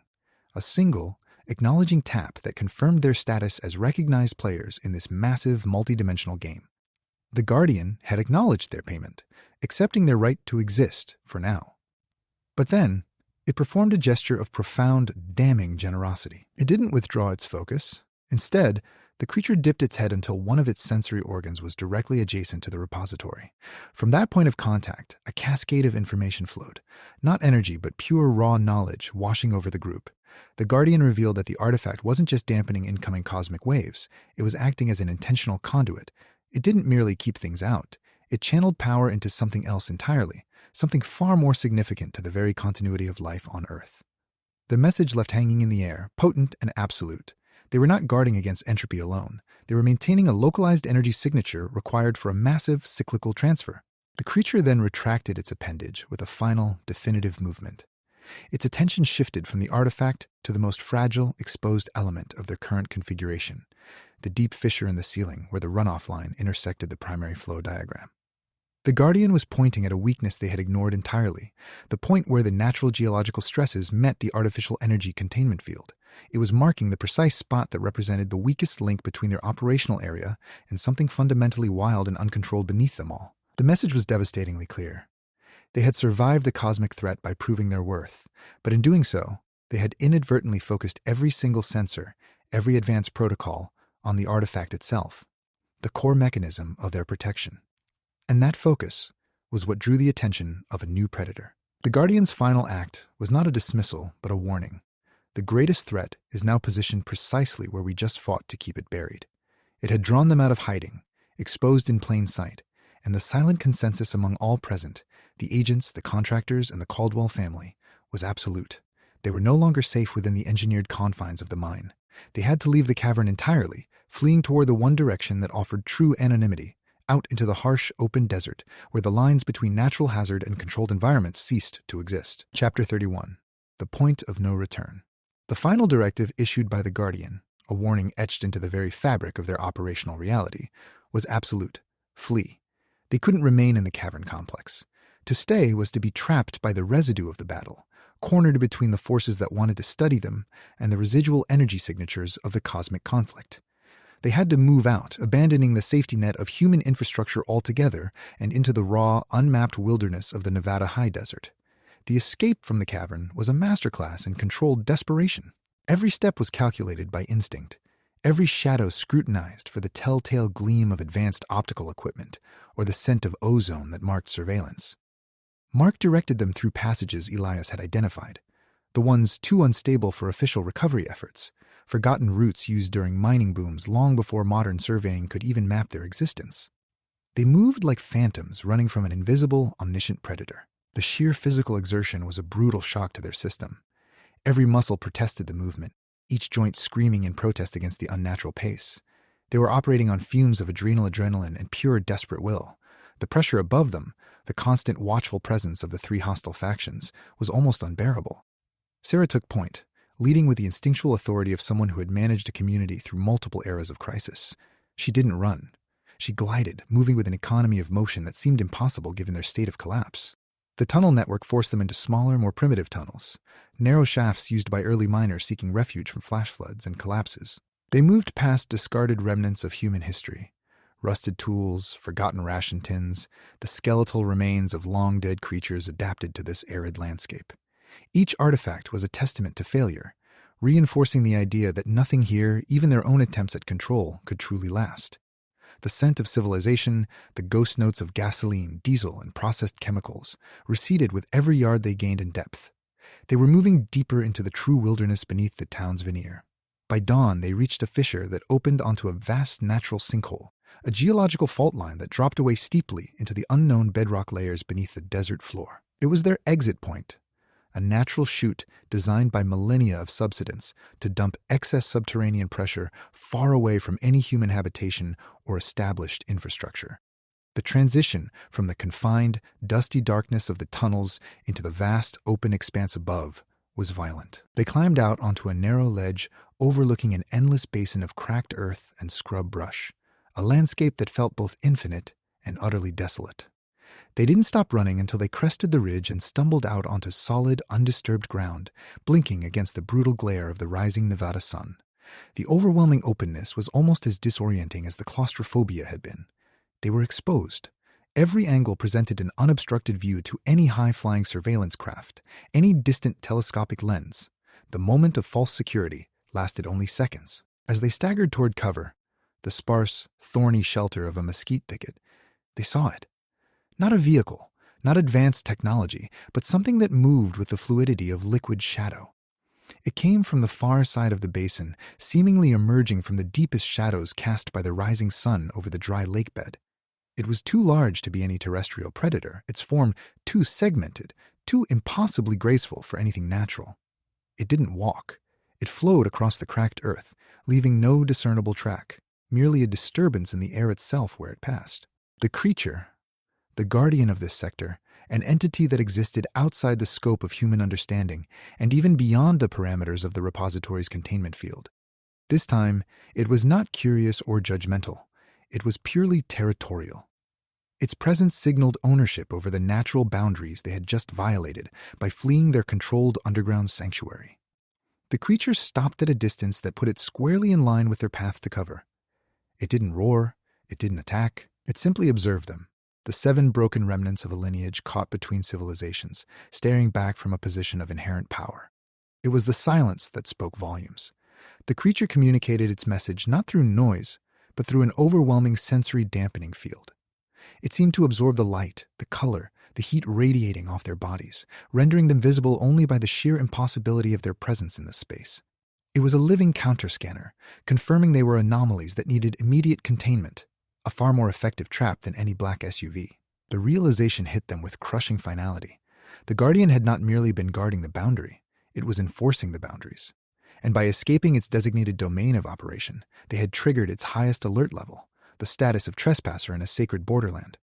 The game wasn't over because they found an exit, it was over because they left the jurisdiction of the known map. Suddenly, the creature moved. It didn't attack with claws or teeth, it simply repositioned itself, blocking the only viable path back toward cover, trapping them in a narrow corridor between its impossible form and the vast, hostile emptiness of the desert basin. The chase had ended in absolute stasis, a moment where all their accrued skills, every piece of knowledge they possessed, meant nothing against an enemy that defied physics entirely. The creature tilted its massive head, and then, slowly, it extended a forelimb that wasn't skeletal or muscular. It was composed of solidified shadow and polished carapace, an appendage that seemed to drink the light from the morning sky. It pointed, not at them, but toward the distant hazy outline of the nearest human settlement, a town that represented everything they had been running from: predictable routine, comfortable lies, and absolute vulnerability. It was an implicit directive, a physical command echoing through the silence. They were too exposed, their energy reserves too critically low, and this new entity, this primal gatekeeper, was showing them where the ultimate danger lay, in being found again by the flawed, unpredictable tapestry of human life they had sworn to protect. Chapter 32. The Final Stand. A vast canvas of cracked earth and unforgiving scrub brush under an unrelenting Nevada sun. There was no shelter here. Every direction offered only more open ground, more visible expanse, and consequently, more visibility for the towering, segmented form of the guardian entity blocking their path to safety. The creature moved with a horrifying poetry, a glide of predatory finality that seemed to absorb the light around it. It didn't chase them like an animal. It contained them within its sheer presence, defining the boundaries of the trap with its shadow and its unnerving rhythm. The air between them was charged not with electricity or fear, but with the weight of countless millennia of enforced boundary maintenance. The failure to escape back into the engineered safety of the mine tunnels meant that every single piece of their accumulated knowledge, the technical details, the lore, the scientific theories, was useless in this open expanse. Here, they were reduced to pure instinct. "It senses our deception," Sarah whispered, watching the creature's head swivel slowly, cataloging their panicked desperation. "It knows we are frauds." Mark felt a deep professional failure wash over him. All his models, all his predictive algorithms, had accounted for technological surveillance, political maneuvering, and even cosmic physics, but not for this kind of pure elemental guardianship. It was a force that operated outside the established rules of threat assessment. Elias stared at the ground between them and the creature. He saw the pattern again, the contamination trace, the flow lines, the deep structural weakness. The Guardian wasn't reacting to their flight. It was reacting to the fact that they had disrupted its ancient watch. Its entire existence seemed predicated on maintaining a perfect, undisturbed equilibrium of natural law. Alara stepped forward, placing herself deliberately between her family and the creature's direct line of sight.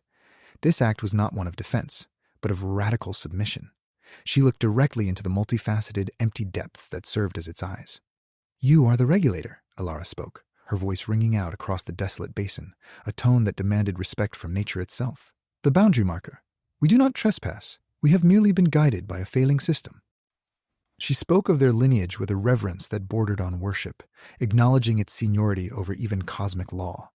It was Mark who seized on her words, seeing the loophole. If they were accused of trespassing, if they were caught in an act of violation against the natural order, the Guardian would treat them as hostile forces to be neutralized. "We need to demonstrate need," Mark breathed out, understanding the game's rules had changed entirely. "We have to prove that our survival is not a defiance of nature, but an essential continuation of it." He turned to Elias and Sarah. "We must show it we are incapable of self-sustaining deception." The plan was insane in its simplicity. They would stop running from the threat. They would stand still, unarmed, exposed, and utterly vulnerable, forcing the Guardian's attention back onto their inherent purpose, rather than our movements. It was a voluntary surrender of all tactical advantage, a profound act of faith in their own right to exist. The creature paused its menacing advance, the clicking rhythm faltering, as if it were trying to reconcile this sudden halt with its programmed mandate of perpetual vigilance. This required more than just stopping running. It required ceasing the performance of competence. They had to look, act, and feel like flawed, fragile creatures again. The original Caldwells who lived in their small, unremarkable house on Magnolia Street. The effort to shed years of hypervigilance was almost painful. It cost them more energy than running across miles of uneven desert terrain. They forced themselves into postures of casual weakness. They let the dust settle on their clothes. They allowed their expressions to drift back to simple weariness, accepting the role of pitiable, unremarkable transients. The Guardian watched this entire process. The shedding of vigilance was a deeper submission than any ritualistic chant or technological bypass could achieve. The creature's posture finally shifted from hostile patrol to intense analysis. It recognized the signal, unthreatening. It was then that the breakthrough moment came, signaled by a subtle shift in its resonance pattern. The creature wasn't just guarding the boundary, it was calculating the optimal moment for the next cycle, and the Caldwell's presence, their lingering echo, had served to merely delay the inevitable reckoning. The Guardian raised one massive limb again, but this time it didn't point at them, or the repository, or the cavern entrance. It pointed toward the horizon, directly over the distant, shimmering haze that they had seen earlier, the remnant of the dimensional tear. The creature was communicating. Your current struggle is localized. The true pressure comes from beyond. The message was overwhelming in its implication. Their little patch of Nevada dust was merely a temporary shield against something infinitely larger and more persistent than planetary entropy. Something that was cyclical on a grander, multidimensional scale. It was the confirmation they desperately needed to hear, that the danger wasn't just internal or governmental, it was cosmic. But as the Guardian held this final pointer towards the horizon, its massive body seemed to shudder, and then the light of the desert sun caught something embedded in its chitinous plates. A pattern. It was too regular, too geometric to be natural armor plating. It was a lattice etched deep into its structure, mirroring the design of the repository itself. It wasn't just guarding the boundary, it was part of the containment field. The creature was not an indigenous sentinel. It was a component, a physical manifestation designed to keep the cycle manageable until the designated moment, a piece of ancient technology given biological life. And by understanding this final truth, they realized their entire existence had been merely acting as highly advanced maintenance crew for something that wasn't even theirs. The creature's vigilance broke. Its massive head slowly dipped toward the horizon line, acknowledging the inevitable arrival of whatever was waiting beyond the current stellar cycle. A threat so vast it rendered both human conspiracy and cosmic entropy utterly meaningless by comparison. It signaled its acceptance of this new primary directive. They had to get out of the desert before the next wave hit. Chapter 33. The Deep Wash. The weight of the Guardian's silent confirmation was crushing. They were not masters. They were mere highly specialized, biopowered components in a vastly complex planetary machine. Their entire existence had been predicated on keeping a lid screwed onto something so colossal that it required stellar geometry to even understand its rhythm. "We cannot stay here," Sarah gasped out, her voice ragged from the ordeal of feigning collapse and then performing the desperate ritual acknowledgement. The sheer proximity of the massive silent sentinel was too much for their depleted systems. Every fiber of their being screamed in a unified protest against remaining within the defined boundaries of its watchful domain. The Guardian remained motionless, a monument to ancient power. It didn't need to move. Its mere presence served as an absolute unbreakable barrier, a physical manifestation of stay contained. Its silent communication was clear. You do not belong here. The understanding settled over them like the dust of ages. The cavern, with all its manufactured drama and priceless secrets, was now a trap. The only way to buy time from the cyclical pressure was to break the established boundaries entirely, to flee into the wild, uncontrolled void of the open desert. Mark surveyed their surroundings desperately. "We need immediate, deep cover," he declared, his voice regaining some of its scientific authority through sheer force of will. "The canyon system, the old washbed trenches that run parallel to the riverbed 50 yards west. They offer natural shielding from any long-range scanning equipment." Getting there was a race against time, an adrenaline-fueled scramble away from the glowing artifact and the watchful eyes of the trapped factions. The federal agents, having just been forced to reconcile their protocols with the impossibility of what they had witnessed, were still reeling, caught between the contractors who were now studying the Guardian's pattern and the lure of reopening the unstable Western Passage, a conflict that was about to consume them in a spiral of jurisdictional argument. They sprinted out of the main cavern chamber through the debris-strewn wreckage of their own performance. The sheer physicality of running from 3 converging lines of surveillance made every breath a ragged, burning affair. They ran away from the history they were paid to preserve. The chase was brutal and exhilarating. Elias took point, his historical knowledge invaluable for predicting where the ground would shift beneath them, the hidden fault lines that had been ignored by modern mapping technology. He guided them through treacherous patches of unstable scree, forcing the creature's silent boundary enforcement to momentarily redirect its focus from trapping them within the cavern to managing the chaos in their frantic escape. Sarah ran beside him, her movements fluid and utterly tireless despite her profound exhaustion. She was not running as a mother protecting children. She was running with the focused intensity of a predator defending its territory against an existential threat. Her sheer willpower became a physical shield, forcing them forward when fatigue threatened to buckle their knees. Mark covered their rear guard, constantly scanning the open expanse behind them. He noticed the subtle changes in the air density, the faint, almost subliminal shift that indicated the presence of other sensors, invisible and always listening. The desert was brutalizingly beautiful, endless scrubland giving way to deep arroyos carved by eons of flash floods. They ran until their lungs burned with a pain deeper than any fatigue, until the sound of their own desperate panting filled the void where conversation should have been. Finally, Elias spotted it, a dip in the terrain that was too geometrically perfect to be natural debris flow. It was an ancient, deep washbed trench, carved by water long before human settlements were even conceived, a geological seam running parallel to the dried-up bed of the main river artery. The canyon walls offered immediate, total concealment from overhead surveillance. They plunged into it headlong, tumbling over loose gravel and down slick embankments until they tumbled into the relative safety of the deepest wash bottom. They lay there in a heap of exhausted limbs, gasping for air that smelled only of wet stone and pure, undisturbed time. The crushing silence settled around them like a heavy blanket, a blessed null zone where no signal could penetrate. The Guardian remained fixed at the mouth of the cavern entrance, its glowing form acting as an insurmountable curtain, blocking any easy re-entry into their source of power. It had deemed them temporarily cleared from its immediate jurisdiction. They lay there until dawn, waiting for the physical exhaustion to drag them into a temporary truce with unconsciousness. They waited through the hours, listening only to the sound of their own ragged breathing against the backdrop of the desert wind, a natural rhythm that was far more comforting than any artificial hum. As the sun began its slow ascent, casting long skeletal shadows across the basement floor, it was Mark who finally managed to sit up, surveying the desolate beauty around them. They were free from the immediate gaze of man and machine. They were outside the boundaries of jurisdiction.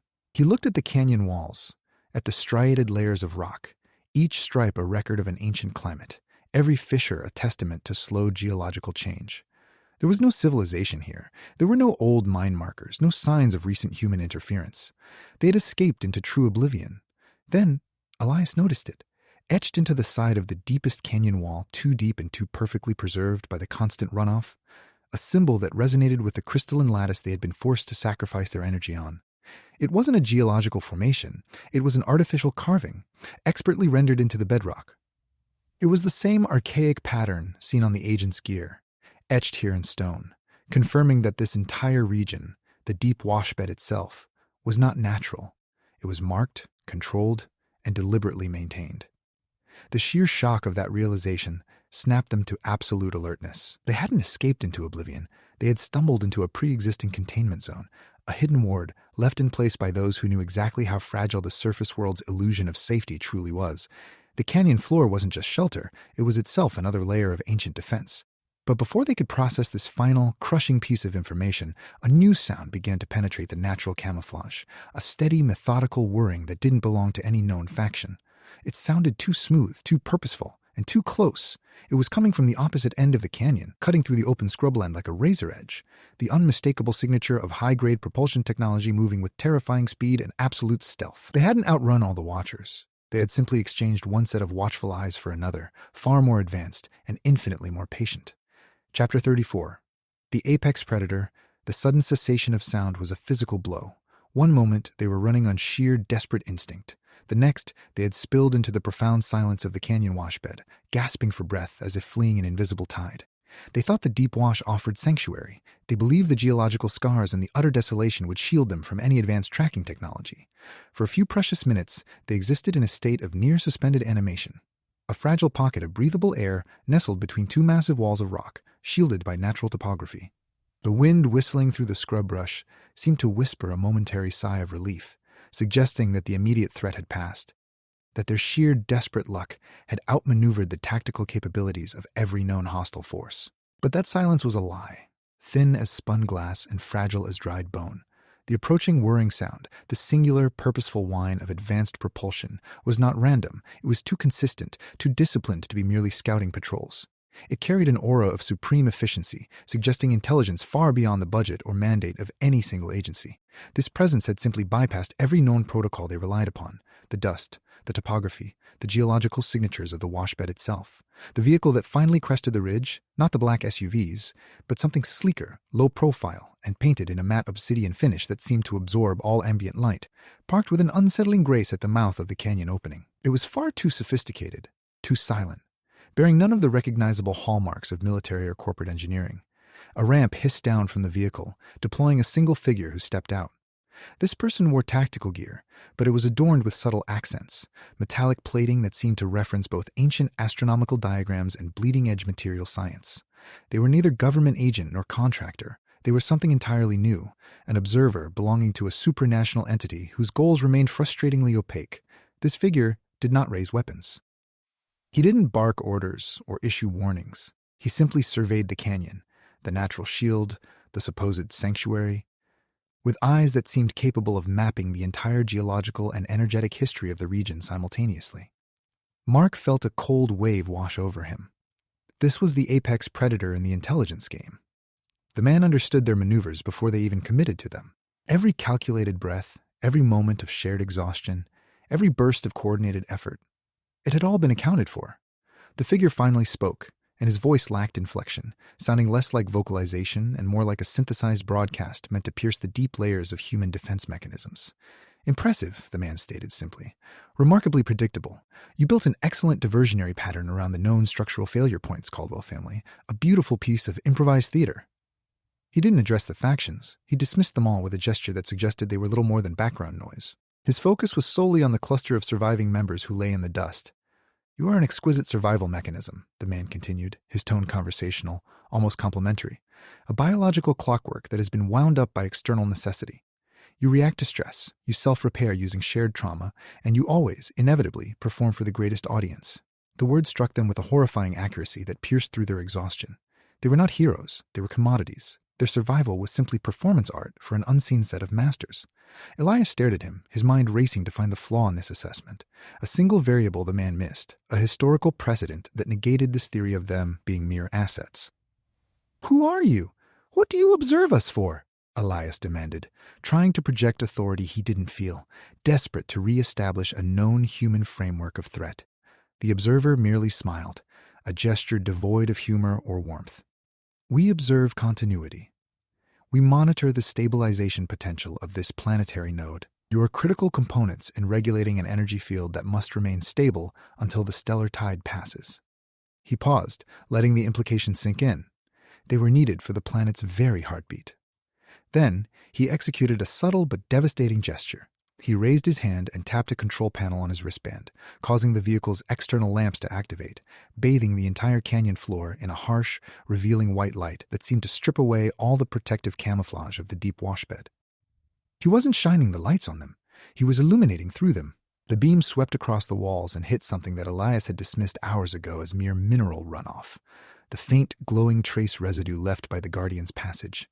It suddenly flared in response to this new external light source, drawing out every chemical signature, every molecular fingerprint of their struggle, exposing it all at once for the man's analysis. "Everything," the observer murmured, his voice dripping with clinical disdain, "is mapped. The energy signatures of your trauma, the resonance pattern of the artifact's power drain, the unique biomarker left by the Guardian when it passed through. You are all indexed." He reached into a pouch on his tactical vest and pulled out a single crystalline shard. It was beautiful. Impossibly complex, pulsing with a faint, familiar blue light that matched the repository's core frequency. "This," he announced, holding up the piece of evidence, a sample taken from the residue they were forced to create during their escape in Chapter 28. "It proves that your methods of defense are predictable. They have all led back to a single exploitable point, the energy signature required for your unique survival." He held it up so the harsh light caught its edges, allowing them to see the flaw, the weakness he had pinpointed in their collective defensive effort. He didn't need to threaten violence. His mere possession of that sample was a declaration of absolute victory in surveillance. They were not merely observed, they were cataloged down to the atomic level. The observer then tilted his head, and the message delivered through the ambient lighting changed entirely. It wasn't about survival anymore. It was about retrieval. He had seen their entire journey, the panic, the planning, the sacrifice, and he now understood that the Caldwells possessed something infinitely more valuable than mere continued existence. He dropped the shard onto the ground before them with a definitive click. The sound resonated through the dust and settled like judgment. "The artifact was merely the jail cell," he announced, his voice echoing into their souls. "What you are truly hiding, what every single faction, and indeed the greater cosmic powers, are hunting for, is not energy potential. It is a specific biological resonance that proves your unique utility to whatever force necessitated this entire containment field in the first place." He was pointing at them, at their very existence as the prize. They were not just keepers of power. They were the final component of some grand universal key, a piece of living, irreplaceable hardware whose capture would grant total dominion over the cycle's energy transfer point, far surpassing the value of the repository itself. Chapter 35, Final Resonance. The finality of the observer's declaration, that they were not merely assets but components, hit them with the force of physical blow. Their entire desperate struggle in the deep cavern was reduced to a single line item on someone else's galactic inventory sheet. The revelation stripped away their agency, leaving them raw, terrified, and exposed in the glaring light cast by the advanced surveillance equipment. The air didn't just feel charged, it felt wrong. It felt like standing at the seam between realities, where one side was solid reality and the other was a theoretical diagram drawn in starlight. The observer hadn't captured them. He had simply revealed that they were all caught within the grid of his monitoring system, a grand, inescapable net cast over their entire existence. The realization was immediate. The crisis wasn't about them being found by people. It was about the fact that the very act of existing in Harmony Creek at this moment in time was drawing a spotlight on them for entities far beyond human comprehension. "You want what we guard," Sarah whispered, her voice stripped bare of all artifice, sounding only like desperation. "What do you think we are? A battery?"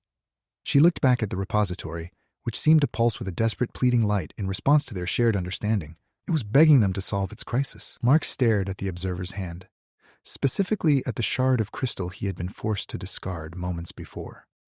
"You want the data on why we are valuable," Mark stated, his voice ringing with a sudden, profound authority that bypassed all previous intellectual skepticism. "You want proof of our sustained viability." Elias nodded slowly, drawing upon every piece of knowledge, the old legends, the scientific markers, the folklore of necessary payment. "We have shown you everything. The continuous cycle of sacrifice, the need for local grounding, the unique bioelectrical signature. We've given you enough data points to write a doctoral thesis on our existence." The observer smiled that thin, utterly empty smile again. "But documentation is passive. It requires no energy expenditure. To prove viability, you must perform viability." The statement was chilling in its simplicity. It dismissed their entire lived experience as mere paperwork for his amusement. Panic flared up, a sudden collective need to perform the most definitive act of self-validation possible. They realized they had been tricked into thinking that merely understanding the threat was enough. They needed to prove they could control the output. Ilara stepped forward, placing her hands on Sarah's shoulders, grounding her with a strength that seemed pulled from deep memory itself. "We will show you what we are capable of," she announced, her voice regaining the resonance it had possessed when addressing the Guardian weeks earlier.